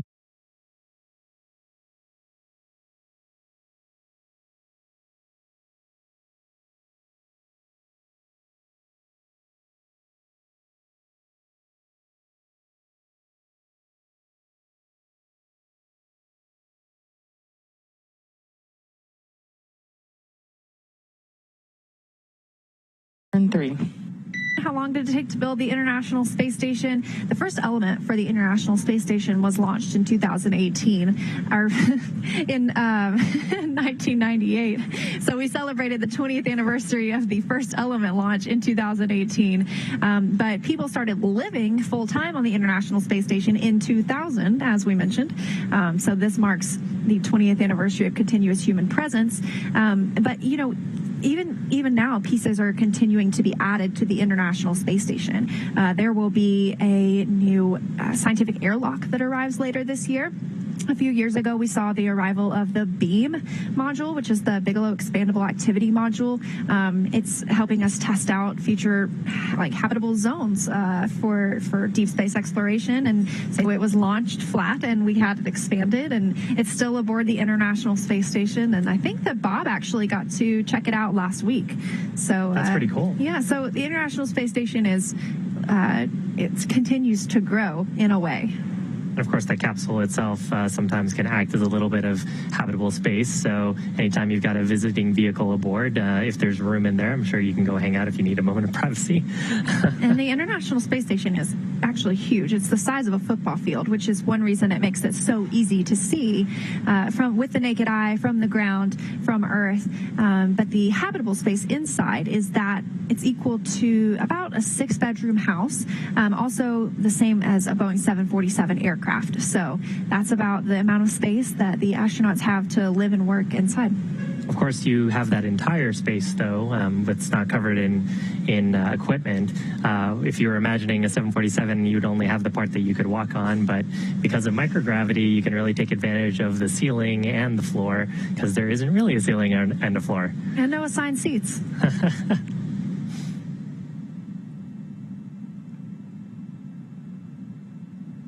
So here's another question from What the Bug Said. Appreciate the explanation of the core role, but who is she today? Listening in feels like she could be Anna Menon, who so impressively took the reins in May. Is it? And yes, actually that is Anna Menon. She handled the docking portion of the mission, earlier in May. Actually, part of the way that the mission control shifts are structured, each of the shifts practice every portion of the mission. So every console operator is capable of performing a phasing burn or a departure or a deorbit opportunity if an emergency required it. But specific shifts focus on portions of the mission so they can be the most prepared. So Anna is on the shift that focuses on proximity operations. That includes the docking portion of the mission and the undocking portion of the mission. And we'll actually see a few other folks today who operated during the phasing portion on the back in May, who will be bringing Bob and Doug home through entry, descent, and landing.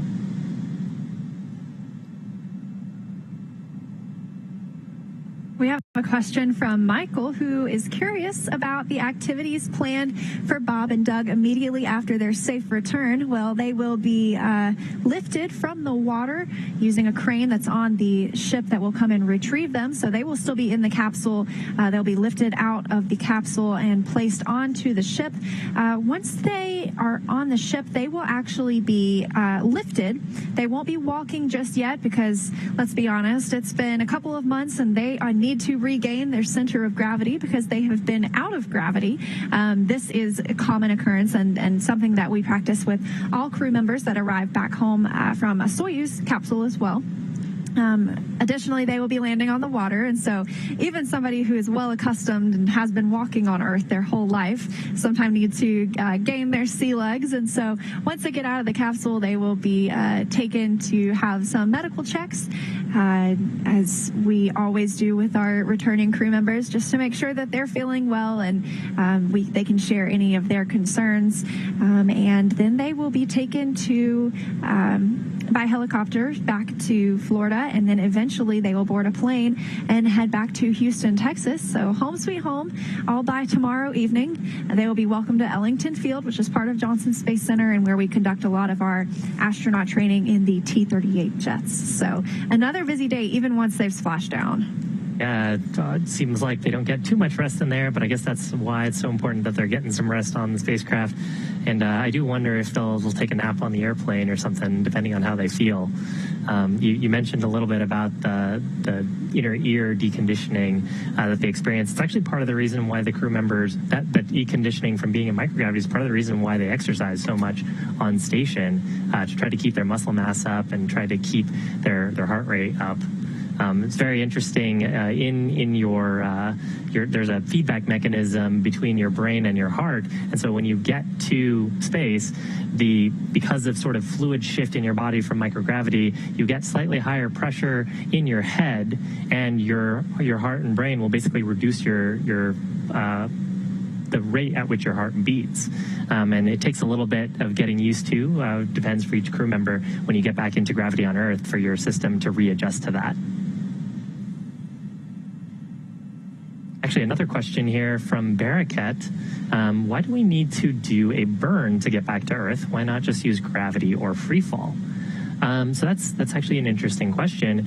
If we had all the time in the world, and just kind of let the capsule do its thing, there is enough atmospheric drag in the upper portions of the Earth's atmosphere to deorbit the Dragon capsule and actually eventually the International Space Station as well. But of course, that will deorbit you whenever the drag just happens to work out the right way, and it becomes really then difficult to pick which landing site you want to go to. So there's, of course, a team of folks that are helping us, helping the crew as well with the recovery operations, so we want the capsule to land pretty close to them. These burns, for the first, ensure that we get far away from the International Space Station, but then also ensure that we land close to our targeted landing site. This one from Starman. This question asking, do the astronauts bring any music with them when they go up to the space station? They do have some music. I'm not sure how it arrives with them, but I know I have heard in several videos sent back from the space station before that they take some time to jam out, enjoy their favorite songs. Yeah, I think I actually saw a Twitter post from Chris the other day. He did a little bit of a music video, I think yesterday morning. So definitely had the tune somewhere. Oh, well, this is a good question. This one from Hashim. Where does the ISS get its water, and is there any water backup? So the International Space Station, we have this little phrase, this little saying that yesterday's coffee is today's coffee, or today's coffee is tomorrow's coffee, because almost all of the water on the International Space Station is recycled. And so that means any of the astronauts' urine or sweat or any humidity at all, that's recycled, that's pulled and processed and cleaned, and so it just becomes the next day's water. And this keeps us from having to launch water all of the time, because we would never be able to keep up with the amount that we needed. And additionally, water is very heavy, and so by not having to launch water, we are able to send up more science or more spacewalk equipment. So that's where the water comes from. Yeah, and actually we don't do that on the Dragon spacecraft. Of course, having a recovery system for that means that you also need power and sort of the real estate to have that equipment aboard. So because we know the durations that the Dragon spacecraft is intended to operate, we actually carry food and water bottles for the duration duration that we expect to go, replenishing those and adjusting the storage of those based on the consumption for the uphill portion and the downhill portion. And of course, Bob and Doug have more than enough food and water for the next couple of days for a splashdown attempt tomorrow. And of course, if they had to do a wave off on orbit, or if they needed to go into an emergency recovery scenario and use that as emergency supplies. We are about 5 minutes away from departure burn 3. Looking at that occur on time at 6:14 p.m. Central Time, 1:14 a.m. GMT. This is the fourth and final departure burn for the Crew Dragon, but it's not their last burn. And it sounds like they are getting ready and getting set up to begin that burn on time. That'll be a 42-second burn, and it'll be the last until the phasing burn later tonight. Yeah, this burn using a combination of those 4 forward bulkhead Draco thrusters, and then using some of the 12 service section Draco thrusters really for attitude control. Attitude just meaning the direction that the spacecraft is pointing. So we want to point those forward bulkhead Draco thrusters in what's referred to as the retrograde direction. So if you imagine the spacecraft flying in a direction, pointing opposite of that direction is the retrograde direction. And that will slow down the spacecraft when we fire those thrusters, and that'll bring the orbit a little bit down.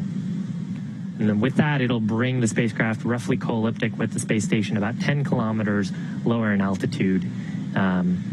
So it'll be moving just a little bit faster than the space station, getting slightly out of sync with it as it continues its mission. So as we mentioned earlier, Dragon's flight is totally autonomous. The crew on board is not going to push any buttons to make this departure burn happen. This is something that's programmed into the vehicle, and so they just have to sit back, let spacecraft do its work. I know that they probably enjoy monitoring everything that's going on, so they might be in their seats taking a look at how that burn is unfolding. Yeah, of course, both Bob and Doug are test pilots, went to test pilot school and have pretty extensive experience on the order of thousands of hours in test aircraft. And so for them, testing out a new spaceship is pretty exciting. And for these burns, they, of course, have the opportunity to step in if need be. So typically, one of the crew members will monitor the burn performance and step in if something needs to happen. Ground operators, of course, able to issue commands if need be. But most of the time, the vehicle handles autonomously any faults that it incurs during a burn. And it's actually part of, so, it's been pretty quiet for mission control, and that's exactly how you want a mission to go. But almost everyone in the mission control room and everyone across all the shifts has gone through simulations, some of those with the crew embedded in the simulation, some of those with the Houston control team, where we throw all kinds of faults and problems, scary problems at the sim, to see how operators respond, to exercise our procedures, and to make them better. So today, nice, quiet mission, just the nominal events happening exactly as you'd like to see, but everyone in that room and, of course, the crew aboard prepared to step in if need be.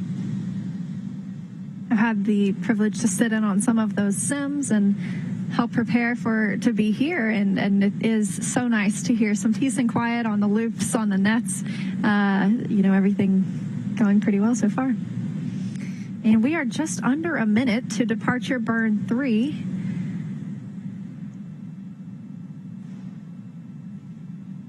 Looking for this burn to last 42 seconds.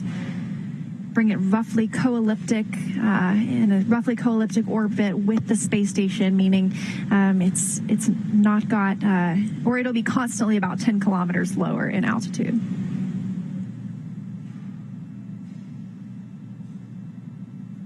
Once that burn occurs, we'll also expect some words from the core to the crew, acknowledging how the burn went and sort of next steps after this. So fingers crossed for a call out for a nominal burn.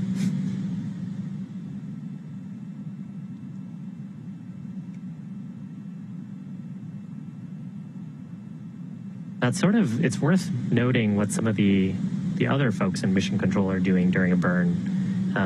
Even though the vehicle is actively monitoring, its health and systems. There's also operators monitoring those health and the health of the systems aboard. Notably on burns, the systems officer will be checking performance and health of the Dracos, and the navigation officer will be doing analysis on the burn performance, as well as what Dragon reports its current attitude, velocity, and orientation are. And that burn is now underway. We can actually expect it to be complete in just a few seconds.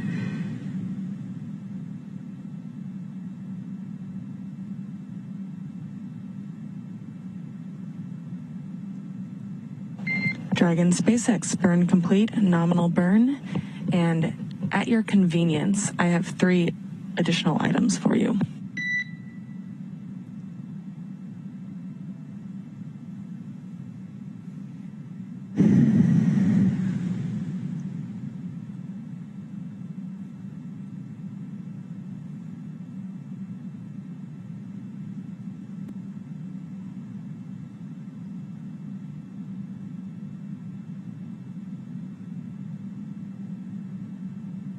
Okay, Anna, we're ready to copy.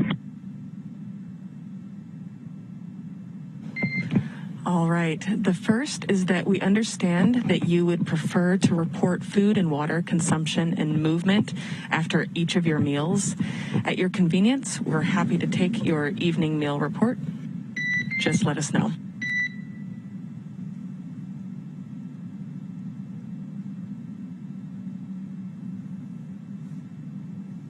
Okay, copy that. We'll give it in a few minutes.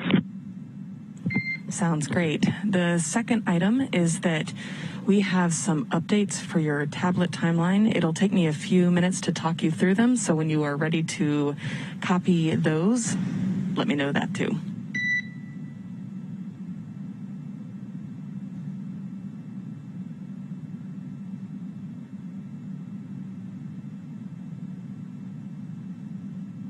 Okay, we have the tablets open to the timeline in the anchor section, and we're ready to copy.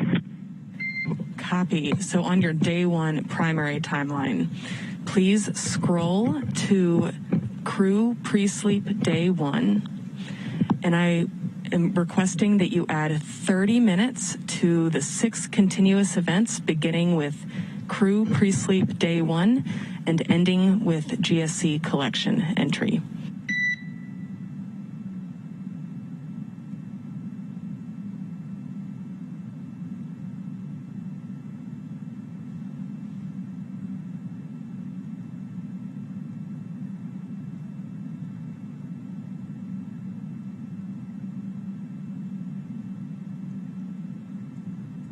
Okay, we've got that up, and so for crew pre-sleep day 1, it should be 02:40, and then we add 30 minutes in each subsequent milestone up through GSC collection at 13:10, which will now be 13:40, it looks like.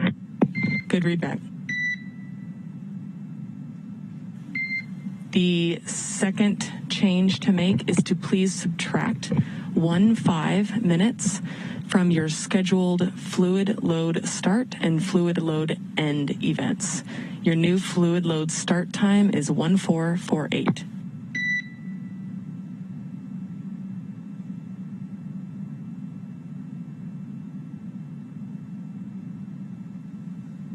Okay, copy. 1448 for fluid load start, and we'll change that.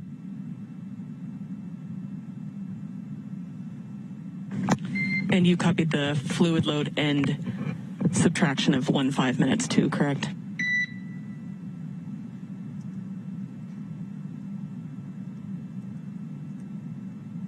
We copy. Start and end minus 15. Perfect. All other entries in your day 1 primary timeline should be good to go. For your day 1 alternate timeline, all burns are within approximately 15 minutes of accuracy. Should we find ourselves needing to take advantage of that timeline, we recommend tagging up at that point to update all the details, but if you have an alternate preference, please let us know.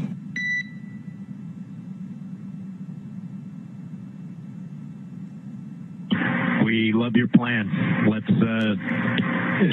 take a look at that if we need to at that appropriate time. Thanks. Sounds great. And finally, for the third item I had for you, beyond the inventory post-meal, there are no more required tasks for this evening.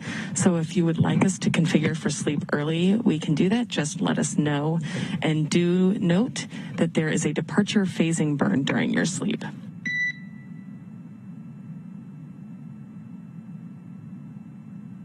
Yep, we saw that. We'll get the inventory to you in a few minutes, and then probably once that's complete, we'll start working our way towards configuring for our sleep period.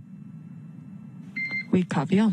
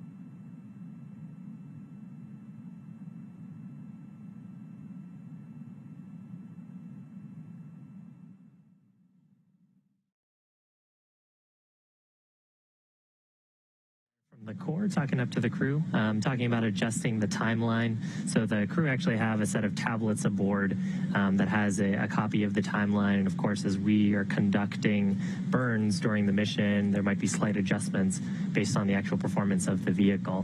And so some of those timeline adjustments getting made to the crew's schedule, they have the ability to insert those adjustments from the core call-ups and to make sure that they are in sync for when events are expected to happen. It's been a really long day for the crew so far. Very productive, obviously. They got up and loaded the last bit of cargo, that cold stowage science research cargo, into Crew Dragon. And then just before we went live today, they had the final weather briefing, and everything looked good in the Gulf. And so a pleasant surprise based on how things have been trending the past few days. But it looks like Hurricane Isaias is going to stick to the east coast of Florida and leave a clear space for us to land in the Gulf tomorrow. But Dragon to ground with the food inventory. And I am ready to copy.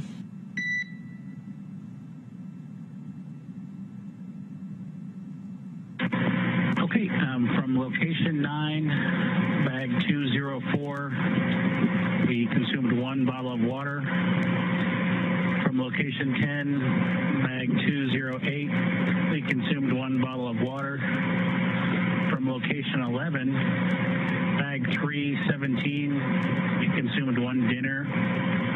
And from location 12, bag 321, we consumed 1 dinner.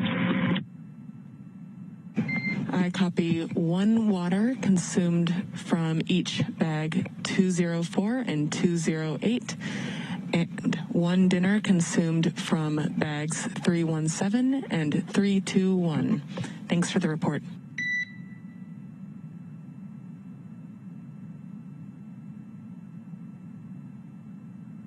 And Anna, I have a issue with the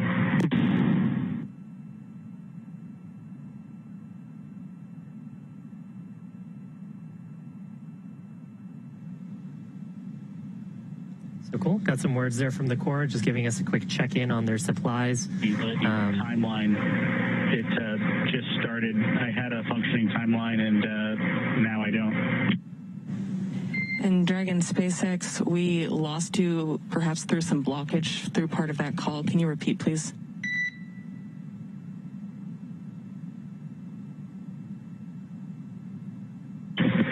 Yes, the timeline application on my tablet gives me a error message that says Safari cannot open the page, and then it's got a HTML address because your iPad is not connected to the internet.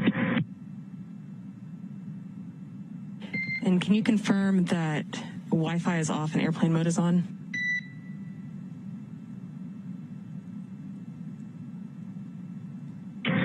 Yes, Wi-Fi is off and airplane mode is on. If you have the display cameras up, I'll try to show it to you. We will take that. We are coming up on a ground station pass, and we have the display camera up.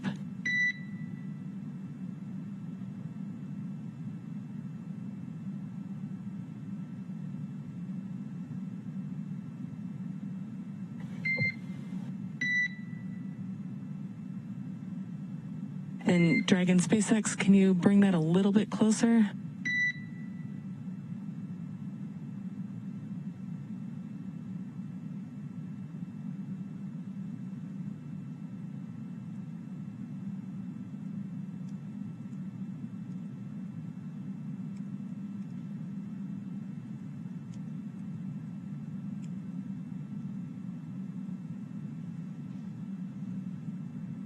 Dragon SpaceX, we got a good image of that. Thank you. We will look into that and get back to you. And to be clear, this is just happening, Bob, on your tablet, not on Doug's.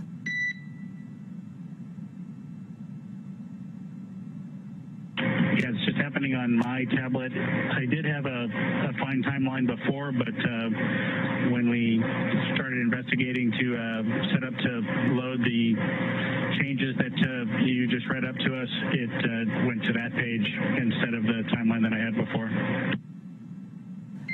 Copy all. We'll dig into it and get back to you. Thanks.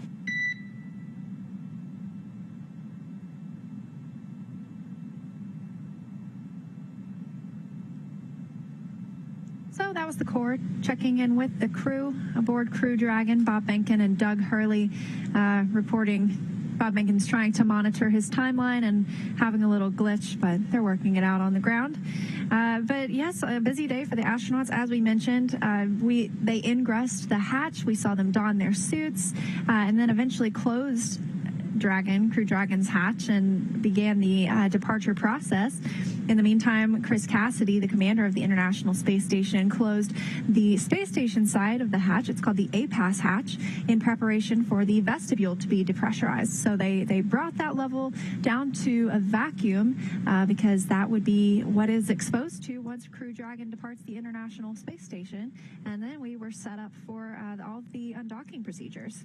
Yeah, of course, during that process, there was also a leak check of the suits. Bob and Doug were suited up while we underwent vestibule depressurization, and they were also suited up when we did the first of the 2 departure burns.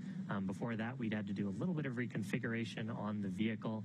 So we had the umbilicals retract. There's a couple of power and data umbilicals, basically electrical connections that connect the docking system and the Dragon spacecraft to the systems aboard the International Space Station.